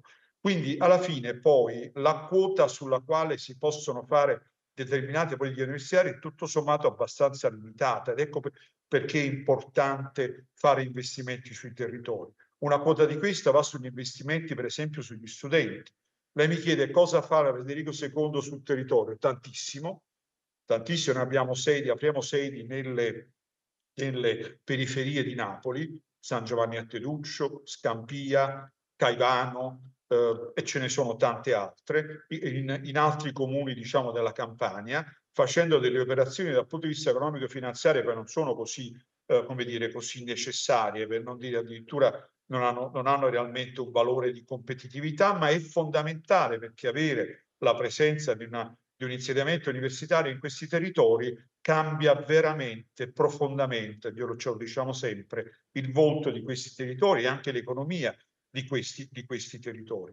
Ma poi fa un investimento che, diciamo, se lo racconti a un collega, diciamo, oltreoceano, ti guarda con gli occhi, dice, ma come fate voi su, non so, 75.000 studenti, 80.000 studenti, ne abbiamo oltre 50.000 in no tax area che non pagano un euro di tasse. Anche questa è una scelta di investimento che facciamo perché siamo su questo territorio. Magari se questo Ateneo lo spostassimo in un'altra area del paese, sicuramente non avremmo una no tax area così ampia come quella che abbiamo oggi, o magari potrebbe essere anche più ampia se in un'altra area. Quindi in realtà oggi i territori si rivolgono all'università, non è solo l'università che va sui territori, ma si rivolgono all'università per avere un sostegno, un supporto, delle nuove opportunità per i giovani, per le loro start-up e quant'altro. E quello che noi facciamo con il reclutamento, che resta, come dire, il costo più importante per un Ateneo, diventa fondamentale. Questo che significa? Dobbiamo reclutare, e lo stiamo facendo, professori, e in questo io sono molto d'accordo, sono d'accordo con tutto quello che ho letto nel manifesto, che non necessariamente sono dei frequentatori dei top 5, diciamo, journal dove pubblicare, perché non è solo quello, ci vuole anche quello, ma non è solo quello che ci serve. Ci servono anche colleghi che oltre a generare la conoscenza, oltre a insegnarla, a raccontarla ai giovani, siano anche in grado di guardare fuori dall'aula universitaria e capire e intervenire su cosa si può fare. Questo vuol dire fare terza missione, questo vuol dire fare anche investimenti, anche noi come sta facendo Firenze, ma credo un po' tutte le università in Italia stiamo cercando con la quota ecco che non spendiamo per obblighi diciamo già assunti di dare sostegno economico a chi fa una terza missione con un impatto, cercando di dare ordine a un sistema di terza missione.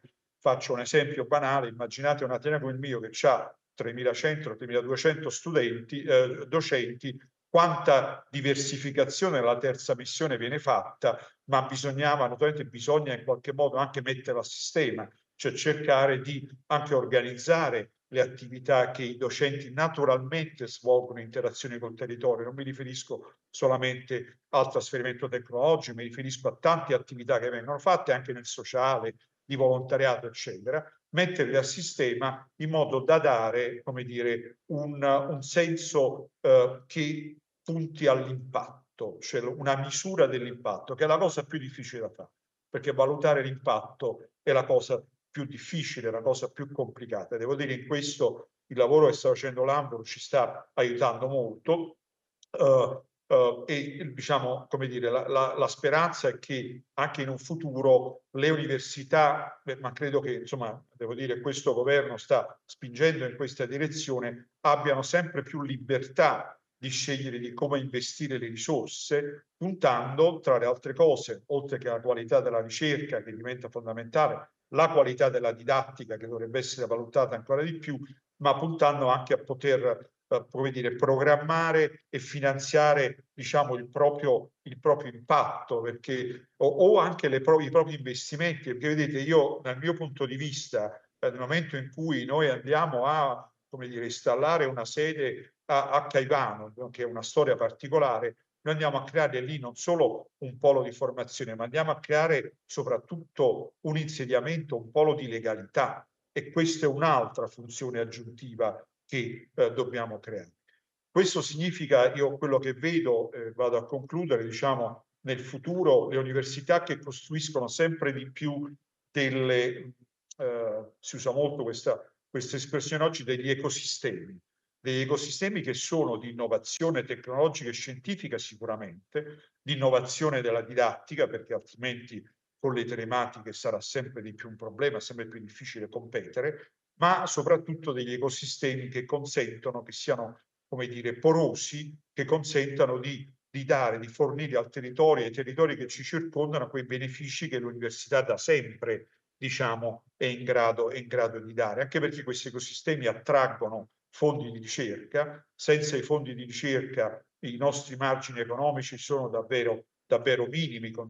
Parlo da università, diciamo, statale, che vive sostanzialmente di FFO, ma senza avere queste condizioni, quindi ecosistemi di ricerca, ecosistemi che funzionano nella piena multidisciplinarietà, che è un altro tema fondamentale come dire, da spingere anche nella testa dei nostri docenti, nella demolizione, diciamo, dei silos disciplinari, c'è tutto un tema generale. Con questo noi riusciremo, io quello che vedo come queste grandi università del futuro, fatte appunto di ecosistemi in cui anche certe logiche interne vengono superate. Io ricordo sempre, abbiamo un grande insediamento a San Giovanni a Teruccio, famoso perché ha le varie academy, è un insediamento riconosciuto a livello internazionale. Se voi andate al campus di San Giovanni, un grande campus con 4.000 studenti, eccetera, non trovate un metro quadro assegnato a un dipartimento universitario.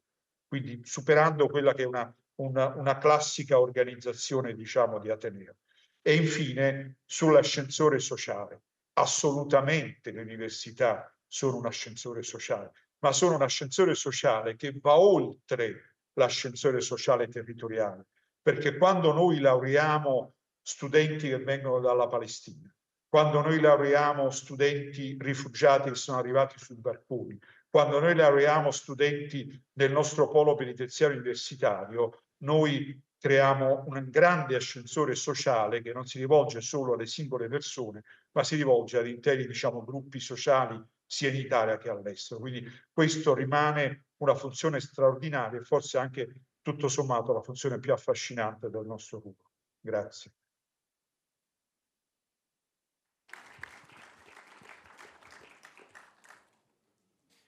Signorelli, in tutti gli interventi è emerso il tema dell'importanza della relazione dei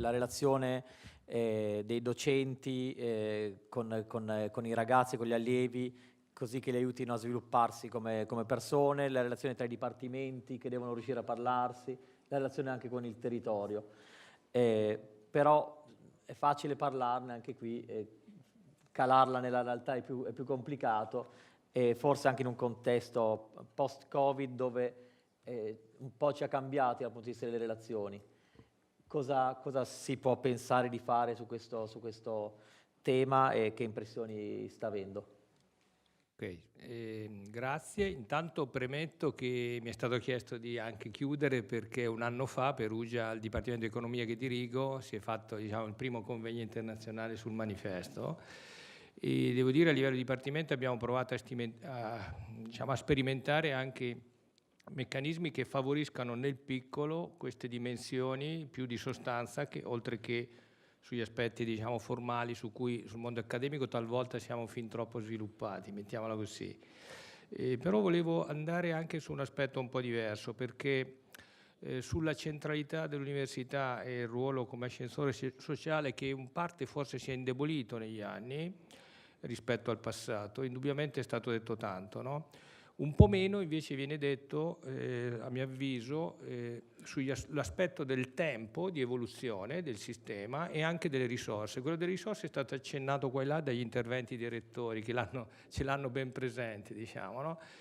Allora, quello del tempo lo riferisco a vari aspetti. Anche sui 5 punti del manifesto abbiamo trovato anche un anno fa e anche successivamente a livello internazionale una grande adesione, no? Che poi va a crescere anche facendolo conoscere di più. Però c'è un tempo di convergenza nella sia consapevolezza piena che anche nell'effettiva pratica poi anche di questi livelli multidimensionali oppure dell'aspetto della terza missione oppure di andare oltre in vari indicatori di misurazione del benessere che magari è più lento di quello che servirebbe. E qui mi avvio anche a concludere accennando al tema delle risorse. Lo riporto oltre un livello puramente nazionale e addirittura puramente europeo, no? Perché adesso si possono ovviamente sempre criticare i ranking di vario genere, però ha colpito che quello uscito un paio di giorni fa per la prima volta presenta un numero di università cinesi maggiori di quelle statunitensi.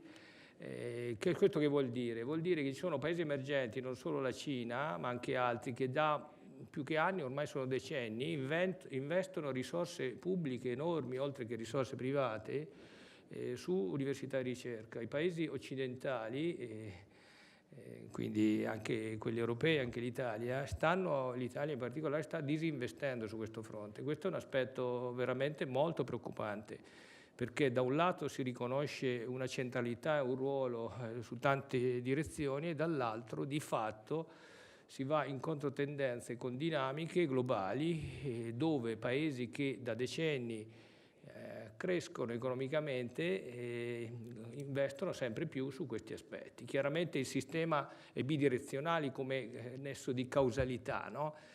Da un lato ricerca e anche terza missione favoriscono dinamiche di crescita economica più prolungata, dall'altro poi paesi che hanno dinamiche più virtuose hanno anche più risorse da poter investire anche su queste direzioni. Quindi l'aspetto anche globale nelle sue complessità che richiama un affronto anche multidisciplinare eccetera, però va letto anche sul fronte dell'allocazione delle risorse, anche delle risorse pubbliche.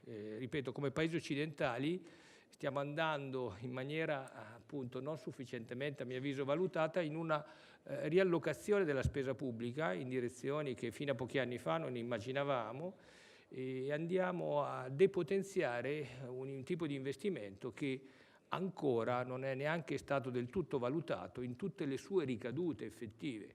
Una di queste è stata menzionata ripetutamente anche oggi, quella della terza missione che dal mio punto di vista include anche la divulgazione scientifica, che è un modo diciamo anche non facile da realizzare per far conoscere diciamo, alla popolazione risultati scientifici con un taglio però accessibile come linguaggio e quindi anche quel livello è estremamente importante. Anche lì c'è un aspetto che è già avviato di valorizzazione anche nella valutazione dell'ANVUR, però c'è bisogno di dargli un ulteriore spazio, quindi il tempo di questa evoluzione è un tempo che in parte è dettato da dinamiche globali, dove altri paesi, ripeto quelli emergenti che ho citato, stanno crescendo non da anni, ormai da decenni, a ritmi estremamente più intensi e quindi è una dimensione questa globale che non va trascurata. Grazie.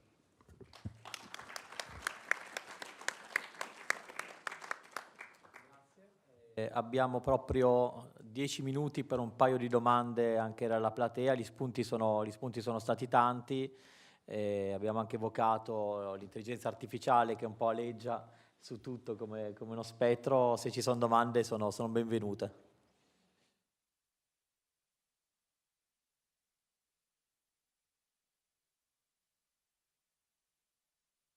Allora andiamo direttamente sul tema, appunto, in che modo l'evoluzione dell'intelligenza artificiale, che sta cambiando anche l'apprendimento dei ragazzi, nel senso che per molti già alle elementari, alle medie sta entrando nella quotidianità come strumento che si aggiunge e che aiuta, ma a volte tende a sostituire. In che modo questa sfida può essere colta in questa trasformazione universitaria di cui abbiamo ragionato oggi? Partirei magari da Petrucci, poi Cellini. Vabbè, io un po' l'ho anticipato, nel senso che l'intelligenza artificiale è un qualche cosa che può essere senz'altro di grande aiuto e che deve essere in qualche modo, insomma, tenuta in considerazione in più ambiti, non solo nell'ambito ovviamente della didattica. Ricordiamoci sempre che l'intelligenza artificiale come dire, ha un'evoluzione rapidissima e questa comporta anche un'attenzione sotto tanti punti di vista, quindi non solamente utilizzarla così perché, fra virgolette, ci fa comodo, ma implica tantissime altre cose che vanno considerate, devono essere considerate. In primis il fatto che comunque deve essere regolata, senz'altro, richiede una regolazione delle regole, come sempre, come tutto quello che riguarda la società ha bisogno di regole e quindi la regola ci vuole non per limitare, ma per fare in modo che sia un'accessibilità giusta e condivisa da tutti. E l'altro, un elemento secondo me abbastanza delicato, che forse verrà anche sviluppato di più in questi momenti di discussione anche all'interno di questa riunione, di questo evento, è il fatto che effettivamente l'intelligenza artificiale è anche una grossissima come dire, mangiatrice di energia e che quindi si ricollega anche a tutto il problema cambiamento climatico, uso ottimale delle risorse e quindi, come dire, in realtà porta con sé talmente tanti aspetti, talmente tanti elementi che sicuramente deve essere in qualche maniera affrontata in maniera complessiva, olistica. Quindi ben venga, non possiamo certo, come dire, tornare indietro, ma dobbiamo tenere sempre ben presenti tutti gli elementi in modo da utilizzarla come vogliamo noi in maniera sostenibile.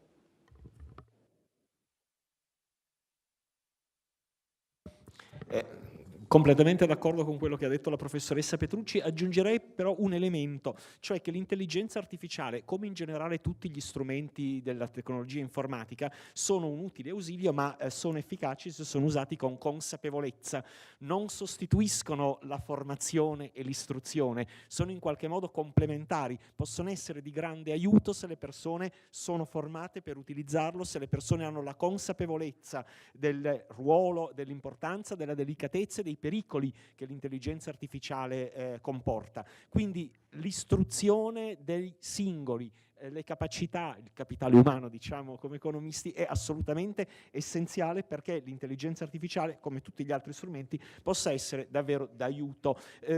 Quando guardiamo alla dotazione di diversi territori, ad esempio delle strutture informatiche, non esiste un problema del sud rispetto al nord, così come l'intelligenza artificiale è una grande opportunità perché è, come dire, teoricamente accessibile con costi quasi nulli sia al nord che al sud. Il problema vero è la capacità di utilizzarla e di nuovo i diversi tassi di istruzione tra le diverse aree del paese, i diversi tassi di istruzione, se vogliamo, tra zone periferiche e zone centrali o urbane. È un problema serio ed è un problema serio perché incide esattamente sulla capacità di utilizzo responsabile e efficace di queste risorse. Signorelli, anche su questo uno spunto. Ma io in realtà voglio ritornare invece su un punto toccato dal vicepresidente della Società Italiana di Economia, che riguardava la soddisfazione dei nostri giovani laureati poi anche nei luoghi di lavoro, no? Perché spesso è stato detto giustamente, si prende l'indicatore tasso di occupazione, mentre non si va, anche perché è più difficile da misurare in maniera, diciamo, fine, la qualità poi della soddisfazione. Ecco, quello sicuramente è un aspetto su cui andare ulteriormente a approfondire, perché la collocazione, usiamo questo termine non proprio adeguato, delle persone nei luoghi più adatti non solo alle proprie capacità, ma anche alle proprie preferenze, aspirazioni, eccetera, è un qualcosa che deve essere ulteriormente sviluppato e anche valutato, e non limitarsi quindi a dei grossolani, anche troppo, tassi di occupazione. Quindi non è solo una soddisfazione individuale e quindi cumulativamente collettiva da soddisfare, è un matching migliore che poi ovviamente ha una serie di ricadute anche in termini di produttività sistemica, quindi di performance superiore. Quindi l'aspetto della mobilità sociale dell'università va riconquistata anche con servizi ulteriori che esistono nelle università, ove più ove meno, anche appunto di accompagnamento in un certo senso, comunque di far emergere opportunità occupazionali in maniera più diffusa, meno legata a aspetti solo relazionali, tanto per ritornare su quel termine, o di network, e quindi di consentire appunto di riportare quella che tuttora esiste, cioè la funzione di ascensore sociale, anche se un po' indebolita, su un livello superiore, per una logica che è anche di tipo sistemico. Grazie, allora un applauso per i nostri relatori che sono...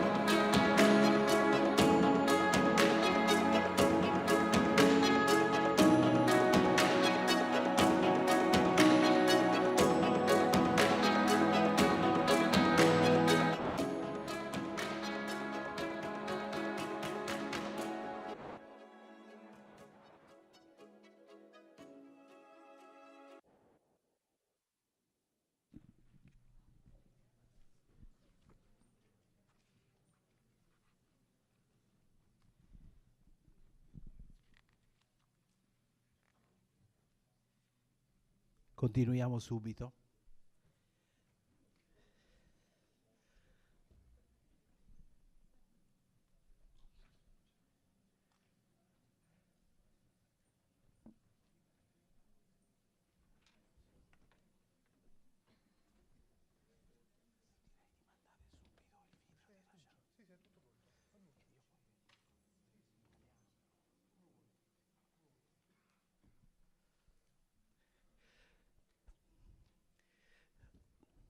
Ok, come avete visto c'è qualcosa che ci manca. Ci manca il video di Raghuram Rajan che ha commentato il manifesto, e quindi introduco brevemente le altre partecipanti e l'altro partecipante a questo panel dedicato a The Right to the Future, a Pact for the New Generations, ma prima di dare loro la parola la darò a Raghuram Rajan. Quindi introduco a fianco a me ci sono Diana Severati, chiedo scusa, vicepresidente di IESEC Alumni Europe, che poi si presenterà quando le darò la parola, e Maria Zinutti, rappresentante della Wellbeing Economy Alliance. Ultimo, ma non meno importante, il professor Francesco Salustri, collega. Quindi direi senza esitazione andiamo a vedere che cosa ha detto Raghuram Rajan commentando il nostro manifesto, e come vedrete ci ha dedicato molta attenzione, che per una personalità del suo livello, stiamo parlando di un economista di fama internazionale, forse un candidato al premio Nobel, certamente uno che ha avuto ruoli istituzionali molto importanti come governatore della Reserve Bank of India, molto influente a livello accademico, e quindi ci ha dedicato circa 15 minuti del suo tempo di registrato e quindi non è una cosa che capita tutti i giorni. Grazie.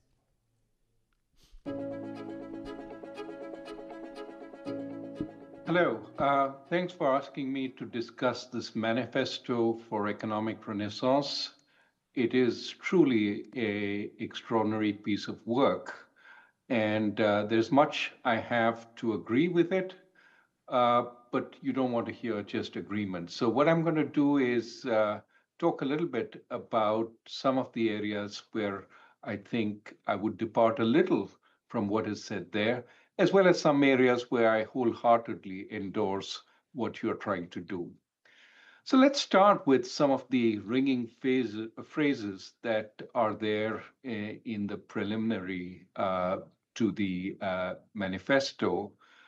We challenge limits and theories which were achievements of the past, but can be limiting to our understanding and solution of problems today. Economic thinking and research should go beyond some boundaries to open new paths. I mean, there's nothing to disagree with in these important statements. I think the detail starts mattering. You talk about 4 main directions, plus a 5th concerning interdisciplinarity and our relationship with society. So let me go to each one of those. You start with the need to go beyond Homo economicus. Absolutely no disagreement on that. We are certainly more than mere maximizers of an utility function, as you say. And certainly our preferences are much richer as they include reciprocity, inequity aversion, pure altruism, warm glow, and taste for the impact of our actions. Yes, we are truly human beings, not Homo economicus. But of course, there are periods when we look a lot more like Homo economicus, where we are narrow-minded and greedy, where we bury our head in the sand and hope that social issues go away. And sometimes we're not, where we mount the barricades and fight the good fight for the good of society. Well, when are we one and when are we the other? Certainly, we don't quite understand. At what point do we turn altruistic? Under what circumstances? The whole area of behavioral economics and behavioral decision making, which is trying to parse this, and it's absolutely important. And if this is what the manifesto is saying, it is absolutely important we do more work on this. And I think it is happening because all the incentives are in place to controvert Homo economicus, so much so that my colleague Dick Taylor says it's not even worth challenging Homo economicus because it's become such a straw man. Everybody thinks it's not a particularly good description of the human being. But that does really raise a question. What is the goal of all this understanding? And there I worry a little bit that sometimes it seems to me that we want to use this understanding to engineer society, to choose one emotional makeup over another. Of course, that raises the very, very important question, who decides what kind of new man we make? And this is an important question because we've had to confront this many times in history. Um, Let me give you an example more pertinent to our current day. Dick Taylor, again, my colleague, who won the Nobel Prize for Behavioral Economics, argues for libertarian paternalism. He calls it that because he says there is an element of design, that's the paternalistic aspect, but it offers people choice, that's the libertarian aspect. So, for example, if you go into a cafe and all the green vegetables are placed up front, while all the red meat is placed later on in the line, many people will load up with green vegetables, not knowing that the red meat is coming. And by the time they reach the red meat, they will have, basically taken vegetables. And so Dick would say that this is a good thing because you're moving towards a healthier choice of foods, but you still have the choice. You can say, no, I'm going to wait till I come to the red meat. The problem, of course, is there is a designer at work, Dick Taylor or somebody else, and a lot of people aren't thinking through the entire design, so they really don't have choice. They think green vegetables are all there are there, and they take the green vegetables, and at the end of it, uh, they load up. Now that may be a good thing if we find out, that this is the healthy choice, not just today, but down the line, medicine continues to support it. But it is also quite possible that this is the wrong choice, and medicine tells us down the line maybe some red meat was a good thing. And we've precluded that through the design by the social engineer who puts the green stuff up front and the red stuff later on, giving the illusion of choice. Put differently, when I travel back to my home from my office in Chicago, I see all these enormous buildings called projects that were built in the 60s and the 70s when it was thought that the way to deal with the problem of poverty is put all the poor people in one place. Well housed, no doubt, but in one place without necessarily access to other parts of society. And now, today, we will say this was a terrible idea. And in fact, it has increased the concentration of crime and reduced opportunity in these project areas. But, that was the best thinking at that point, and we acted on it. We did social engineering. The point, I think, that bears thinking about is if we truly understand human behavior, it still doesn't mean that the idea is to mold it through some form of social engineering. More people who don't conform to that behavior because we've learned how to mold them. Because in fact, as we guide choice and rule out alternatives, we get a uniformity, which may actually be a bad thing. And that's something I want to come back to, but it's important to remember the whole point of understanding society is not necessarily to remake it, but to understand it.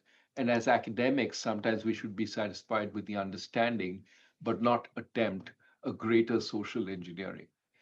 I'll come back to this, but let me go to the second point, go beyond the shareholder-only concept of the corporation. And here again, I think it would be hard to disagree that shareholder value maximization is not the only thing that we should do. We should care about other stakeholders. Obviously employees, perhaps in some cases customers, and maybe in some situations the broader community that the corporation exists within. But it is also important to remember that there are limits to a corporation and that the corporation is ultimately about producing a good widget or a service at an attractive, affordable price. That is the raison d'etre for a corporation. And if it does that, we don't necessarily need to ask much more of it. We don't need it to campaign for biodiversity or for rainforests in poorer parts of the world. Put differently, there is a difference between a corporation and an NGO. They do different things. Society is better off when they do those different things. So don't get me wrong. I think biodiversity is an important cause. I think rainforests in poorer parts of the world need to be protected. But I don't think that should be the primary role of a corporation. Put differently, when we say a corporation should be about more, we should also be prepared to put limits on that. Those limits are about making the corporation the most effective device to deliver on the promise of a corporation. It is not to make the corporation do everything, including be an NGO, including be a part of the government.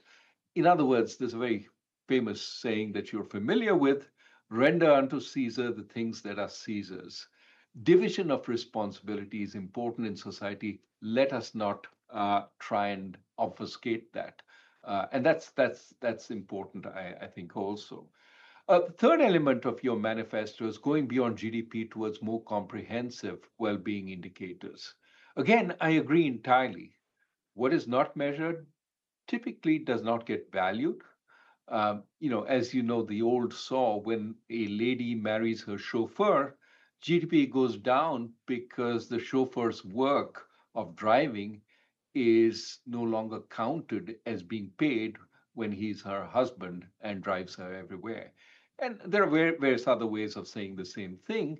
Uh, of course, the problem is that, while we agree there are lots of things that are not measured, such as household work, such as the damage done to the environment, or an improvement in biodiversity, uh, it is tough to get agreement on what aspects are missing, need to be valued, the process of valuing them, and how to incorporate them. And because GDP in so many ways is used as a comparison across countries and over time, we need some uniformity in how it's measured so that we can understand when we're comparing apples and apples, not apples and oranges. So, with that caveat, I would say absolutely encourage more work on it. We should do it, and we should get more consensus on how we incorporate these aspects of GDP that are not incorporated today. The fourth element is go beyond the government/individual divide and focus on subsidiarity. And this is the point that I would agree with wholeheartedly. Essentially, subsidiarity allows for more granular solutions and a multiplicity of them, and a greater sense of fulfillment amongst people as they empowered to find those solutions. Subsidiarity was a big part of the book I wrote, The Third Pillar. But this also says that there is a little bit of a contradiction between some of your earlier ideas. Maybe it's in my interpretation of them, not in the way you intended them, and this point. My hesitancy about social engineering or about asking much more of corporations essentially is because it goes against the principle of subsidiarity. It places a lot of power and responsibility in a single agency, whether it's the social engineer, the Dick Taylor who's doing the paternalism, or the corporation which is being asked to do more than just produce a widget. Put differently, I would ask you to think about whether there are such tensions and contradictions between the four objectives that you've laid out, at least operationally, if not in theory. Tensions within such a grand manifesto are almost inevitable, but it suggests some need to manage it. And finally, there's this overriding principle of going beyond value neutrality and isolation of specialization towers with interdisciplinarity, supporting socio-environmental generativity of research. That's a long statement with many words, which are complicated. But if it means that we should learn from each other and take into account all the spillovers that policies entail, we can't say I'm just a labor economist, I'm just an environmental economist. There are connections and spillovers through the policies that we urge. I think absolutely we should be as holistic as we can. At the same time, I would emphasize the place in society for value neutral research. We have to go where the facts take us, as well as offer value neutral commentary on what those facts mean. There is a danger today in academia being seen as producing overly political research, distorting findings to espouse a particular outcome. I'm sure this is not what is intended in the manifesto, but we need to be absolutely clear about it. We have to be motivated by all the problems that surround us, not just our narrow discipline, but the broader social issues. But we should also try and stay clear of the politics of the solutions proposed. That's for other people to do. We as academics should attempt to offer solutions based on practicability, not based on ideology. It's a hard, thing to do, to abandon your ideology and to abandon your political preferences. But that is the way we retain trust in society. And that is why I think we have to be very clear about this fifth point, that it has to be about what the data tell us or what the theory tell us without massaging it in any way. In sum, I might have misinterpreted some of what you're trying to say, but I certainly think what I read is very noble, very important, very thoughtful, and very worthwhile. And I wish you all success in your conference.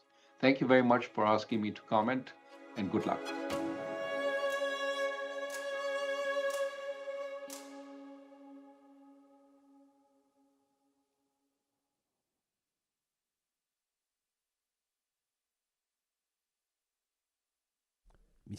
Ecco, adesso mi sentite? Credo che sia stato abbastanza chiaro il messaggio che ci ha lanciato Raghuram Rajan, e mi permetterò di fare alcune osservazioni, non ripercorrendo tutto, a mo' di introduzione anche per questo nostro dibattito che vuole guardare alla promessa verso le future generazioni, il patto verso le future generazioni, che naturalmente deve tener conto delle loro esigenze. Rajan è veramente una persona molto intelligente, prima di tutto, come avete visto, e molto educata, che si sa porre in un modo gentile anche quando ti dice delle cose che sono magari non proprio quelle che ti vorresti sentire dire. E partiamo dal punto su cui non ci ha criticato, che è il punto 4, quello della sussidiarietà. Su quello abbiamo preso 10 e lui è d'accordo. Andiamo poi su il punto in cui ci ha forse fatto un po' più critica. Un altro punto su cui non c'è grande partita, mi sembra, è sul andare oltre il PIL, migliorare le misure del benessere. Anche lì lui è sostanzialmente d'accordo, ha fatto qualche caveat, ma poco. Sono gli altri 3 punti su cui si è un po' soffermato più a lungo. Riguardo al primo punto ci ha detto fate attenzione, perché ha usato l'esempio del nudging. Dick Thaler è proprio il suo collega che ha vinto il premio Nobel proponendo la teoria del nudging, che è un po' se ci fosse qualcuno che non lo sa, diciamo, è un po' come la teoria dell'ordine del giorno, no? Se tu modifichi l'ordine del giorno in una seduta, finisce che poi non c'è più tempo per discutere della cosa di cui non volevi che si discutesse. E ci ha dato l'esempio Rajan del mettere le carni rosse alla fine della fila, quando tu hai già riempito il carrello e non la prenderai. E ci ha detto anche, ci ha fatto l'esempio dei projects, di questi terribili grattacieli di Chicago dove si pensava di risolvere un problema di povertà dando case a chi non ce l'aveva e poi li abbiamo imprigionati dentro assetti sociali molto pericolosi che si sono trasformati in generatori e amplificatori di povertà perché passavano attraverso la violenza. E quindi ci ha detto, beh, attenzione, nessuno di noi può predire bene che cosa accade in fondo al tunnel. Possiamo solo vedere che c'è della luce e che quindi finisce il tunnel e cerchiamo di essere meno ingegneri possibili e cerchiamo di essere più realisti possibile. L'ultimo, gli altri due, sul punto 2, andare oltre l'impresa che fa solo profitti, la corporation, come la chiama lui, e andare attraverso l'interdisciplinarietà verso una ricerca migliore, di qualità migliore, più olistica, e un migliorare il ruolo nella società del ricercatore attraverso un maggiore engagement. Su questi due punti ci ha criticato di più. Parto dall'impresa non solo for profit. Cioè lui ci ha sostanzialmente detto, beh, qui ci sono dei ruoli diversi. C'è la corporation che deve fare il profitto e c'è l'NGO che deve fare il social, l'environment, eccetera. Se ho capito bene la sua critica, questa critica va rigettata. Perché il problema è proprio quello che se la corporation fa i profitti utilizzando dei prezzi che non incorporano gli effetti ambientali, gli effetti sociali, che tutti quanti siamo consapevoli, stiamo cercando di incorporare nel momento in cui costringiamo le imprese a fare la rendicontazione non finanziaria, a produrre delle informazioni che poi ci portano ad una valutazione ESG, cioè quell'impresa che fa profitti solo danneggiando l'ambiente, anche danneggiando l'ambiente o la società, non sta producendo dei profitti veri, sono dei profitti falsi. E allora questo ci riporta a quello che diceva Sachs questa mattina sul sistema dei prezzi. Cioè la mano invisibile, non esiste la mano invisibile di cui ci possiamo fidare se non aiutiamo quella mano invisibile reintroducendo le esternalità. Non è un gioco facile, non è una soluzione facile, ma quello che l'Europa nella sua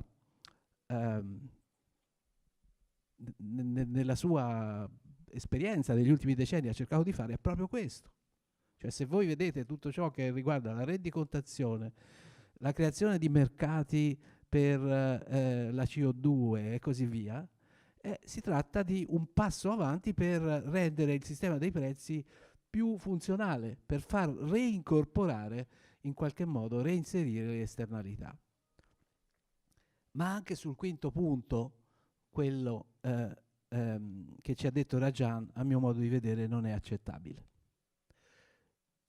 Non è accettabile per motivi che saprebbe dire molto meglio di me un protagonista che vedrete domani mattina. E quindi non vi anticipo granché.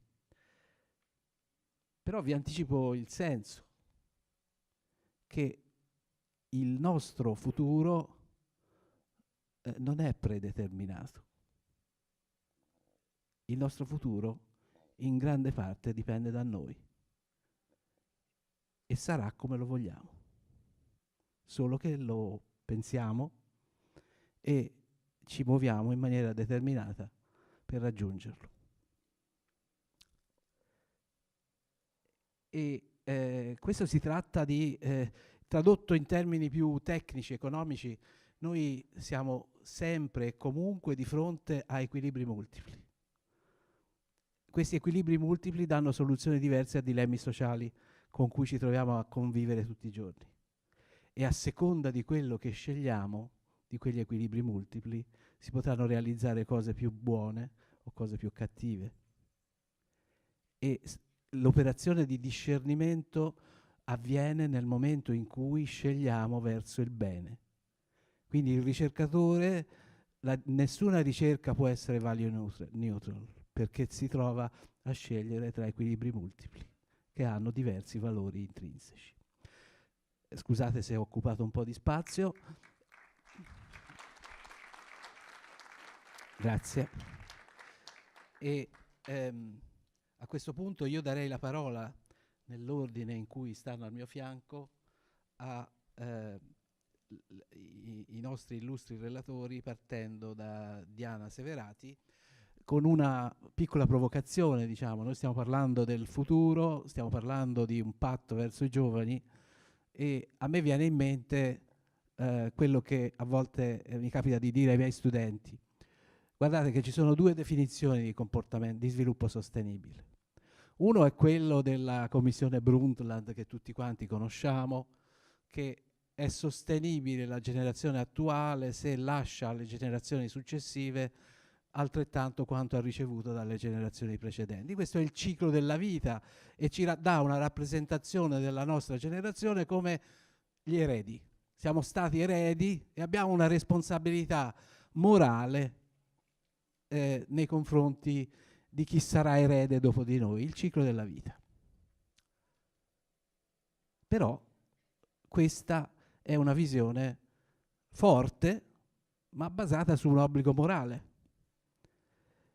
Ancora più cogente è la definizione di sostenibilità che si trova in un detto degli indiani d'America, che è quella che la terra non ci appartiene, non l'abbiamo ereditata dai nostri genitori, l'abbiamo presa in prestito dai nostri figli.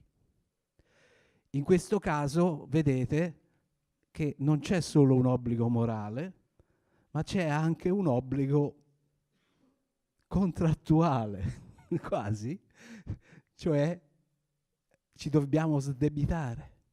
Non siamo mai proprietari del pianeta che abitiamo e siamo ancora più responsabili. Allora, diciamo, non stravolgete le vostre relazioni, ma tenete in considerazione che ci possono essere diverse definizioni di essere responsabili verso le generazioni future. Prego. Buon pomeriggio, sono Diana Severati, sono vicepresidente con delega comunicazione di ASEC Alumni Europe e come background accademico sono laureata in economia con una specializzazione sulla responsabilità sociale d'impresa, tanto per tornare alle cose che si diceva, e anche ho fatto dei corsi di aggiornamento su ESG, quindi le tematiche che ci riguardano, sostenibilità, patto verso le generazioni future. Per chi non lo sapesse, piccolo inciso, ISEC Alumni Europe è l'organizzazione europea degli alunni, cioè gli ex membri di ISEC, che è un'associazione internazionale presente in tutto il mondo. All'epoca mia, quando ero studente, era presente anche qui a Firenze, comunque ho studiato a Roma. E uno appunto degli obiettivi è proprio lo sviluppo della leadership dei giovani perché possano essere agenti di cambiamento, quindi in continuità con quello che stiamo dicendo, e quindi coinvolgimento attivo e proattivo dei giovani nelle decisioni. Tornando alle definizioni di sviluppo sostenibile, citata dell'87 Commissione Brundtland, il detto degli indiani d'America,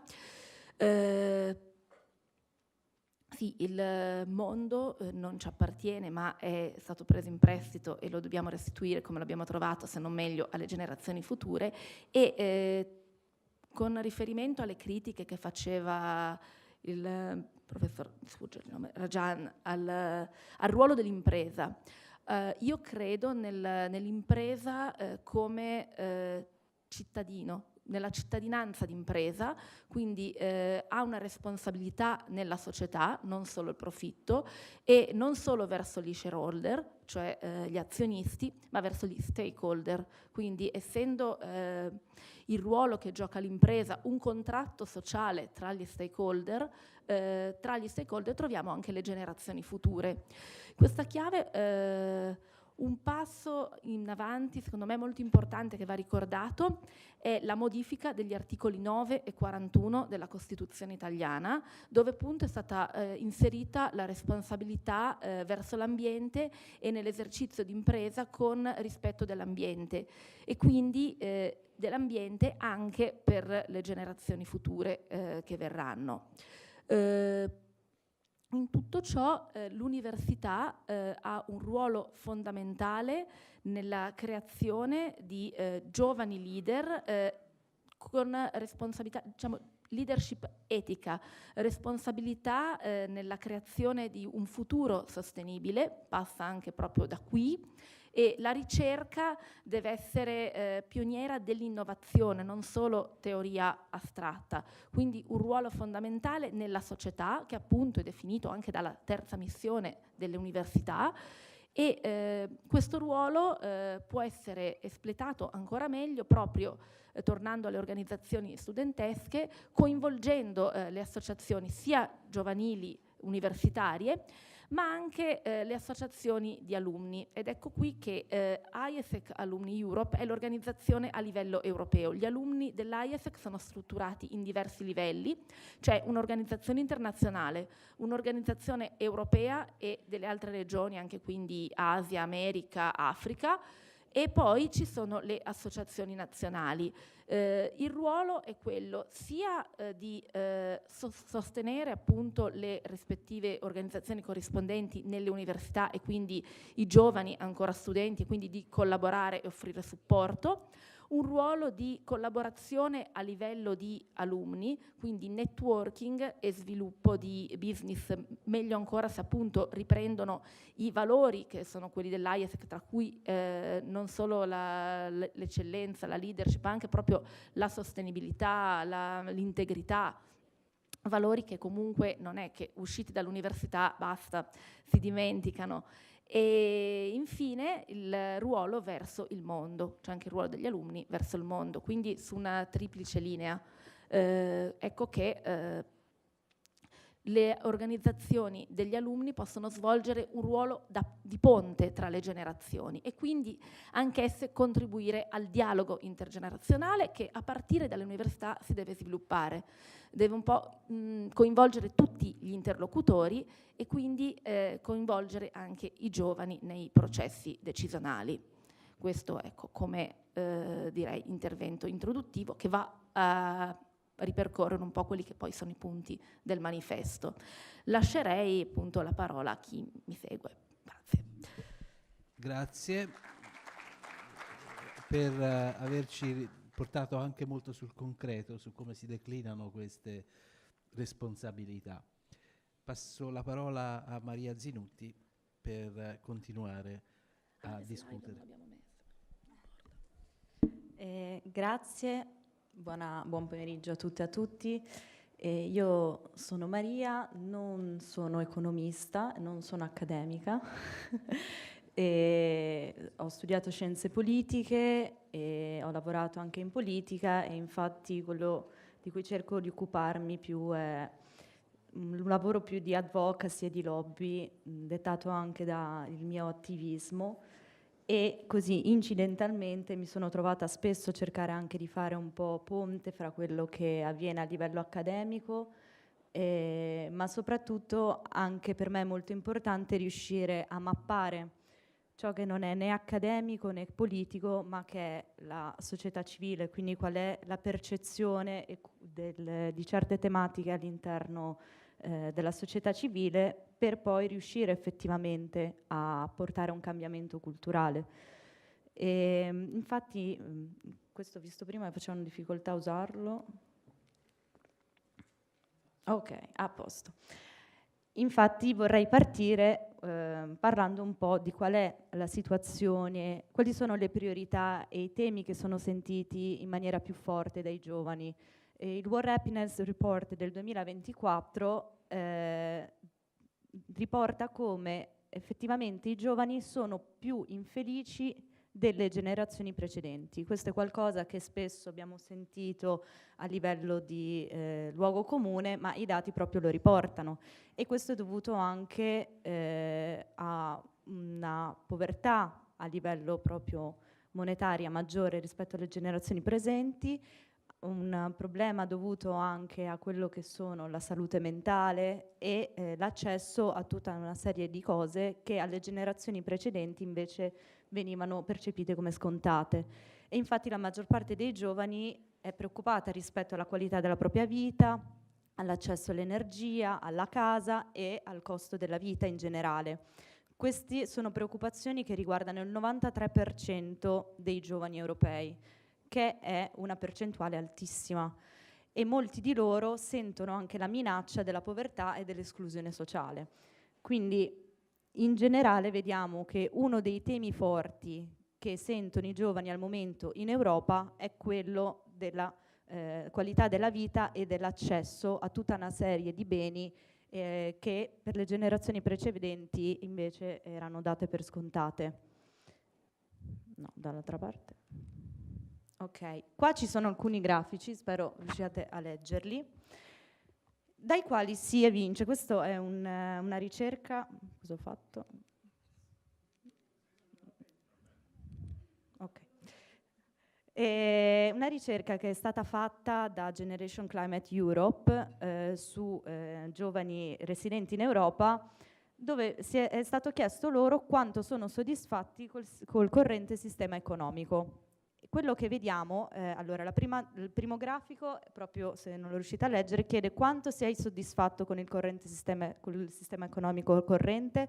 Come potete intuire, il rosso è molto insoddisfatto, quindi possiamo vedere che quasi il 70% dei giovani non sono soddisfatti col sistema economico corrente. Quando viene chiesto loro quali sono i problemi maggiori che vedono in questo sistema, il primo è l'ineguaglianza economica, poi il cambiamento climatico e poi l'ineguaglianza sociale. Alcune delle priorità che a livello economico, cioè all'interno delle facoltà di economia, non mi pare siano forse le priorità.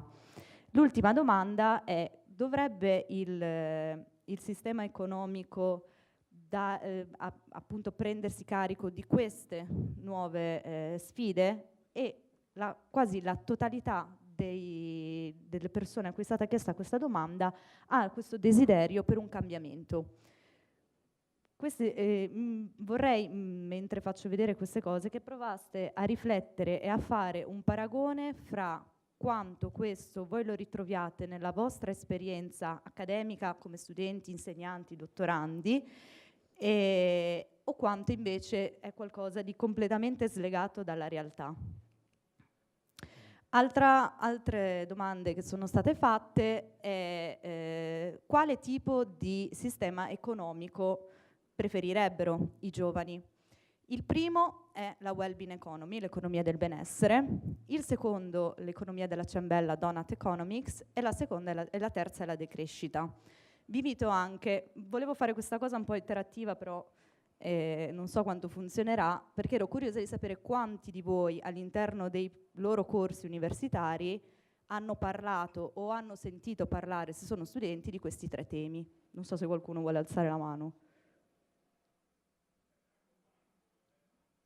Ok, mi sembra comunque una percentuale abbastanza bassa, però sono sorpresa di vederla. Vediamo che comunque c'è una richiesta molto forte per un sistema economico differente fra i giovani. La domanda successiva è infatti quali pensate che siano i servizi fondamentali che l'economia e la società dovrebbero fornire, grazie, alle persone. Prima di tutto educazione e sanità, che tendenzialmente sono dei beni pubbliche nella maggior parte dei paesi.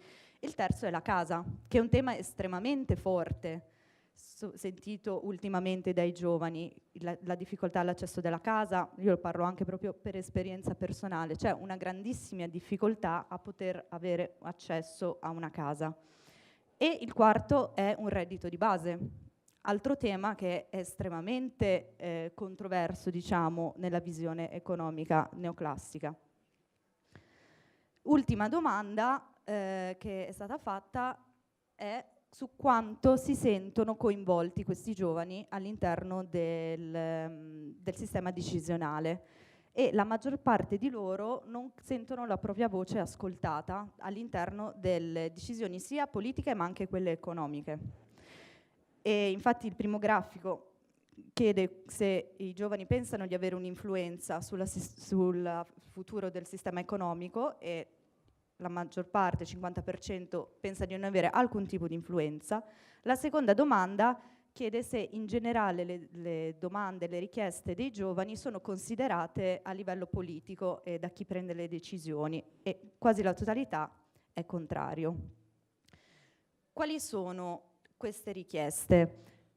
Questi gruppi con cui è stato fatto questo lavoro hanno elaborato 5 policy concrete per una Unione Europea intergenerazionale, scusate sto confondendo le parole, per una economia europea post-crescita intergenerazionale. La prima di tutto è quella di affrontare la questione della sovrapproduzione del consumo. Un altro degli elefanti nella stanza, secondo me, è quante sono le risorse che abbiamo a disposizione ed effettivamente a cosa ci serve ciò che produciamo e ciò che consumiamo. E la questione della ridistribuzione delle risorse. La seconda domanda è quella di focalizzarsi maggiormente sul benessere e sui servizi sociali. La terza, quella di smetterla con lo youth washing, quindi avere una partecipazione reale dei giovani all'interno dei processi decisionali. La quarta, quella di eliminare completamente i sussidi ai fossili, e la quinta è di rivedere i framework fiscali. Ora vi chiedo, sempre all'interno del contesto accademico dell'università e di economia, quanto si discute di queste cose, quanto le energie, le risorse, la ricerca, tutto questo creare conoscenza di cui si parlava effettivamente si occupa di quelli che sono i problemi reali e le priorità, in questo caso dei giovani? Ne approfitto per, prima di passare all'ultima slide, per un invito. Lunedì prossimo, questo il 9 giugno, alla ex GKN dalle 17 alle 19 faremo un incontro, si chiama Un patto di post-crescita per l'Italia, dove proprio proveremo a dialogare su questo, cioè 5 politiche concrete che non sono queste, sono un lavoro fatto specificamente sull'Italia, e l'idea sarà quella di provare a pensare insieme quali potrebbero essere delle politiche che effettivamente tengano insieme la crisi ecologica, l'ingiustizia sociale e il vuoto democratico.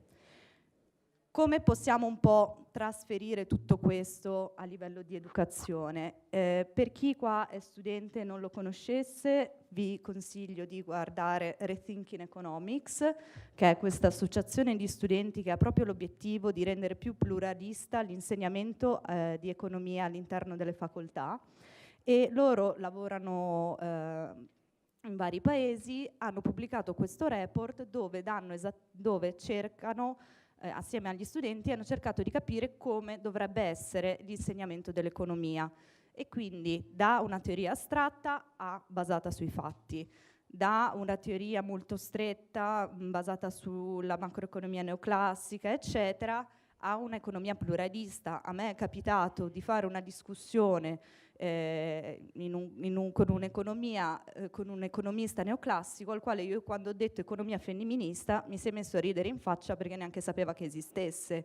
Questo è un grosso problema, se nemmeno si sa che esistono altre forme di economia al di fuori di quella neoclassica.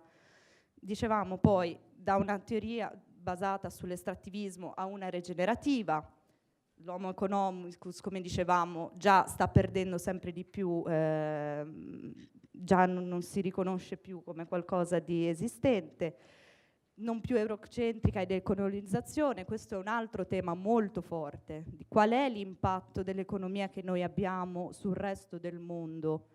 Non è solo una questione di come vengono utilizzate le risorse, ma da dove vengono, come sono state prodotte, cosa ha comportato l'utilizzo di quelle risorse e alla fine, insomma, maggiore interdisciplinarità. Mi fermerei qui e grazie poi per più tardi. Grazie Maria. Adesso la parola va a Francesco Salustri. Come riusciamo a coniugare nelle aule dell'università questo, mantenere questo patto intergenerazionale garantendo buona didattica, al tempo stesso facendo buona ricerca e forse anche buona terza missione?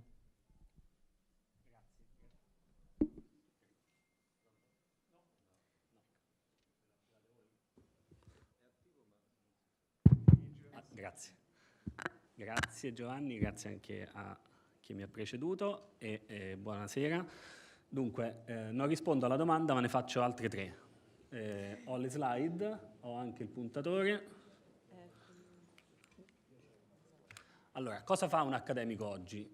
Credo che se facessi questa domanda a un professore emerito che è stato un mio mentore quando ero un po' più giovane, a dei miei amici che stanno facendo il dottorato, ai miei studenti e alle mie studentesse del corso che insegno, o ad altri, tutti voi di diversi background, mi dareste, credo, risposte diverse, forse non molto diverse, ma comunque diverse. Allora io ho pensato a 4 attività che fa il docente oggi, vediamo se siamo d'accordo. La prima è che è un ricercatore, direi è un pensatore creativo, è un artista, e allora questo significa che, per esempio, molti di noi hanno l'esperienza che molta della ricerca nasce in costume davanti al mare durante l'estate, oppure in 7 giorni non si fa nulla e non si scrive una pagina e poi in mezz'ora di notte si è produttivi e si scrive tantissimo. E tutte queste esperienze tipiche del lavoro creativo, no? Quindi siamo dei pensatori creativi. Siamo anche degli insegnanti, direi di più, dobbiamo essere degli insegnanti stimolanti e allora qua, diciamo, tutte le attività che ho elencato prima probabilmente vengono meno. Siamo dei mentori e ovviamente parlo degli insegnanti e delle insegnanti, dei mentori e delle mentori, eccetera. E siamo dei mentori perché? Perché tutti noi facciamo questa professione perché abbiamo conosciuto qualcuno che ci ha ispirato nel fare questa professione, questo sin dalle scuole superiori, anche all'università. Credo che tutti noi abbiamo in mente un esempio virtuoso e ahimè anche forse un esempio non virtuoso di docente che ci ha ispirato. E siamo dei gestori delle risorse, quando vinciamo dei progetti di ricerca, quando dobbiamo gestire persone che ci aiutano nella didattica, eccetera, eccetera. Quindi queste 4 attività: pensatore creativo, insegnante stimolante, mentore e gestore di risorse. Queste mi sono venute in mente. Adesso non so se siamo d'accordo, ma anche fossimo più o meno d'accordo, la domanda che pongo, oltre a cosa fa un accademico, è: siamo formati per fare tutte queste attività? Quando uno fa il dottorato viene formato per fare tutte queste attività? E siamo informati che poi ci saranno tutte queste attività nella nostra professione? Oppure non lo sappiamo veramente? Nessuno ce lo dice abbastanza che poi andiamo incontro a queste 4 attività. E sono 4 attività molto diverse. E non ultimo, ogni tanto lo sottolineo, ma non sempre trovo un riscontro positivo, da contratto non ci sono queste attività. Noi abbiamo un contratto molto flessibile, questo è un vantaggio, che però spesso delinea solo le ore di docenza minime che dobbiamo fare. Allora è ovvio che avere un contratto flessibile è anche un vantaggio, però avere un contratto poi in alcuni casi dà anche a dei diritti, lo sappiamo meglio di altri. Seconda domanda. È giusto che i migliori ricercatori e le migliori ricercatrici siano poi anche quelle che insegnano i corsi? Allora, tradizionalmente probabilmente uno è portato a dire sì, perché se uno è alla frontiera della ricerca, se una persona è alla frontiera della ricerca, è anche la più titolata per trasmettere e la frontiera della ricerca e anche probabilmente le basi della ricerca. Secondo me questo era vero un tempo, ma oggi potrebbe avere meno senso. Potrebbe avere meno senso perché c'è un altissimo costo opportunità degli studenti a frequentare, secondo me c'è un più alto costo degli studenti e delle studentesse a frequentare in presenza i nostri corsi. Faccio un esempio molto semplice, ma credo che sia diciamo, molti di noi hanno fatto questa esperienza. Se devo insegnare in microeconomia l'effetto reddito e l'effetto sostituzione, beh, oggi è molto più facile che se mostro un video su YouTube e se dico agli studenti e alle studentesse guardatevi il video su YouTube, loro capiscano meglio, perché il video su YouTube lo possono interrompere, è fatto bene, è fatto da gente che ha tutti gli strumenti per insegnare la dinamica dell'effetto reddito, dell'effetto sostituzione, eccetera, eccetera, mentre se lo faccio a lezione, quello che sta in ultima fila vede male, io mi posso sbagliare, la mia scrittura non è così bella, non possono interrompere la lezione, eccetera, eccetera. Quindi c'è un più alto costo opportunità di frequentare la lezione. E questo io lo rifletto e ogni volta che vado in aula mi chiedo qual è il valore aggiunto dell'insegnamento oggi.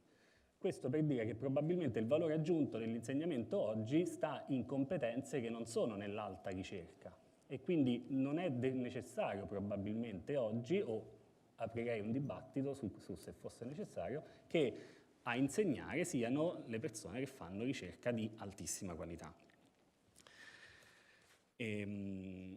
Terza domanda.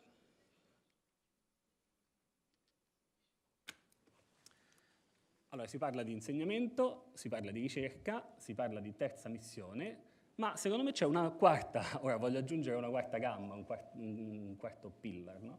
Che è quella che nel mondo anglosassone chiamano institutional citizenship, cioè cittadinanza istituzionale, appartenenza istituzionale, che è un modo che a volte giustificano per dire, beh, ma se fai parte di alcune commissioni all'interno dell'attività del Dipartimento, questo viene valutato positivamente in un'eventuale progressione di carriera o in un eventuale giudizio. E tutto questo, anche qua, sta in alcune delle nostre esperienze, sta un po' in una zona grigia, quindi noi non dobbiamo solamente fare ricerca di altissimo livello e voglio sottolineare ancora una volta, nessuno di noi è contrario alla ricerca di altissimo livello. È un po' come il discorso del PIL, forse qualcuno è contrario, però diciamo che non vogliamo andare contro il PIL, vogliamo andare oltre il PIL. È giusto avere il PIL, è giusto anche che questo sia supportato da altre misure. È giusto avere la ricerca di alta qualità, ma non siamo contro quella e vogliamo anche altre cose. Allora, l'institutional citizenship, secondo me, è una quarta gamba, no? Che spesso non si menziona. Quanto uno è affezionato e sposa la causa della propria istituzione. Perché questo? Perché nel ruolo di mentore, per esempio, che ho delineato prima, è molto importante avere qualcuno che sposa la causa della propria istituzione. Questo in tutti gli ambienti di lavoro, anche nel nostro. Io avrei finito. Grazie Francesco anche per aver rispettato i tempi. Allora io, come dire, visto che incombe il coffee break, vi annuncio che non sarà possibile fare un secondo giro di tavolo e vi lascio con una chicca finale che ci riporta al quinto punto del nostro manifesto, l'impegno sociale della ricerca, versus quello che ci è stato obiettato, neutral value research. Ebbene, l'esergo del gioco delle perle di vetro di Hermann Hesse fa dire a un tale, un filosofo farlocco, non mai esistito, un tale Albertus Secundus, questa frase. Siamo a Castalia e questo Joseph Knetsch, che è il protagonista del romanzo di Hess, scusate, che è ambientato in un mondo strano, futuro, nel 2300, e poi non così tanto strano, fa dire a questo Albertus Secundus nell'esergo del libro: nulla è tanto più necessario porre davanti agli occhi dell'uomo quanto certe cose la cui esistenza non è né dimostrabile né probabile, le quali però, appunto perché uomini pii e coscienziosi, le trattano quasi fossero cose esistenti, si avvicinano un poco all'essere e alla possibilità di nascere. Non saprei darvi migliori parole per parlare di utopia e di come ogni giorno dobbiamo coltivare l'utopia per uscire dalla distopia in cui viviamo. Ma prima di consegnarvi al coffee break, mi ero dimenticato, abbiamo un discussant di PhD candidate all'Università di Firenze e ci fa piacere dare spazio anche a questa discussione. Prego.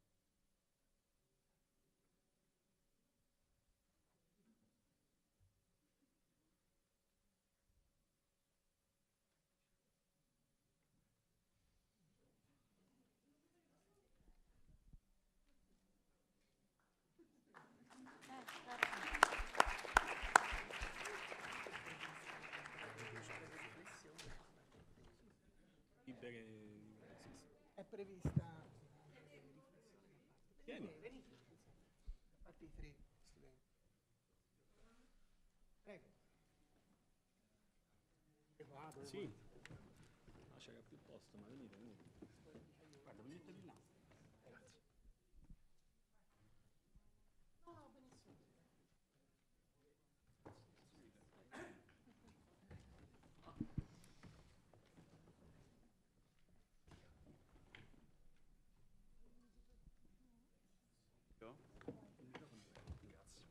Allora, scusate, in maniera poco cavalleresca inizio io. Laura, penso vada bene. Abbiamo 6 minuti, vedo il timer, quindi sarò molto breve. L'idea è che, per quanto mi riguarda, vedo una necessità nel dover superare quelli che sono stati secoli di impostazione economica, se volete, classica, neoclassica, che sono susseguiti sicuramente, ma che hanno seguito sempre il solito schema. Abbiamo sicuramente, quando andiamo a vedere le funzioni nostre economiche, andiamo a vedere delle massimizzazioni di utilità che sono vere, sicuramente abbiamo dei modi per migliorarle e sicuramente un uomo e un agente economico tende alla massimizzazione della propria utilità. Tuttavia il problema sta nella definizione dell'utilità stessa, perché è sì vero che dobbiamo sicuramente massimizzare quello che ci interessa, detto molto semplicemente. Il vero problema è nella definizione di quello che è che ci interessa e soprattutto molto spesso, e sarò molto breve, quello che manca è il riconoscere l'esternalità che porta il nostro concentrarci solo su quello che ci interessa, sia esso profitto, sia esso, non lo so, tempo libero piuttosto che lavoro per un individuo, quando parlo di consumatore.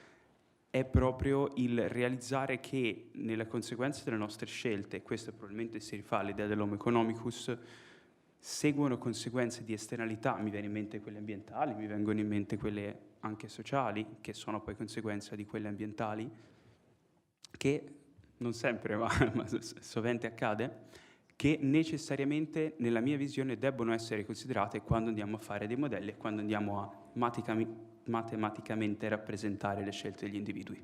Grazie.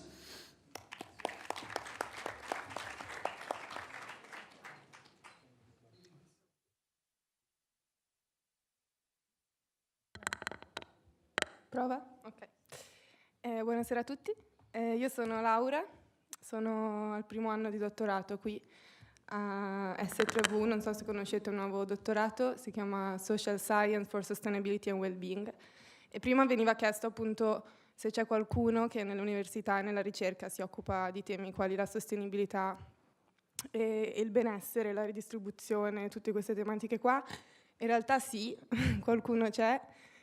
Io con i miei colleghi...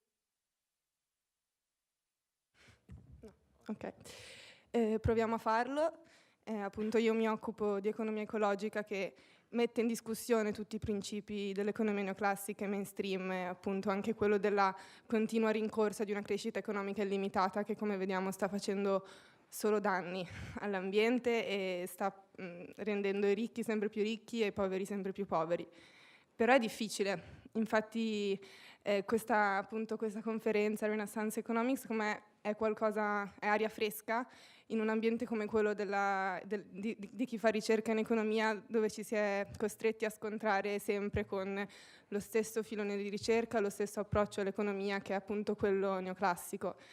Quindi sì, non è facile, perché se uno decide appunto di perseguire degli approcci più eterodossi all'economia, fa più fatica ad avanzare e a rimanere dentro l'accademia, fa più fatica perché per come funziona ad oggi il meccanismo di avanzamento delle carriere sappiamo che si basano sul principio publish or perish, quindi pubblicare il più possibile su riviste top journal che spesso sono però diciamo allineate con il pensiero neoclassico, e quindi ovviamente questo penalizza chi fa ricerca in questi campi e non permette che questi campi di ricerca si allarghino e si espandano e si diffondano, e che quindi anche gli studenti possano ricevere questo tipo di insegnamento. Io quando ho iniziato a studiare economia ho solo ricevuto economia, mi hanno solo insegnato l'economia neoclassica, l'economia standard, e infatti non ero soddisfatta, questo soprattutto in triennale.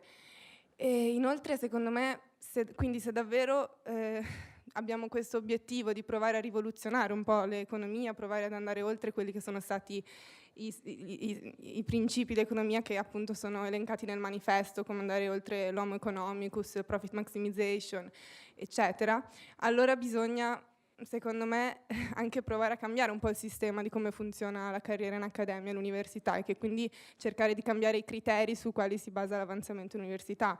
Come secondo me c'è bisogno anche di tanti più fondi. Ci sono stati dei forti tagli quest'anno all'università, mentre vediamo che le risorse per la guerra aumentano sempre di più, e secondo me questo è molto grave. Ci sono anche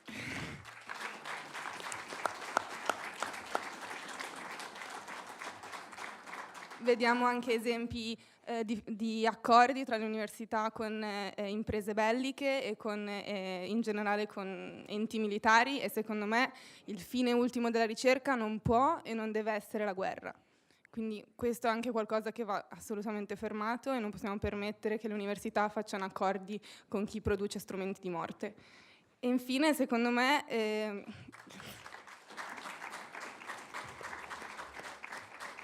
io appunto sono al mio primo anno di dottorato e sono all'inizio della mia carriera, che mi sembra estremamente in salita, mi sembra estremamente precaria. Sono appena state appunto approvate delle figure che andranno a riformare il percorso di preruolo per accedere al posto appunto di professore, quindi la stabilizzazione, e anche questo non va incontro a una ricerca di qualità, perché la precarietà non ti permette di fare ricerca di qualità, ma ti sballotta fra una città all'altra, da un paese all'altro, cambiando progetto di ricerca. Quindi questi sono 3 punti che, se vogliamo davvero implementare o cambiare comunque come si fa la ricerca e come si insegna nell'università, vanno perseguiti. Grazie.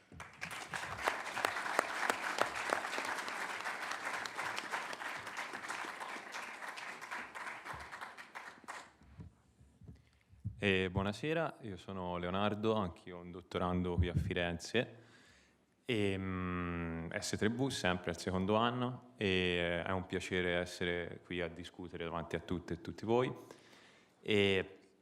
Anch'io mi ricollego a quello che è già stato detto da Luigi e Laura, che hanno già detto più o meno quello su cui sono molto d'accordo anch'io, cioè che c'è la necessità di introdurre, come dice anche il manifesto, diversi punti di vista dentro l'insegnamento, dentro l'accademia e dentro la ricerca, quindi introducendo, come è stato detto anche per esempio da Maria Zinutti, ci sono le ragazze e ragazzi che partecipano ai Rethinking Economics e cercano di portare diverse prospettive. C'è l'economia femminista, l'economia comportamentale, c'è un gruppo di ragazze e ragazzi qui che lavora su economia comportamentale, l'economia ecologica, quindi di cercare di affrontare i problemi complessi che abbiamo davanti, quindi diverse dimensioni che possono essere quella ambientale, quella sociale, avendo un approccio multidisciplinare, tenendo in considerazione tutte le possibili realtà e i possibili punti di vista.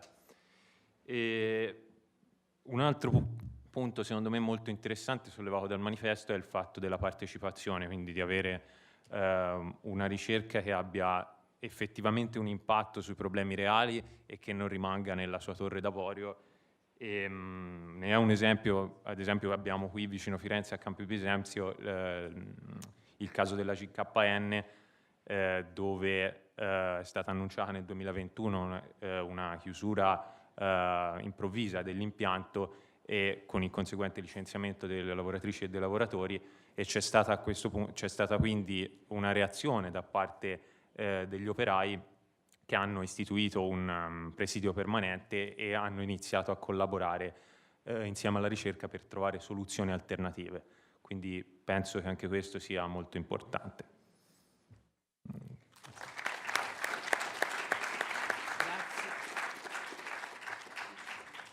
Grazie di questa discussione che ci ha portato molta freschezza. Grazie. Bocca al lupo.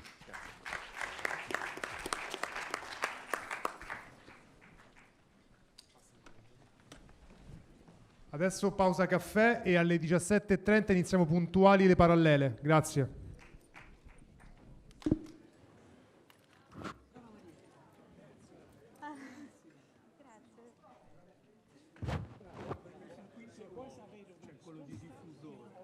Terza missione. Ah, non i primi quattro, sì, è vero.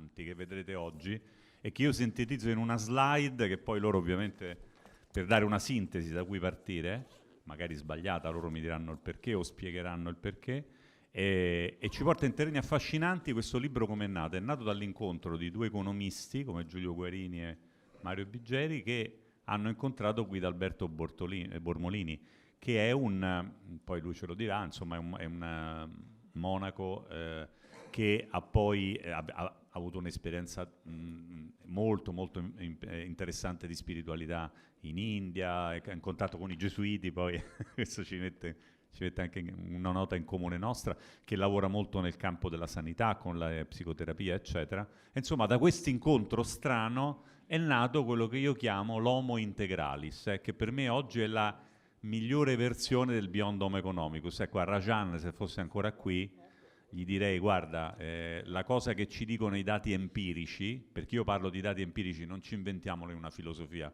abbiamo milioni di dati su life satisfaction, io ho visto milioni di lavori, secondo me dietro i dati di life satisfaction c'è questo, vediamo se ce lo mettono, la famosa slide, c'è questo homo integralis, non lo vediamo ancora, ci mettete la slide? Ecco, arriva. Fondamentalmente l'homo economicus lo sappiamo, no? Preferenze autointeressate, l'utility cresce a self-regarding preferences, più consumo, più income, cresce l'utility. L'uomo integrale ha queste tre cose che vedete nella sfera interna, più quelle della sfera esterna che sono proprio il contributo di Guidalberto. La sfera interna, i beni relazionali, e qui abbiamo Stefano Zamagni che è il padre dell'economia civile, grazie all'economia civile, io sono assolutamente debitore di tutto da Stefano, perché quando una volta facemmo l'incontro, questo convegno a Milano organizzato da Porta e Bruni sull'economia della felicità, mi si aprì un mondo, come spero vi si aprirà adesso a voi magari con questo convegno, e quindi iniziato questi studi sull'happiness, dove fondamentalmente uno dei grandi contributi sono i beni relazionali. I beni relazionali non esistono in economia. Adam Smith viveva da solo.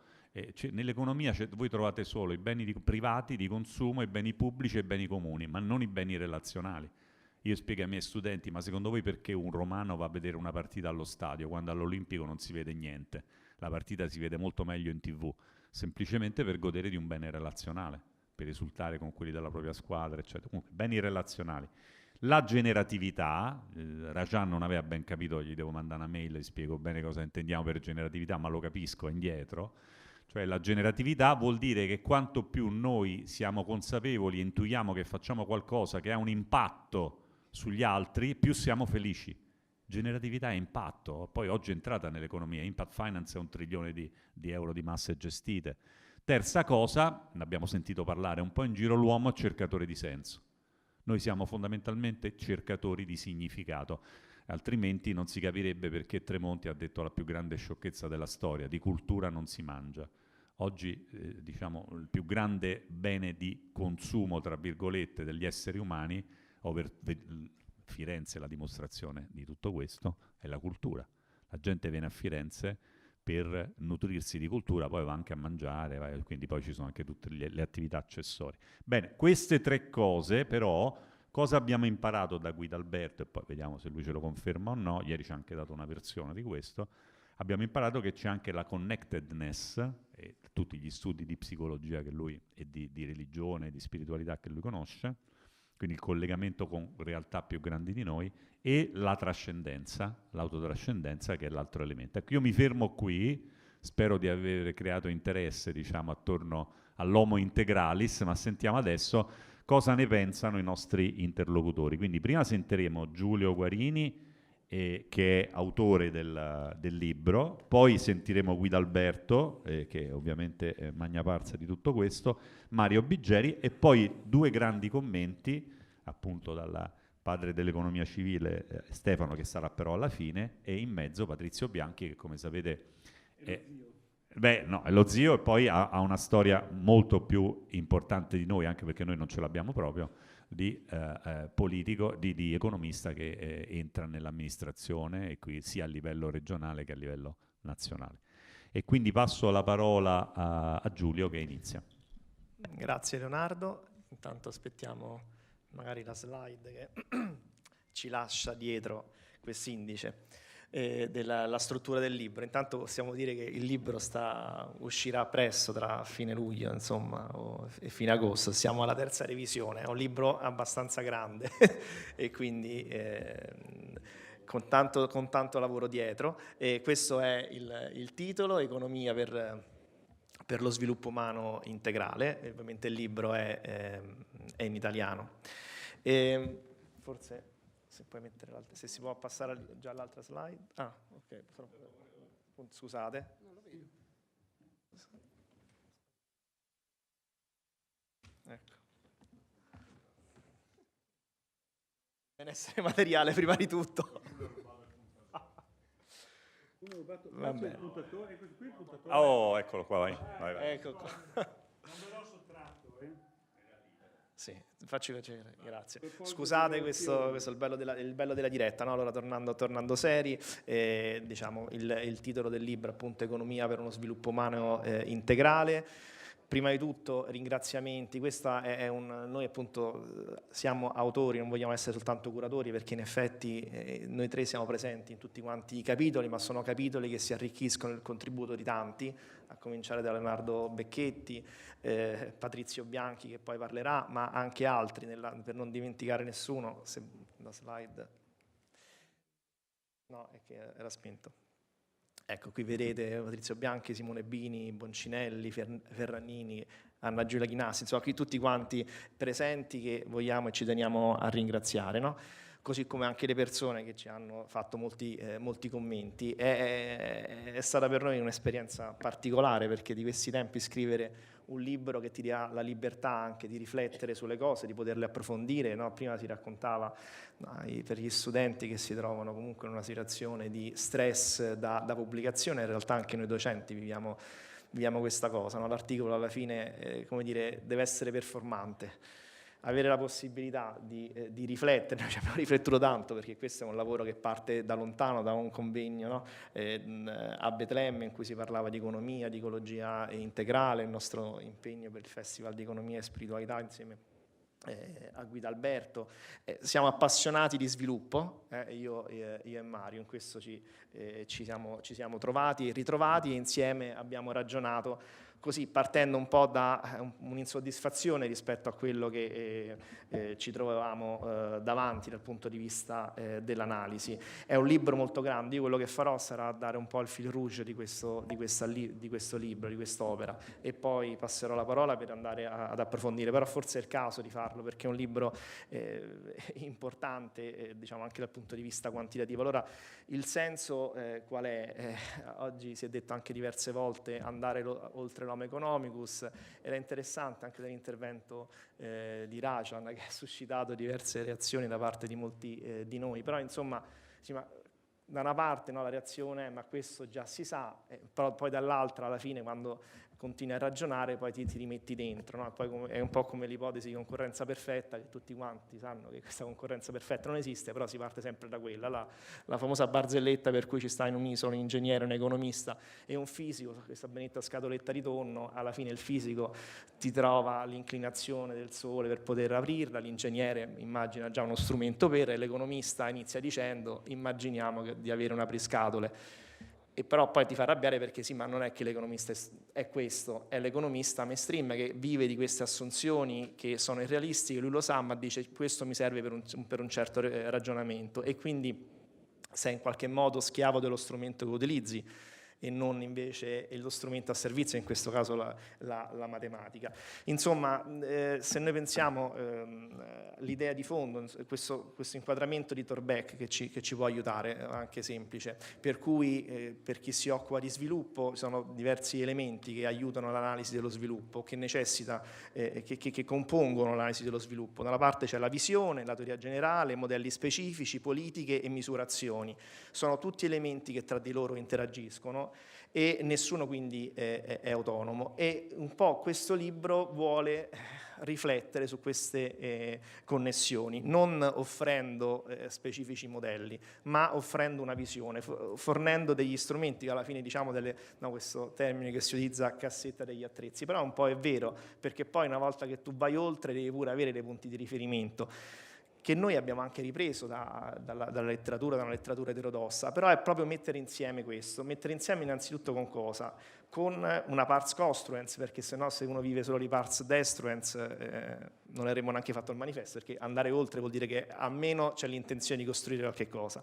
E quindi il dialogo con Guidalberto nasce aiutaci per la part construens, e la part construens non può che partire appunto da un'idea diversa di essere umano. E interessante, non è soltanto multidisciplinare qui è interdisciplinare, perché poi per le cose che dirà e che ha scritto Guidalberto Bormolini insieme ad altre autrici, Anna Giulia Chinassi e Simona Milanese, quello noi lo prendiamo e lo facciamo nostro per andare anche in modo sfidante, perché quando poi ti confronti con altre discipline la sfida è capirsi e mettere insieme i pezzi.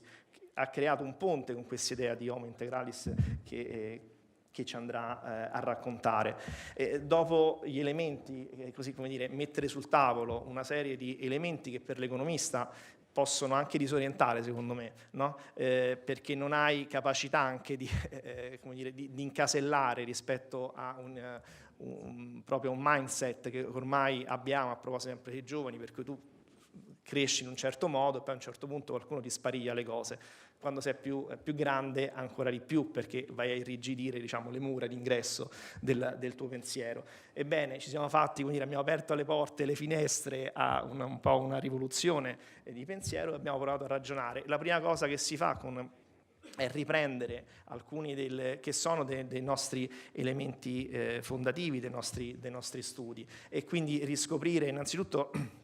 No, il titolo è Economia per lo sviluppo umano integrale, che lo sviluppo umano integrale vuol dire lo sviluppo di tutta la persona e di ogni persona, è un concetto che viene portato ufficialmente nella dottrina sociale della Chiesa con Paolo VI, ma poi in realtà lo ritroviamo magari in modo implicito in tanti diversi contributi. Il primo contributo, mi metto i pionieri dello sviluppo umano integrale, Barbara Ward, questa economista inglese molto interessante, ha un percorso di vita che va dal partecipare attivamente a alcuni lavori delle Nazioni Unite, studia e collabora con gli strutturalisti keynesiani in Sud America, dall'altra parte partecipa a delle commissioni di lavoro del Concilio Vaticano II, conosce pure Amartya Sen, ma dal punto di vista essere docente di Amartya Sen, quindi abbiamo anche scoperto dei legami molto importanti. Allora il quarto capitolo è, con queste sfide lanciate dall'Homo Integralis, ritrovare dei punti di riferimento che possono essere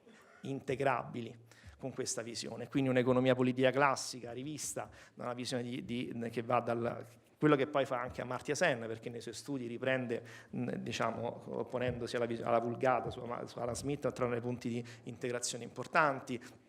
E questo insieme a Gianni Vaggi, no? L'abbiamo fatto, che mi sa che non è presente, che è dovuto partire. Quindi economia politica classica, il concetto di sviluppo umano, il capability approach, che per noi poi diventa elemento centrale, e la via italiana anche all'economia politica classica, prendendo la scuola dell'economia civile, ma anche al di fuori,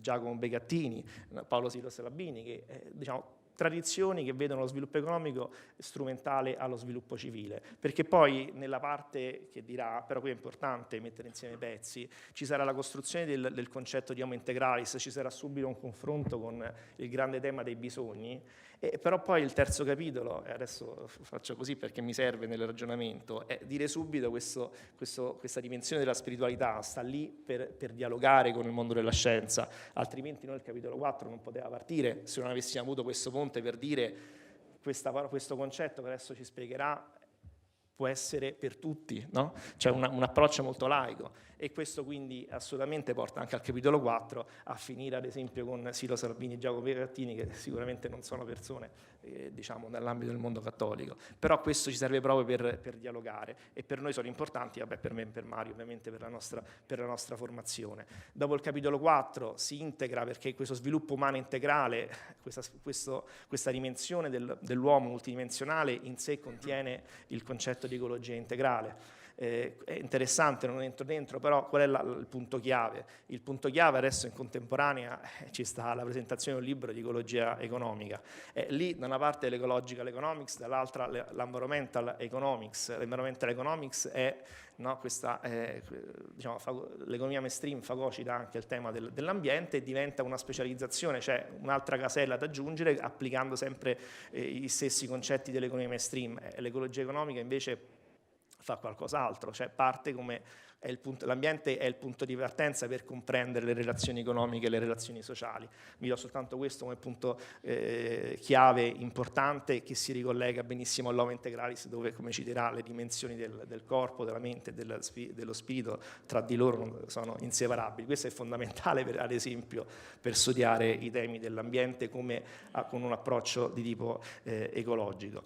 Il capitolo sesto, chi studia sviluppo non può passare per il tema, non può tralasciare il tema dell'innovazione e del cambiamento, ma qui se ci portiamo, andiamo avanti nel concetto di Homo Integralis, è chiaro che il tema è l'innovazione per cosa, e quindi inserire il senso dell'innovazione, qualcosa che spesso sfugge, per cui l'innovazione fine a se stessa, e in secondo luogo il cambiamento di cosa, di quali strutture. Anche questo appunto verrà spiegato ed è coerente con questa visione diciamo olistica. Il capitolo 7 è importante perché è un capitolo in cui si riporta uno studio empirico, proprio diciamo, poi ne parlerà, penso, no? Questa analisi fatta dagli studenti di Firenze, per cui alla fine diciamo, se credi all'Homo Economics di fatto ci diventi, dall'altra parte se di per sé hai anche un percorso che ti porta ad aprirti all'aspetto spirituale, hai anche un'apertura verso l'impegno sociale nei confronti dell'ambiente. Quindi anche confrontarci, come vi dicevo, Thorbecke mette insieme visione, modelli, policy e misurazione, tutto si tiene e tutto per noi è importante. Nel capitolo 6, diciamo, in questo torno indietro perché nel capitolo 6 l'altro aspetto, ed è importante, questo framework che verrà presentato serve proprio per le policy. Vogliamo poi di fatto avere qualcosa che sia rilevante non solo per modelli ma anche per le policy. E il capitolo 8 che verrà presentato da Patrizio Bianchi, vado in chiusura, insomma, è bello, questo è un viaggio questo libro, noi così lo consideriamo, quindi un viaggio che, come si dice appunto, non è la meta ma il viaggio stesso che ha senso, un viaggio ovviamente che non termina qui, quindi l'inizio di un processo, e il capitolo 8 non può che terminare questa tappa col tema dell'educazione, perché se poi non si ritorna alle basi, diciamo, anche non solo della società ma anche dello studio dell'economia, non si va da nessuna parte. Quindi questo capitolo 8, appunto, l'educazione come capitolo anche di speranza poi per realizzare, per ragionare su questi temi e provare a coinvolgere più che convincere altre persone in questo percorso. Quindi io finirei qua. Posso dire una cosa, visto che comunque il convegno del manifesto, come diciamo anche all'introduzione, è un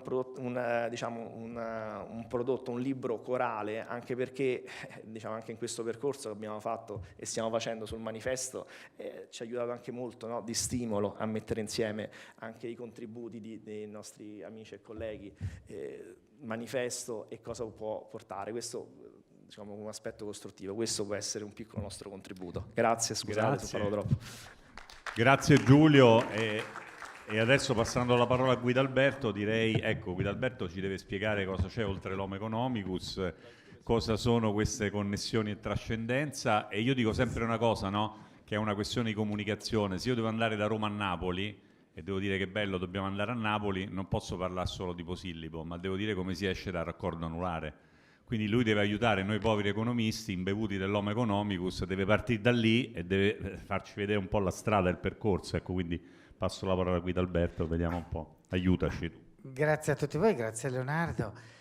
È chiaro che bisogna fare un salto di visione molto forte, però è basato su un bisogno essenziale che in realtà è fortemente rilevato. Quindi la storia ci consegna questo: l'essere umano non è solo corpo, è un essere integrale che è fatto armoniosamente di corpo, psiche e spirito. Ed è un'integrità che troviamo presente in tantissime culture, dall'estremo oriente alla filosofia greca, che è madre della nostra civiltà, fino anche all'estremo occidente, che spesso dimentichiamo. e c'era la forte convinzione che questa visione rispondesse a una struttura del cosmo, per cui l'essere umano, la società, il cosmo hanno questa scansione triadica. E tra l'altro questa scansione triadica la troviamo nei documenti scientifici di cura abbastanza universalmente, per cui dall'OMS in giù, quando si dice che bisogna prendersi cura di un essere umano, si ritiene che l'essere umano è curato soltanto quando abbracci queste 3 dimensioni. Io lavoro molto nel campo della cura. E pensate che questa visione di cura integrale e questa visione integrale dell'essere umano è quella tipica della nostra civiltà europea, il mondo ellenistico, nei luoghi, diciamo, di raduno, di trasformazione delle persone, aveva sempre lo stadio, il corpo, il teatro per la psiche e il tempio per lo spirito. È fortemente indoeuropea questa visione, ma in realtà è anche fortemente universale. Purtroppo ci è sfuggito qualcosa, c'è stato un momento ben preciso di questa frattura, è stato l'epoca di Cartesio, in cui ha iniziato a dividere, no, materia, spirito, visibile, invisibile, non entriamo a fondo in questo, ma sono cose anche abbastanza note. Per cui è chiaro che questo ha permesso l'avanzamento di alcune scienze, rimarco di alcune scienze, fisica, chimica, biologia, però le ha anche spostate in una visione troppo materialista, troppo legata alla densità, alla tangibilità della realtà. È chiaro che l'Homo economics di fatto si appoggia su questo, su questa visione, perché è diventata dominante anche in campo religioso, figuratevi fuori. Per cui la civiltà occidentale si è basata da un certo punto in poi, quindi non è l'Ottocento, è ancora più remota, è già il 1600, ma è il 1800 che ha manifestato con forza tutto questo. E poi si è passati quindi all'idea, cioè a costruire una società e anche un'economia basata su un modello di essere umano che è inconsistente. Questo lo sapete meglio voi di me dal punto di vista dell'economia, io lo vedo dal punto di vista dell'antropologia ed è molto grave, perché noi ci siamo orientati su un modello di felicità che saziasse neanche una parte di questa tripartizione, ma un frammento di questa parte. Pensate in medicina. La medicina ormai iperspecializzata sa tutto di un pancreas, ma non sa che quel pancreas è inserito in un corpo, che è inserito in una unità che non è scindibile. Per quello che abbiamo, io tempo fa ero un forte sostenitore del modello di Mircea Eliade, che è il fondatore del metodo accademico di ricerca del sacro, delle religioni, della spiritualità.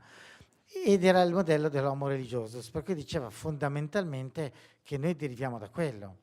Sostanzialmente noi siamo, così lui dice, l'uomo attuale discende dall'homo religiosus e che lo vogliono anche se si dichiara religiosus, profano o meno, ha tracce di comportamento dell'homo religiosus che anche se sono depurate simbolicamente da quei significati, rimane costantemente ossessionato da realtà che ha sconfessato.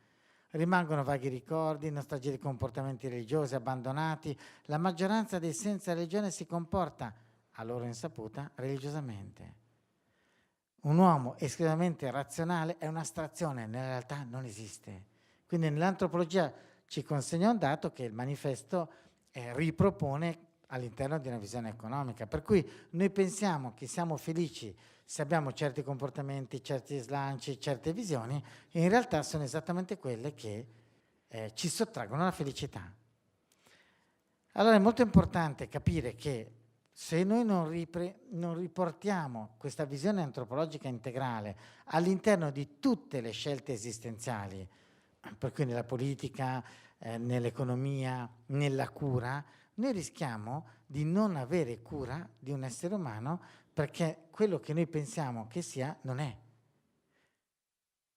Tra l'altro, anche in questo campo c'è un estremo opposto, per cui si è passati dall'homo economicus basato esclusivamente su bisogni materiali, razionalità, eccetera, a tentativi di andare in direzione opposta e anche questi polarizzati in 2 dimensioni fortemente pervertite. L'homo spiritualis, ma di nuovo strappa l'integrità della persona e di fatto è una forma, diciamo, di eresia nel senso letterale del termine, illudendosi di trovare una risposta in direzione opposta a quella materiale. Io non sono per il giusto mezzo come unica soluzione. Talvolta il giusto mezzo è la soluzione, talvolta no.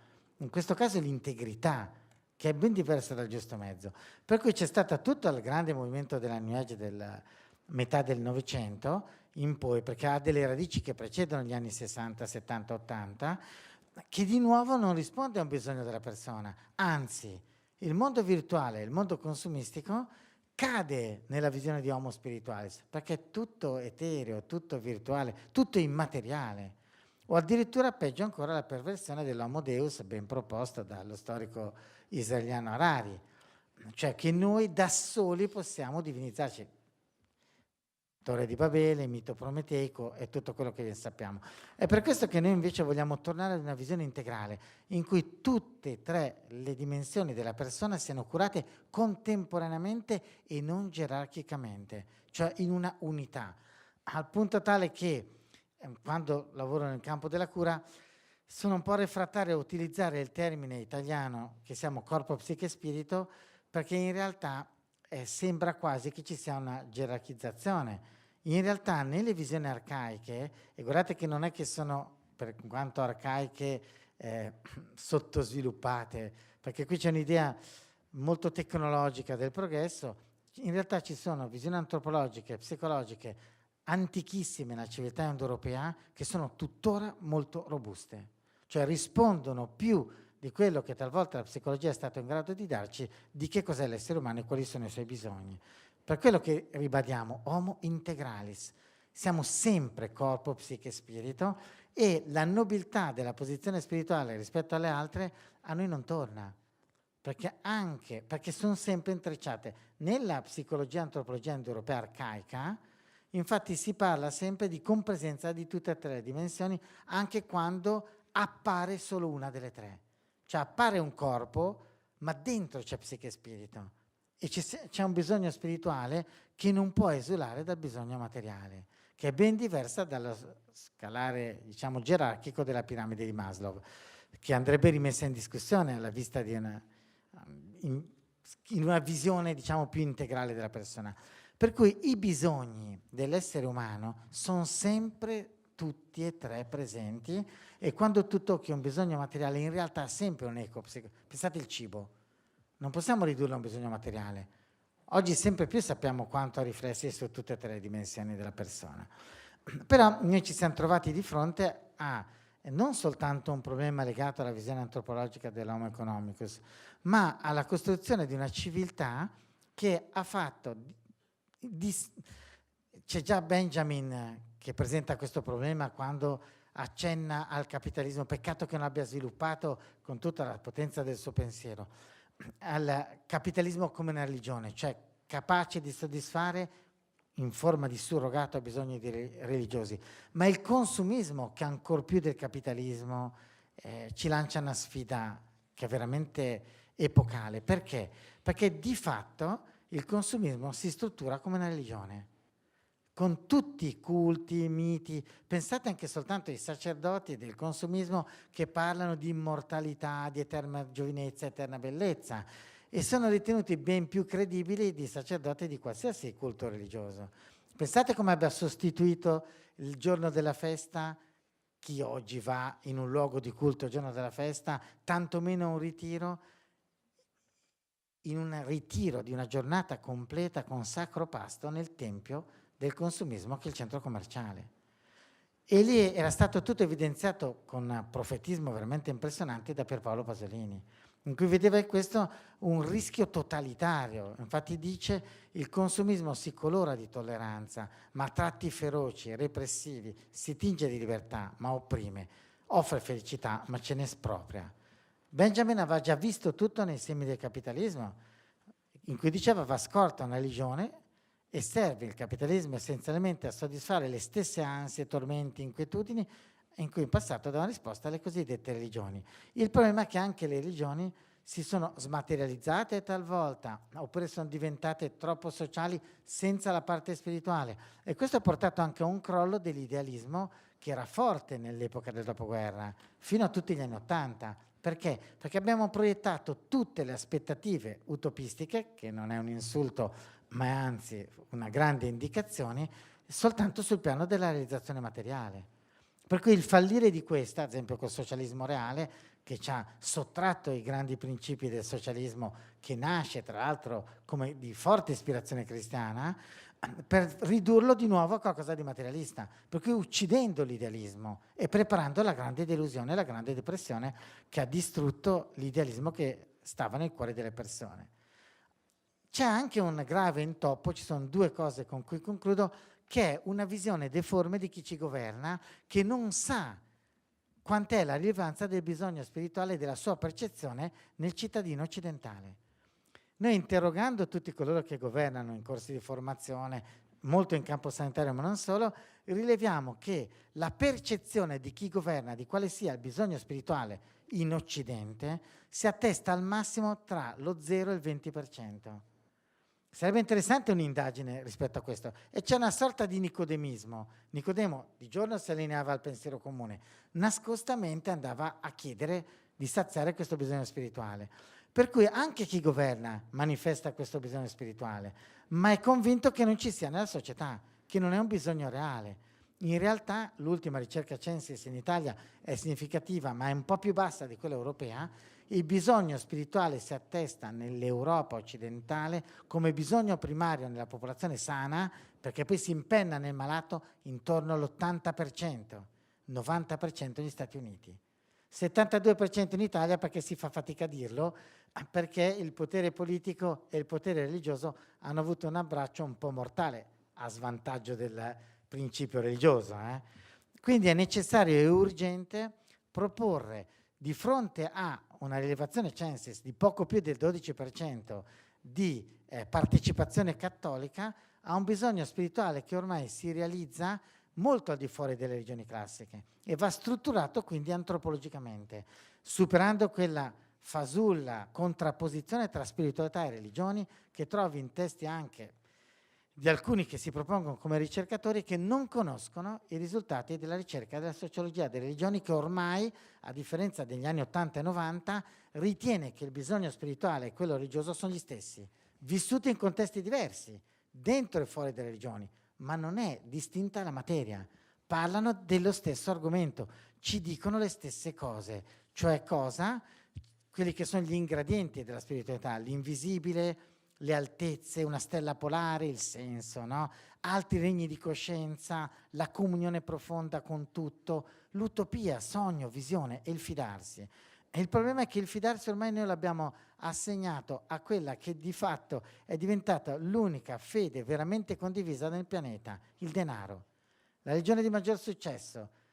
Nessuno crede sempre e comunque a diritti umani, a nazionalismi, alla propria religione, ma tutti credono al denaro, che è diventata la dimostrazione che la fede è fondamentale nell'essere umano. Il problema, come già annunciava Benjamin, abbiamo sbagliato ciò di cui ci siamo fidati. L'invisibile, come dice il Piccolo Principe, ci indica un'altra via. Cioè possiamo credere all'invisibile, possiamo credere all'Eden, possiamo credere all'utopia, anzi, forse è un diritto inalienabile dell'essere umano credere ai propri sogni più che agli incubi di chi ha portato il pianeta sul baratro con guerre, inquinamento, ingiustizia, razzismi, nazionalismi. E allora vi saluto col Salmo 82 che dice: voi sarete dei. La meta di un essere umano è la divinizzazione, è diventare Dio.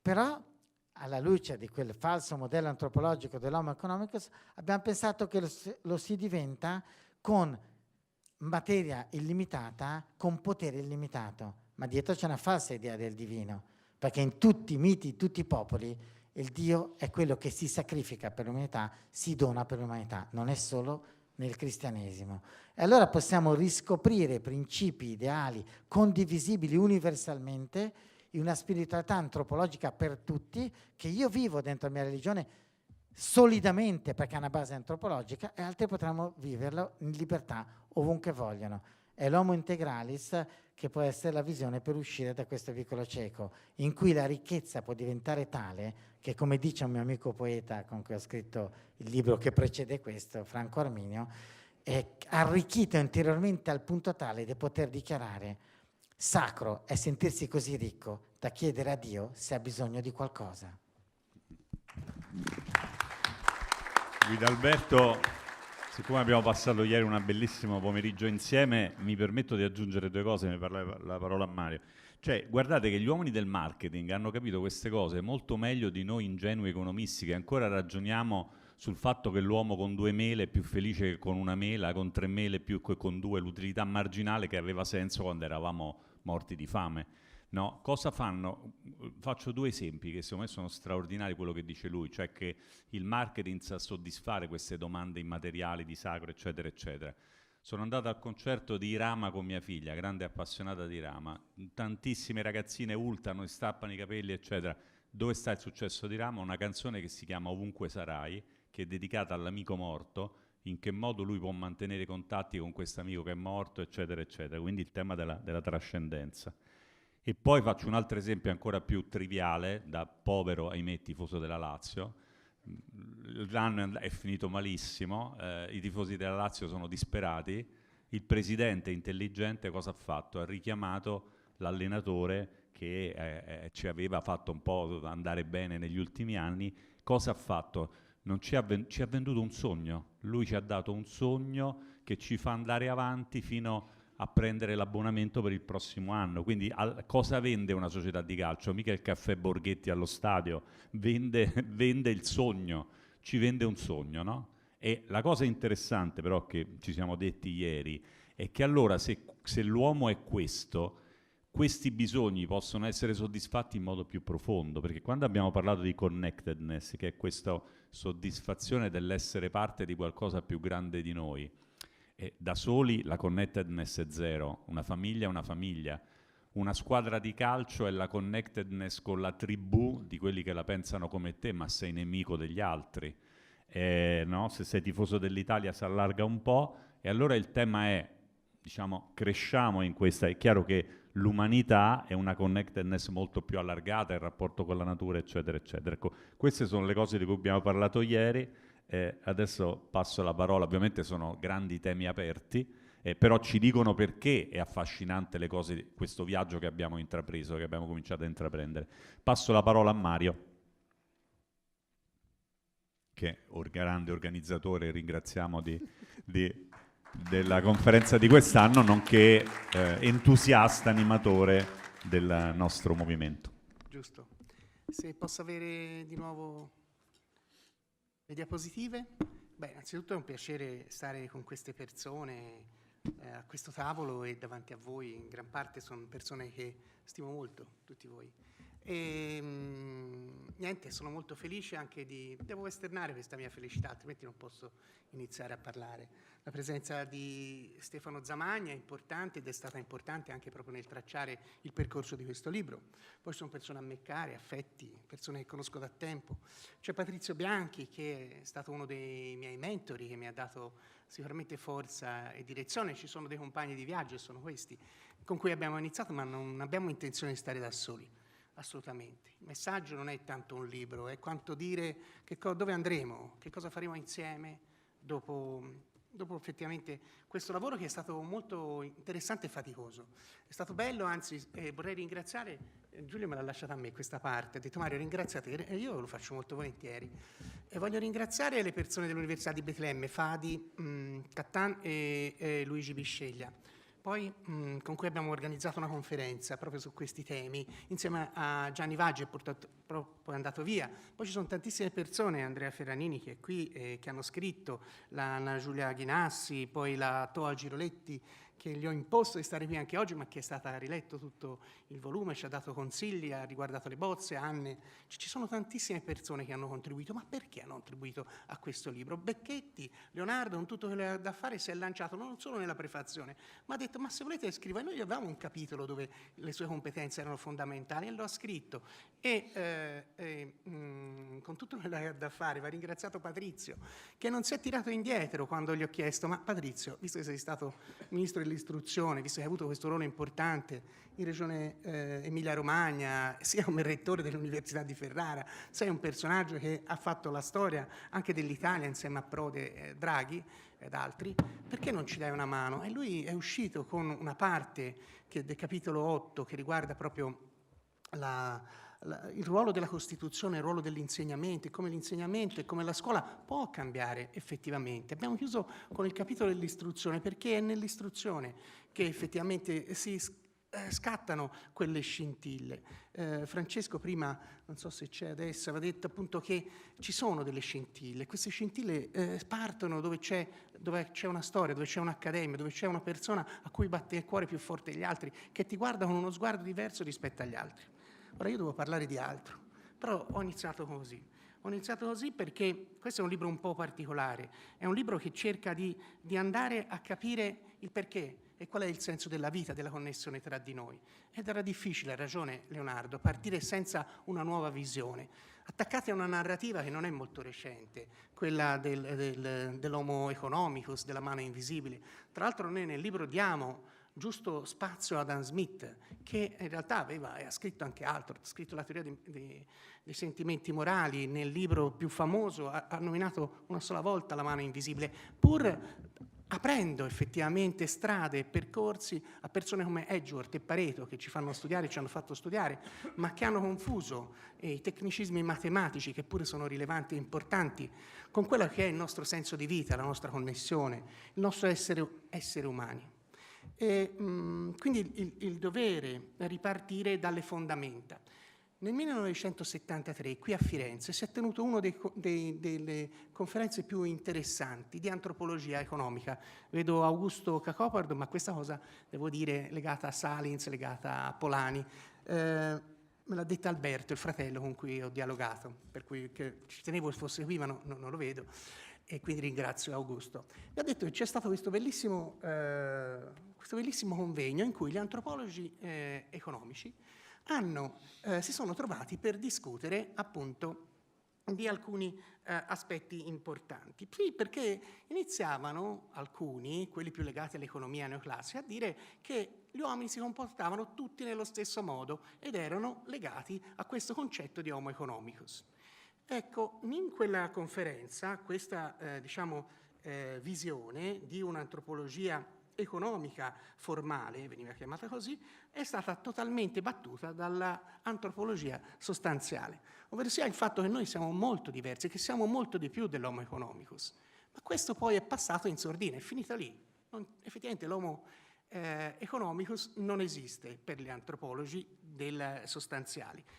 Quel punto, quella scintilla ha permesso ad agganciare a Guidalberto Bormolini, che è stato fondamentale nell'intuizione e nel dialogo che abbiamo avuto, nel generare quest'idea di homo integralis, che è un passo oltre, che fa capire cose che ricambiano quella che è la narrativa, che la riportano alla verità. Infatti si parlava con Alessio ieri e si diceva: noi abbiamo chiamato il Rinascimento in economia perché la vogliamo rifondare un po' questa economia. Lui dice: ma veramente non è tanto rifondarla, è ritornare un po' alle origini. E questo è quello che abbiamo fatto con Giulio nel capitolo 4 e con Gianni Vaggi, grandissima persona che avete sentito oggi perché era qui, che con noi è stato anche appunto in questo viaggio a Betlemme, dove c'era questo incontro. C'è stato questo incontro che è stata non la scintilla, perché quella era già partita, però effettivamente ci ha dato quella forza. E con Gianni abbiamo ripercorso parte e con Giulio, da un punto di vista anche di storia delle dottrine economiche, quello che è il pensiero. E chiaramente nelle storie delle dottrine economiche non possiamo non citare l'economia civile e Genovesi, perché Genovesi prima di Adam Smith ha capito, e anche forse meglio, aggiungerei io, ma è chiaro che qui abbiamo Zamagni, quindi non vado oltre, ci ha fatto capire che noi siamo molto di più, che la nostra felicità, che il nostro star bene, il nostro senso della vita non è legato alla singola persona, non è legato a noi, ma è legato al contesto in cui viviamo, alle relazioni che riusciamo a stabilire, che ci dobbiamo tenere molto care, soprattutto in questa fase. Tant'è vero che non l'ha menzionato nessuno e quindi la voglio menzionare. Il libro parte con le crisi, ma la crisi vera è la crisi della solitudine. E questa crisi della solitudine, lo dice anche Bartolini, e lo scrive Bartolini, altro amico e collega, questa solitudine deriva dal nostro modo di interpretare la vita, della narrazione che ci siamo fatti, del fatto che dobbiamo essere efficienti, ma efficienti per chi? Questa idea di produttività, l'ho già detto stamattina, che dovrebbe aumentare, no, quello che è il nostro successo, che è la nostra economia, in realtà può essere anche molto dannosa, perché va contro quella che è la nostra vita, il nostro senso di vita, la nostra connessione, aumentare la produttività per non permettere agli ultimi di accedere ad alcuni beni e servizi, aumentare la produttività per generare conflitti all'interno di imprese, tra imprenditori e lavoratori, ma questo non è il modo di andare avanti. Aumentare la produttività che, diciamo, non guarda all'ambiente, ma dice: ma allora si deve smettere di fare economia, non si deve più parlare di profitto? Ma no, assolutamente no. Questa è una visione solo di difesa. Rajan non ha detto cose molto intelligenti, secondo me. Mi dispiace che non c'era il contraddittorio e che non era qua.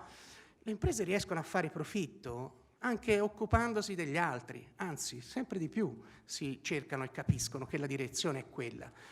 Le aziende che si occupano di ambiente sono quelle che generano e di inclusione, che generano maggiori anche profitti, che ripensano il modo in cui si produce. Ve lo potrà dire anche Patrizio Bianchi, che ha seguito l'evoluzione delle migliori imprese dell'Emilia Romagna, che guarda caso sono tra le migliori d'Italia e tra le migliori d'Europa. Hanno ripensato la loro organizzazione. Le persone devono essere felici quando lavorano, non devono sentirsi male. Quando tornano a casa devono essere contente.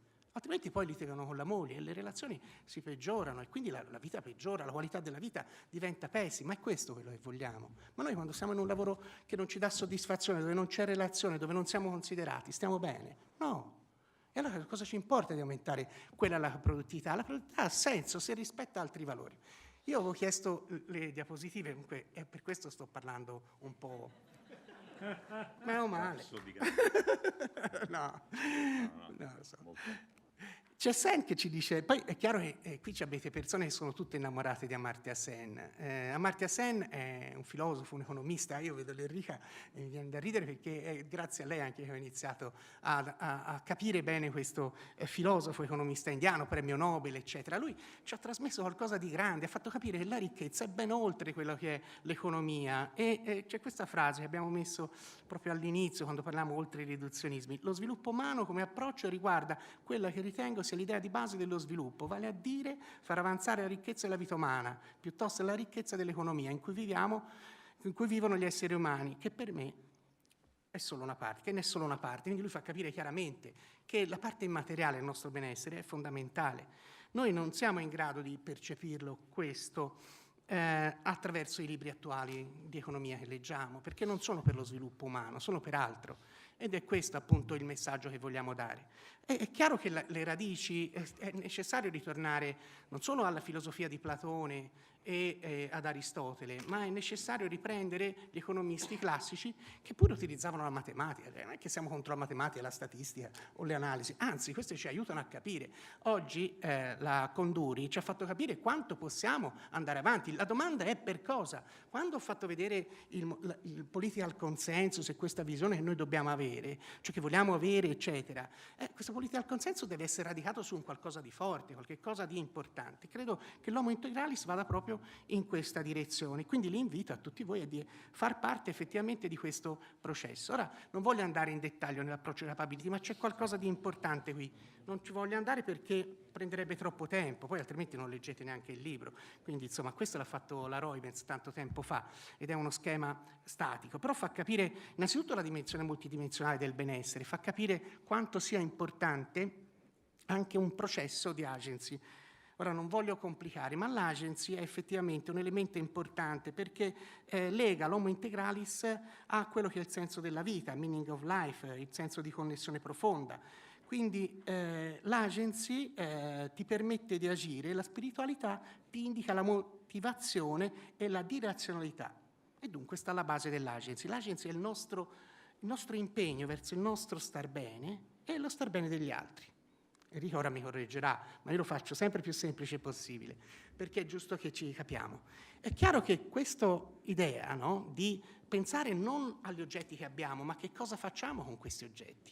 Quale tipo di benessere abbiamo? Abbiamo bisogno di cose materiali o di cose immateriali? Probabilmente abbiamo bisogno di entrambe. Ed è questa la forza appunto dell'homo integralis, che non distingue e non fa gradatorie, non è la piramide di Maslow che ti dice prima hai bisogno di questo, poi hai bisogno di questo e poi hai bisogno di quest'altro, perché non è vero. Sì, in certi momenti uno potrà avere, in base alle situazioni, più bisogno di un qualche cosa rispetto ad un'altra, ma sono tutti elementi fondamentali della nostra vita. E la spiritualità, attenzione, è qualcosa di molto profondo, che ci riguarda e che non ha che ha a che fare, diceva, l'ha fatto proprio bene a distinguerlo perché si crea confusione. La religione certo che assicura una spiritualità, ma la spiritualità è qualcosa che abbiamo anche indipendentemente dalla religione, è una parte di noi. E non lo diciamo noi, lo diceva Platone, cioè quelli che hanno effettivamente fondato il nostro pensiero, e si può andare oltre, perché mi sono dovuto studiare, devo ringraziare Alessandro Preti, dei libri di Gandhi e dell'economia gandhiana, dove i concetti sono veramente molto vicini a quelli di cui abbiamo parlato. Cioè, ora Guidalberto è esperto di questo, però anche appunto della filosofia e della religione. Però è evidente che c'è un qualche cosa di universale e non è arretrato. Salins, sempre ritornando all'antropologia, ci teneva a sottolineare che questo non è un concetto arretrato, pur studiando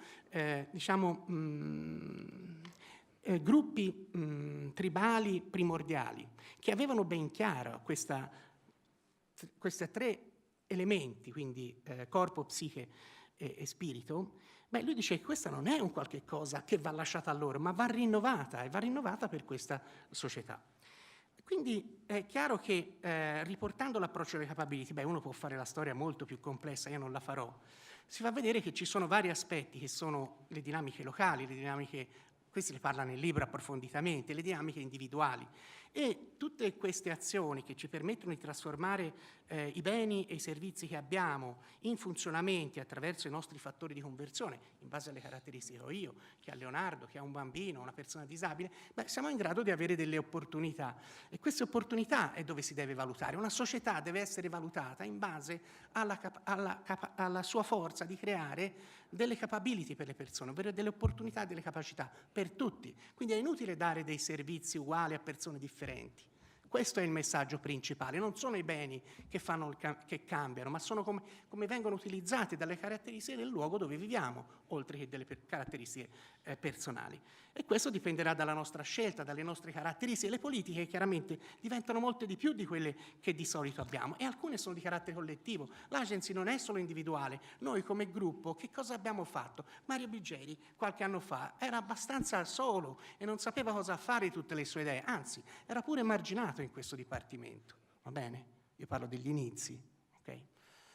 Se non ci fosse stato il gruppo, se non ci fosse stato Leonardo con le sue capacità, la sua intelligenza, è il nostro goleador, no? Il goleador, si parla a volte di squadre.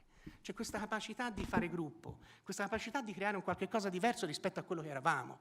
Come singoli noi non siamo niente, non siamo in grado di esprimere niente. Come persone, come gruppo noi siamo qualche cosa di diverso, quindi le capability non sono solo individuali, l'agency non è solo individuale, noi siamo un gruppo, e chi dei miei colleghi lo sa, ne abbiamo parlato e lo viviamo, perché queste cose si vivono, non solo si teorizzano e si fa grandi relazioni, va bene?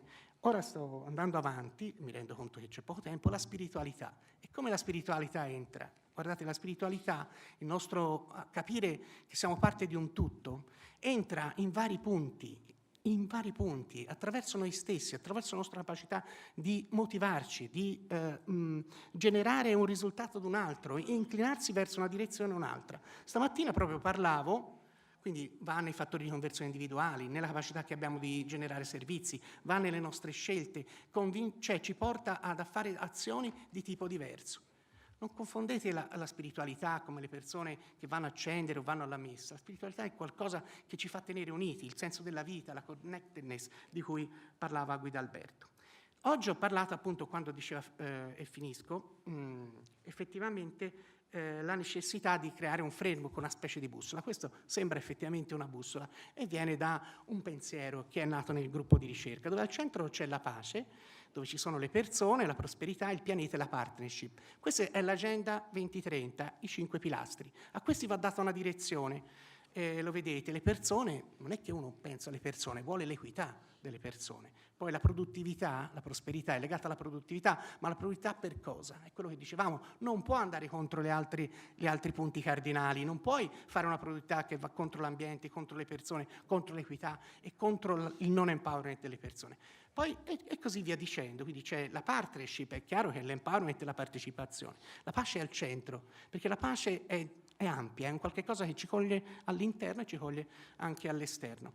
E poi abbiamo gli attori. È qui che è la parte più interessante, dove l'homo integralis si avvicina a quello che è l'approccio di capability, alle direzioni che noi vorremmo cercare di portare avanti non solo nella ricerca, ma nella realtà e anche nella realtà pratica. Ovvero sia, noi abbiamo 5 attori che fanno il cambiamento, sono le imprese, l'università, l'accademia, la società civile, il governo e l'ambiente naturale. Noi siamo tutti e 5, l'ho detto anche stamattina. Perché siamo tutti e 5? Ma io innanzitutto guardo me stesso, sono sicuramente parte della natura, ho benefici quando sono in natura, sto bene, mi piace relazionarmi con quello che vedo, con le montagne che non ho fatto io, che non ha fatto l'uomo, con il cielo che non ho fatto io e che non ha fatto l'uomo. Mi piace relazionarmi e sono parte della società civile, vedo del COSPI, alcune persone che conosco, lo sanno benissimo quanto è il mio impegno civile, eccetera. Sono anche imprenditore perché ho un centro di ricerca, si chiama Arco, che ha un sacco di persone che ci lavorano e vivono di quello. Ora non sono io il vero imprenditore, in realtà Enrico Testi, però insomma diciamo che quindi noi siamo tutto. E essendo tutto, queste parti che cambiano e portano l'innovazione, come ci dobbiamo comportare? E qui c'è il passaggio chiave che abbiamo fatto. Questo è l'ecosistema, è quello che siamo riusciti a fare come economisti ad oggi, narrandoci un qualche cosa che non siamo. Noi la mattina ci alziamo e cerchiamo di essere efficienti, senza scordarsi che l'efficienza può andare contro le relazioni umane che noi abbiamo con i nostri figli e la nostra moglie, nel modo con cui ci comportiamo con l'ambiente, con le altre persone, le relazioni. Però i fattori scatenanti, innanzitutto sono solo 3 attori, e sono governo, imprese e università. Questa è la tripla elica. I fattori scatenanti sono comportamenti finalizzati al profitto, alla massimizzazione dell'utilità, all'accumulazione di capitale, mentre i mezzi di implementazione sono tutti diretti alla crescita economica e alla produttività. Noi siamo invece, e siamo affine, per un ecosistema dell'homo integralis, dove gli elementi trasformativi sono legati a noi stessi individuali e come gruppo di persone, e come collettività, questa connectedness che ci permette di riflettere e apprendere. Gli attori del cambiamento sono di più, c'è la società civile e l'ambiente naturale, di cui noi ignoriamo di farne parte, ma ne facciamo pienamente parte. Quindi quando si hanno i mezzi di implementazione che sono simili, si tratta di andare molto più forte e di capire che gli obiettivi sono diversi, e gli obiettivi sono quelli di cui vi ho parlato prima, e quindi la ricerca e lo sviluppo deve essere per lo sviluppo umano integrale, cioè ovvero sia un qualche cosa che pensa anche alla spiritualità delle persone, una produttività che ti aliena e ti porta via quella parte, la terza parte, che non è la terza, potrebbe essere la prima, che è la spiritualità, lo spirito. Beh, è un qualche cosa che va ripensata e va ripensata. Stamattina Nava parlava del lavoro, no? E parlava e rifletteva su quello, la qualità del lavoro. Beh, la qualità del lavoro, in base alla bussola che vi ho fatto vedere prima, dipende in realtà non semplicemente dal tipo di lavoro ben pagato, eccetera, ma cosa succede in quel lavoro, per chi si sta lavorando. Lo diceva Laura Colli, la studentessa di dottorato. Sempre di più ci si può orientare, cioè uno che produce armi, mettiamo così, lui pensa è probabilmente in coscienza in se stesso, non lo so, però sicuramente ha un qualche cosa che non funziona da un punto di vista che è generatore probabilmente di conflitti, e comunque ne fa parte di un processo che forse fa male all'umanità, non fa bene all'umanità. Ma questo ci porta un pochino a ripensare un po' tutto. Questo è l'inizio. Ora io chiudo, perché altrimenti mi uccidono, lo vedo dal comportamento, e vi ringrazio. Vai. Grazie Mario. E Mario, per passare la parola a Patrizio, Mario ci ha portato in goppa a Posillipo, come si dice, ma io ritorno da Praticone e raccordo anulare, no? Quindi a Patrizio gli voglio dire, tra qualche giorno noi ci trasferiamo a Mantova con l'amico Simbola, con l'amico Ermete Realacci, a parlare di coesione e competizione, cioè questa intelligenza relazionale è anche un po' il segreto del nostro paese, perché noi italiani poi ce l'abbiamo un po' questa saggezza.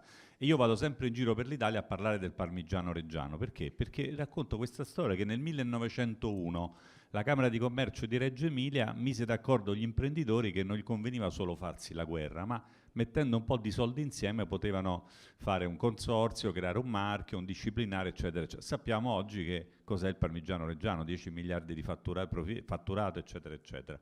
E allora quando vado in giro per l'Italia dico, ma voi pensate che il formaggio grana della provincia di Reggio Emilia sia la cosa più buona che c'è in Italia? No, cioè, ci sono tanti altri prodotti buoni, ma l'intelligenza relazionale che storicamente c'è stata in quei territori non c'è stata nelle altre parti d'Italia. Qui abbiamo 2 esponenti di quei territori, non a caso. Quindi la domanda che, insomma, collegandoci a tutto quello che abbiamo detto, che dico a Patrizio, ma tu che sei stato un policy maker, noi come possiamo uscire dal raccordo anulare e fare delle policy che in questo momento così drammatico di analfabetismo relazionale di ritorno, che va dai femminicidi alle guerre eccetera, rimettano al centro l'intelligenza relazionale e quello che diceva Mario, cioè la generatività, che noi chiamiamo life flourishing, cioè un policy maker nella classifica della generatività delle province italiane del Festival dell'Economia Civile, uscirà la prossima ottobre. Noi vediamo quali sono le condizioni che i politici locali creano per far sì che le persone possano avere opportunità e realizzare i loro progetti. Quindi, parola a te. Quante robe. Quante robe. Caricato. No, ma mica tu, quante robe che stiamo dicendo.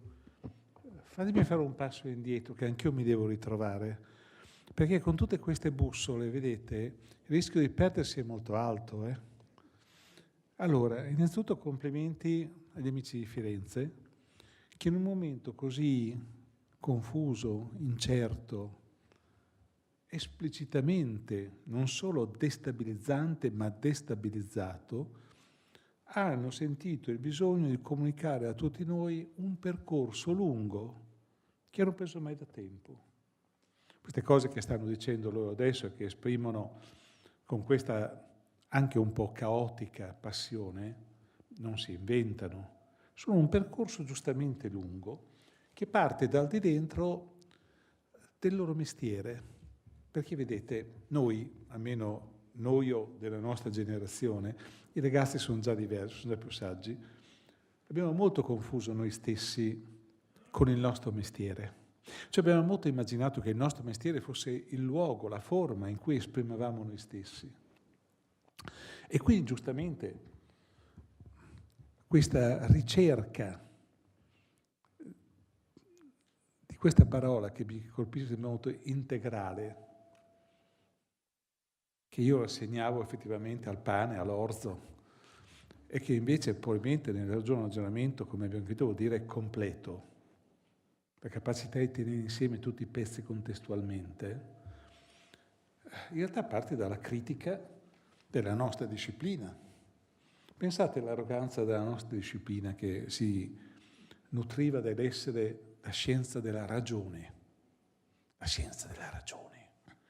Quella ragione che è capace di misurare tutto, compresa anche questa parola complicatissima che hanno detto prima, che è la felicità. Giustamente, questo convegno, questa riflessione, questo libro ci dice: guardate ragazzi, l'armamentario su cui siamo cresciuti, in molti di noi sono andati anche in cattedra, è utile per fare il mestiere. Però non confondiamo questo armamentario con quello che mi serve per vivere. E dalla riflessione che viene fatta, particolarmente da Pierluigi, salta fuori una cosa che, secondo me, nell'epoca che noi viviamo, è quasi stridente. È il bisogno di pensarsi, di aver tempo, di dare tempo a noi stessi per pensare noi stessi. Non per razionalizzare l'esistente, non per esprimere in forme più o meno astratte le cose che vediamo, ma quello di pensare a noi stessi, cioè quello di ritrovare il bandolo di una matassa della nostra capacità di vivere un tempo in cui non fare i surfisti, cioè quello di non avere una tavola qualsiasi con cui prendere le onde, sicuro di non caderci mai dentro, ma soddisfatti del fatto che andiamo da un'onda all'altra. Questo bisogno, che in altra epoca era espresso probabilmente col tempo pregare, o col facciamo orazione, o facciamo filosofia, questo è uno spazio da riconquistare, perché altrimenti tutte le cose che stiamo dicendo sono veramente inessenziali. Bisogna ritrovare il tempo per pensarsi. E qui però ci occorre anche un'altra cosa, ragazzi. Occorre un minimo di metodo, perché non è mica vero che io mi metto lì, mi metto con la testa fra le mani, mi piego un attimo e faccio il pensatore. Guarda che è complicato pensare, è soprattutto pensarsi, non pensare una cosa. Noi siamo stati educati a pensare ad una cosa, anzi addirittura siamo stati abituati da una scuola che a domanda che ci veniva fatta risponde. Mentre ad esempio noi scopriamo che oggi con tutta questa cosa dell'intelligenza artificiale il problema non è la risposta, è come formuli la domanda, è come formuli la domanda che guidi quello che tu vuoi sapere. No, il pensarsi è un esercizio complicato che richiede, in tutta la nostra tradizione ormai millenaria, dei maestri, o almeno di quella cosa che si chiama una scuola. Una volta la parola scuola era una parola importante, grossa, Appartengo ad una scuola, pensate, ad una scuola di pensiero. Io non so neanche se fra i giovani economisti oggi sia possibile dire appartengo ad una scuola di pensiero o altrimenti vieni subito massacrato al prossimo giro di concorsi. Mi dicono che in alcuni dipartimenti che vanno oggi per la maggiore è solo dire che c'è stato l'uno o l'altro viene considerato un fatto negativo. No, invece proprio bisogna riconquistare la scuola come scuola di pensiero. E su questo noi abbiamo un percorso difficile, ragazzi. Noi abbiamo coltivato una scuola frammentata. La nostra è una scuola che ha vissuto negli ultimi anni, negli ultimi 50 anni, 80 anni, di questa storia di fordismo dell'apprendimento. Sapete qual è il momento più difficile per la storia dei nostri bambini? Dei nostri bambini per i più giovani, dei bambini dei nostri bambini per i più anziani. È il passaggio dalla scuola elementare alla prima media. Perché mentre nella scuola elementare ce l'abbiamo fatta, sapete? Ce l'abbiamo fatta. Siamo riusciti ad andare al di là di questa maledizione delle materie. Quando un bambino va in prima media, ritrova le 13 materie e deve tentare nella sua testolina di ricomporre come stanno le diverse cose. Io ci avevo provato, Ci avevo provato a pensare che i professori delle scuole medie dovessero essere soprattutto maestri, per cui dovevano fare un periodo nella scuola in cui se tu facevi lavorato in matematica andavi a fare un tirocinio presso gli altri, perché era più importante avere la complementarietà che non l'iperspecializzazione. Poi mi dicono che adesso è già diventato un'altra cosa, sono diventati altri 60 crediti di iperspecializzazione. Però questa idea, questo sforzo, che nella letteratura si chiama di transdisciplinarietà, non di multidisciplinarietà, cioè dello sforzo titanico di andare al di là di noi stessi, è uno strumento fondamentale per pensarsi. Vedete, nel 1995 viene domandato dall'UNESCO a Delors ma come deve essere la scuola del futuro? E lui ha detto una cosa molto bella che gli inglesi possono dire perché hanno questa formula meravigliosa, learning, che non è né un participio passato né un presente, è una cosa che si muove, learning. Learning è un metodo, una capacità di imparare, è un metodo, bisogna proprio impararla, bisogna che qualcuno te la insegni. E lui dice learning su 4 cose, learning to do, cioè imparare a fare, learning to be, learning to be, learning to do e to be together, e learning to learn. Queste sono le 4 cose che devono fare la nostra scuola. Questa è la risposta che dicevi tu. Sai, quando arrivi all'università è tardi, ragazzi. Noi abbiamo tutta la nostra testa sull'università, ma ragazzi, nella vita delle persone, quando arrivi all'università sei già da un'altra parte. E invece bisogna lavorare proprio lì, con amore, con passione, perché vedete, voi potete fare qualsiasi mestiere nella vita, ma se fate l'insegnante, se fate il maestro, io ho imparato anche se fate l'assessore o il ministro, la scuola la dovete proprio amare, perché è lì il punto è lì. E noi viviamo una cosa straordinaria, che è questa storia dell'intelligenza artificiale, perché o questo è uno strumento, o questo è qualcosa che ci sostituisce. Se è uno strumento, io devo essere talmente forte umanamente, talmente solido umanamente da poterlo governare, da non averne paura, da poter avere la capacità di tenere per me le 2 cose che nessuna intelligenza artificiale può fare. Uno sono le emozioni. Noi non abbiamo educato i nostri bambini, i nostri ragazzi, non abbiamo educato noi stessi alle emozioni, noi abbiamo vergogna delle nostre emozioni, che è la più umana delle caratteristiche. E la seconda è la creatività, su cui però bisogna essere educati. Queste cose noi le abbiamo fatte insieme con altri colleghi in giro per il mondo.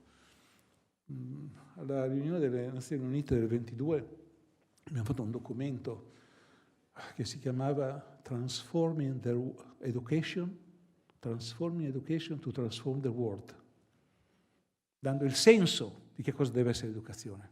L'educazione non è la conferma delle divisioni, delle separazioni, come è sempre stata. L'educazione è stato il luogo della divisione sociale. Ma l'ambizione, se vogliamo trasformare il mondo, è trasformarla in quello che deve essere la capacità di riconquistare una integralità che non è del singolo uomo, è della percezione che tu hai di avere il senso di essere parte di questo mondo. E la globalità ci ha confuso. Pensate come ci ha confuso la globalità. Noi chiamiamo ancora quella macelleria a cielo aperto terra santa. Pensate come non abbiamo il senso delle cose. Abbiamo il senso che noi dobbiamo essere uomini integrali. E a un tiro di schioppo da noi, per dire le parole a tiro di schioppo, stanno massacrando i bambini. Guardate ogni tanto.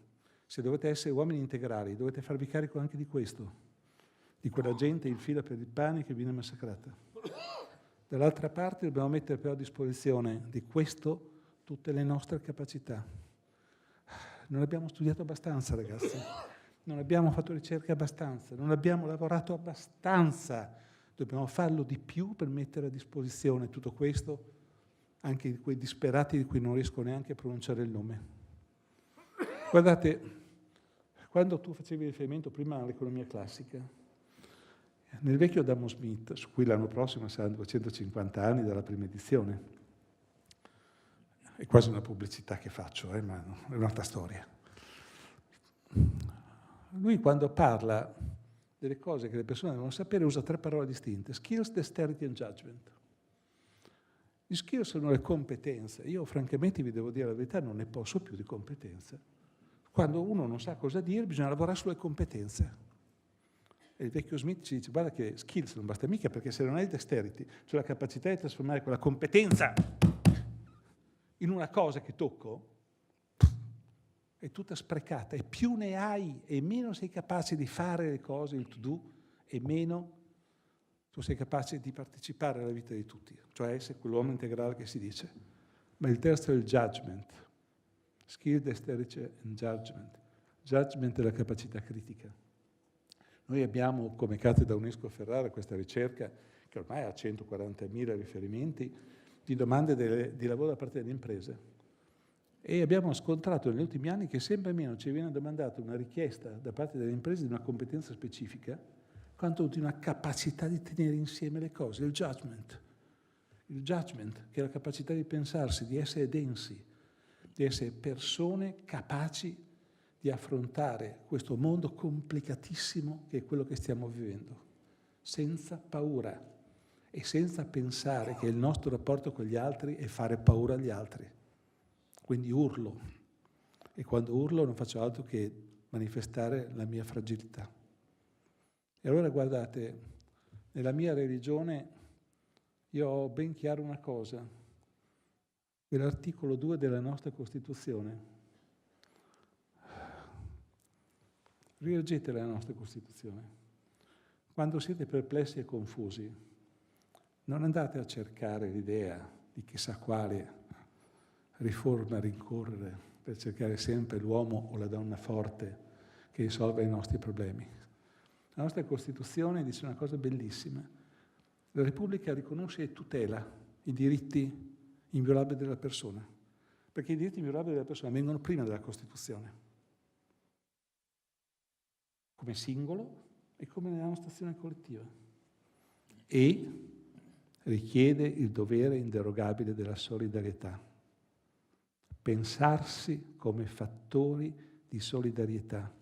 E più abbiamo skills, e più abbiamo dexterity, e più abbiamo judgment, più la vita ci ha dato l'onere di vederci indietro e vedere che cosa erano i nostri padri, le nostre madri, le nostre nonne, questa mia nonna meravigliosa che era analfabeta ed era meravigliosa, e più vediamo che cosa ci è stato di fare e più dobbiamo nutrirci dell'inquietudine di essere portatori di solidarietà.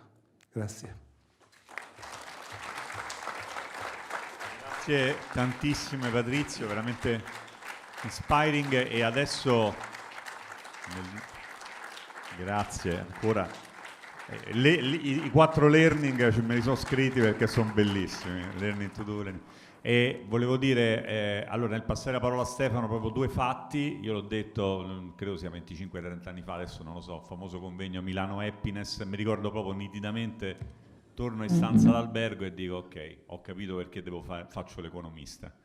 E Stefano ha aperto la strada per noi con l'economia civile, è nata l'economia civile, abbiamo fatto la scuola di economia civile e poi attraverso cerchi concentrici che si allargano è nato il rinascimento economico. Siamo di più, stiamo diventando di più, perché ci dicevano sempre ma chi è che la pensa così, c'è solo te, forse Zamà, insomma, ecco, ci fermavamo lì, no?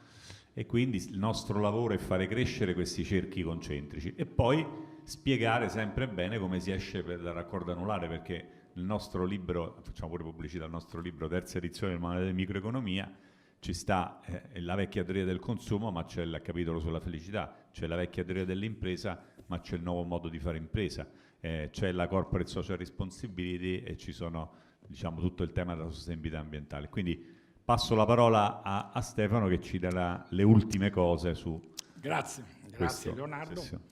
Direi che tanti sono i motivi per esprimere gratitudine agli amici qui presenti per il dono del libro che qui è stato presentato in una forma atipica, perché il libro ancora non c'è materialmente, ma lo sarà a breve. Allora, nei pochi minuti che ho a disposizione, vorrei fissare l'attenzione su 3 punti specifici. Il primo ha a che vedere con una scoperta recente.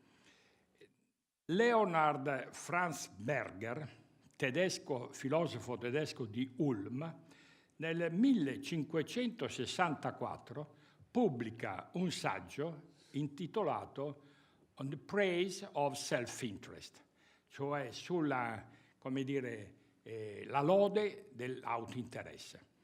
Io l'ho scoperto recentemente, perché il libro era scritto in tedesco ed è stato tradotto per la prima volta in inglese pochi mesi fa per i tipi della Cambridge University Press. Allora, se si legge questo libro, non particolarmente lungo, c'è da rivedere non poche delle cose attorno alle quali abbiamo pensato.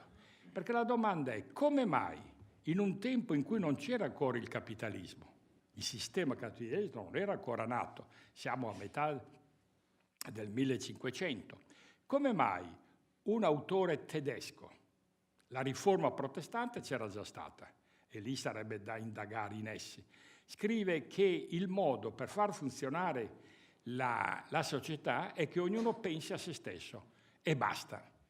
Per cui quando si dice e si legge che Mandeville, 1713, scrive quel brano che tutti associano alla nascita, non dell'espressione Homo economicus, perché Homo economicus è dovuta a John Stuart Mill, però il concetto di Homo economicus fino adesso si pensava fosse dovuto a Mandeville, Bernard Mandeville, e invece no, perché adesso è Franz Berger. Quindi sarebbe importante che qualcuno addetto alla storia del pensiero economico ci mettesse sopra le mani, perché a leggerlo c'è da rimanere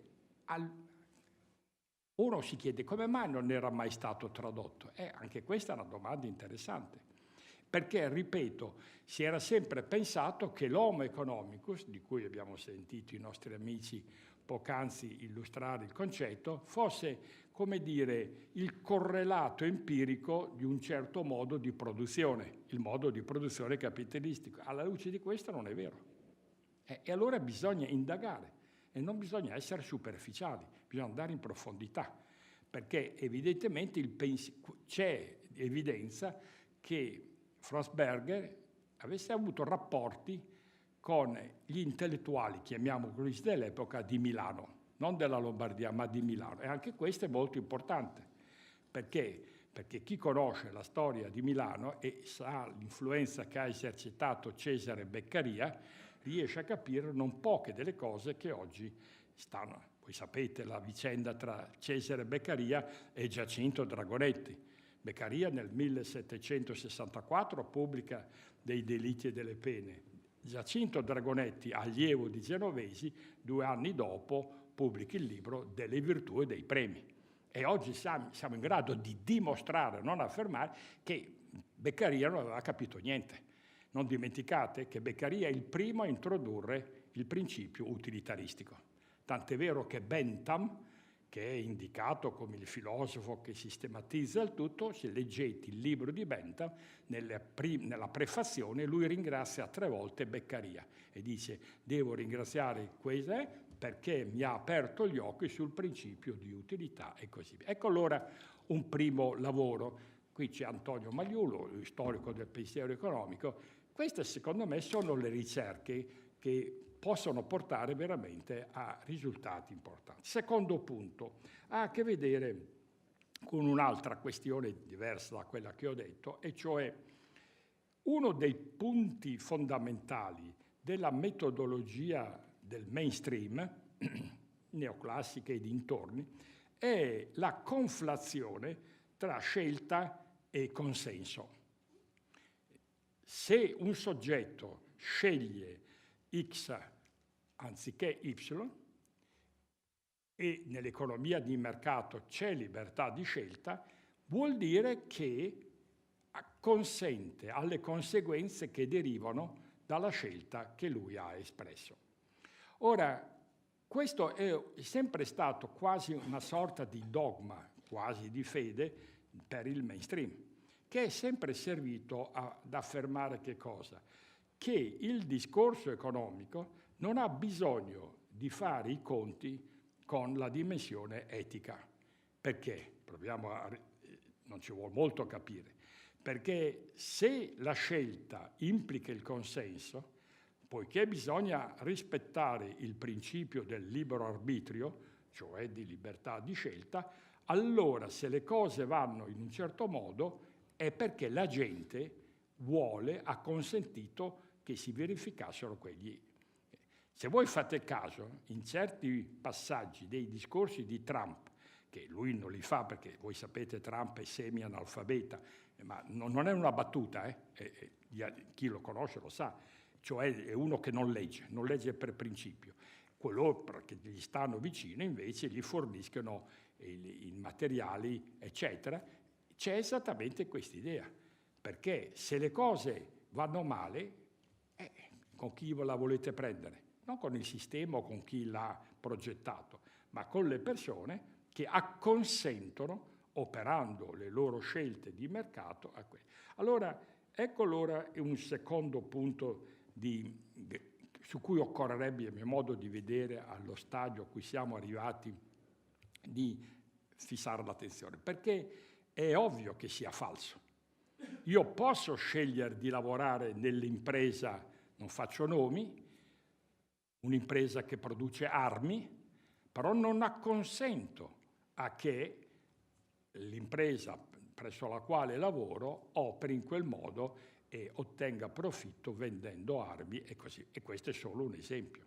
Questo è importante perché probabilmente senza avvedercene, prima parlava Gian Domenico, di consumismo. E il consumismo trova qui il suo fondamento, starei per dire, ontologico.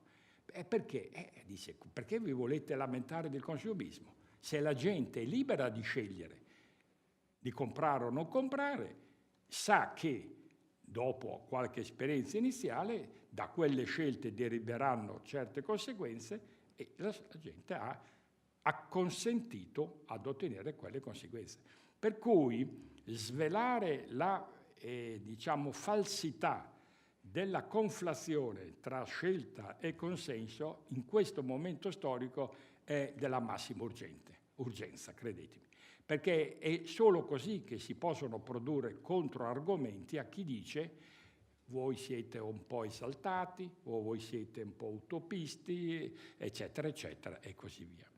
Un terzo punto, invece, che sollecitato dalla lettura di 2 lavori recenti, uno di Carvaglio e altri, i suoi collaboratori o allievi, e un altro invece a firma di Cinoi ed altri, recentissimi, hanno messo in evidenza come mai il fenomeno dello zero-sum thinking si è diffuso così rapidamente nelle nostre economie di mercato nel corso degli ultimi decenni. Cos'è lo zero-sum thinking? Cioè il pensiero in base al quale se qualcuno guadagna ci deve essere qualcun altro che ci rimette. Cioè il gioco deve essere a somma nulla. Per cui ogni tentativo di operare in certe direzioni, ad esempio, diceva Patrizio in chiusura, solidarietà, eccetera, è destinato a fallire. Perché se tu ti muovi in una certa direzione a favore di certi gruppi, automaticamente devi essere consapevole che altri gruppi sociali perderanno. Questo guardate che è molto sottile. Quello che loro mostrano attraverso un'indagine anche di natura empirica svolta in America, che mostra come questa mentalità del pensiero a somma nulla, per tradurlo dall'inglese, sia alimentata dal modo in cui il sistema educativo, che non è educativo, è istruzione, la gente confonde educazione con istruzione, come sappiamo, del sistema educativo, la scuola e dell'università. Cioè scuola e università sono luoghi dove inavvertitamente preparano le persone, giovani tipicamente, a ragionare in quei termini. Allora voi capite che questo ha delle implicazioni enormi. E l'homo integralis, di cui abbiamo sentito parlare, ovviamente si troverebbe a suo disagio. Quello che occorre fare allora è mostrare qual è l'aporia, direbbero i greci, l'errore di fondo di questo ragionamento. Perché la cosiddetta evidenza empirica, secondo cui i fatti darebbero ragione, non è una mera tautologia. Quindi ecco perché bisogna aggredirlo ai fondamenti. E non c'è bisogno di fare esemplificazioni. Ma con una mentalità del genere, voi provate ad andare a parlare di cooperazione, provate ad andare a parlare di imprese cooperative che invece ti dicono no, tu ti illudi, non è così, perché se una ottiene di più vuol dire che ha sottratto all'altra e così via. Infine, l'ultima osservazione, sempre perché appunto l'ora ormai è già tarda, ha a che vedere con il seguente fenomeno, di cui si è parlato, non so se l'avete già fatto ieri nel manifesto, che è stato fatto oggetto di riflessione in questa occasione. La settimana scorsa ci ha lasciato per sempre il famoso filosofo Alasdair MacIntyre. Alasdair MacIntyre, uno delle menti più eccelse contemporanee, è morto all'età di 96 anni. 3 anni fa ha scritto e pubblicato il suo ultimo libro, che poi è stato tradotto in italiano l'anno scorso. È un libro eccezionale, è un po' duro, perché è un filosofo aristotelico e quindi voi capite che non usa il linguaggio tipico dei filosofi, però si capisce il senso. Qual è il punto? Che lui traccia la distinzione tra pratiche e istituzioni, dove le istituzioni altro non sono che le regole del gioco, quale che sia il gioco che si consiglia. E dice, attenzione, non è sufficiente che le pratiche di un tipo o dell'altro, a livello culturale o operativo, non importa, vadano nella direzione giusta. Perché se contemporaneamente non si cambiano le regole del gioco, tali da rendere le regole del gioco congruenti con le pratiche, prima o poi le pratiche scompariranno, cioè non riusciranno a resistere. Ora, chi ha conoscenze storiche, ma storica a partire dai secoli anche molto lontani, sa che è sempre stato così. Voi vedete che pratiche di vita che hanno avuto una espansione è anche successa dopo un lasso di tempo più o meno lungo. Perché? Perché chi ha operato dentro quelle pratiche non è stato in grado, oppure è stato battuto, le ragioni sono tante, di cambiare le regole del gioco. Voi direte, dove vai a parare con questo? Vado a parare al modo in cui funziona il sistema di assunzioni, in particolare in università. Perché quella è la tipica regola del gioco. Se i criteri di assunzione, per essere banali, per vincere i concorsi, bisogna obbligatoriamente operare secondo un certo indirizzo e accettare, eccetera, è ovvio che alla lunga pratiche, in questo caso di vita accademica alternative a quelle dominanti, prima o poi moriranno per asfissia. E a questo riguardo ho trovato, forse alcuni di voi lo ricorderanno, un manifesto pubblicato sull'American Economic Review, del maggio 1992. Il titolo è, lo devo dire in inglese, Plea for a Pluralist and Rigorous Economics. E leggo in inglese ma si capisce. Economists today enforce a monopoly of methods and co-assumption, often defended on no better ground than proclaiming they constitute the mainstream. Economists will advocate free competition, but will not practice it in the marketplace of ideas. Consequently, we call for a new spirit of pluralism in economics. We believe that the new pluralism should be reflected in the character of scientific debate and in the training and hiring vuol dire assunzione, of economists. Questo è stato firmato da 195 economisti top, alcuni premi Nobel, tra gli italiani c'era Pasinetti e altri, adesso non sto a fare i nomi, 195. Non è successo niente. Capite? Questo mi ha molto impressionato, perché già all'inizio degli anni 90 molte teste pensanti avevano capito che non si può, che l'economia accademica era diventata una conventicola di adepti dove, eccetera. Bisognava cambiare le regole. Ecco, allora per concludere, quello che probabilmente anche noi dobbiamo fare nel nostro è di operare in questa direzione. Mentre si portano avanti le pratiche di un tipo o dell'altro, eccetera, bisogna che il messaggio che scaturisce da queste pratiche arrivi ai luoghi alti dove si prendono le decisioni e dove si fissano le regole, perché veramente si apra una stagione di autentica pluralità. E perché la pluralità dei punti di vista e delle idee è una risorsa, come sappiamo. La biodiversità della natura ce lo ha insegnato. Questo è l'augurio sincero che io formulo a me stesso, a tutti noi, perché si abbia la possibilità di compiere un passo che è possibile.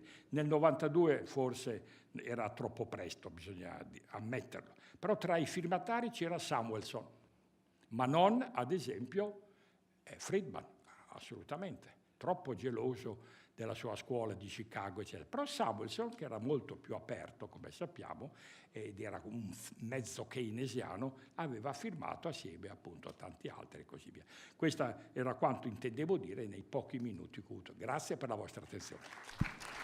Grazie Stefano, al solito due conclusioni straordinarie per salutarci in un minuto. Voglio aggiungere, veramente succedono cose magiche. Mi stavo scrivendo un appunto mentre Stefano stava parlando, dicendo devo vedere quel bellissimo lavoro su Zero Sum Thinking. Dopo un minuto Stefano ha parlato di Zero Sum Thinking. E veramente io penso che questo lavoro sia un lavoro straordinario, perché Zero Sum Thinking, lui l'ha detto, è quello che c'è dietro, è il nemico della cooperazione. Quando noi diciamo 1 con 1 fa più di 2, la superadditività, la cooperazione, il nemico di questo è una persona formattata con lo Zero Sum Thinking. Quindi questo è un punto di appoggio straordinario per il nostro ragionamento. Sull'ultima cosa che lui ha detto, anche importante, lui di solito finisce sempre in modo ottimista, non ho dubbi che, no? Io voglio essere ancora più ottimista, anche senza il cambiamento delle regole. Qui ci sono tanti professori universitari. È vero che siccome le regole sono queste adesso del gioco, noi abbiamo fatto il triplo della fatica per arrivare dove siamo arrivati. E domani che ci sarà l'assemblea e d'ora in poi ci batteremo per il cambio delle regole del gioco. Su quelle 3 cose che abbiamo detto, abbiamo sentito per esempio Uricchio, molto interessante il professor Uricchio, che ci ha detto che una delle cose che noi volevamo per il futuro è già una proposta di legge, quindi la terza missione nelle carriere dei giovani. Parleremo delle top 5, straordinario quello che ha detto, l'abbiamo detto anche noi nella lettera che vi abbiamo mandato. È un paradosso che a sostenitori del libero mercato si battano per un oligopolio, perché la top 5 è un oligopolio e quindi non ha nessun senso, e quindi lavoreremo su questo da domani, e quindi l'appuntamento è alle 9 domattina per continuare con lo stesso entusiasmo che abbiamo messo oggi. Dalle 9 iniziamo e poi più. Grazie. E stasera ovviamente siete tutti invitati al nostro momento conviviale, relazionale. Luca, stai in campagna, andiamo a Frara. Come? Luca, stai in campagna, andiamo a Frara. Dove vai? Con lui, mi riporta...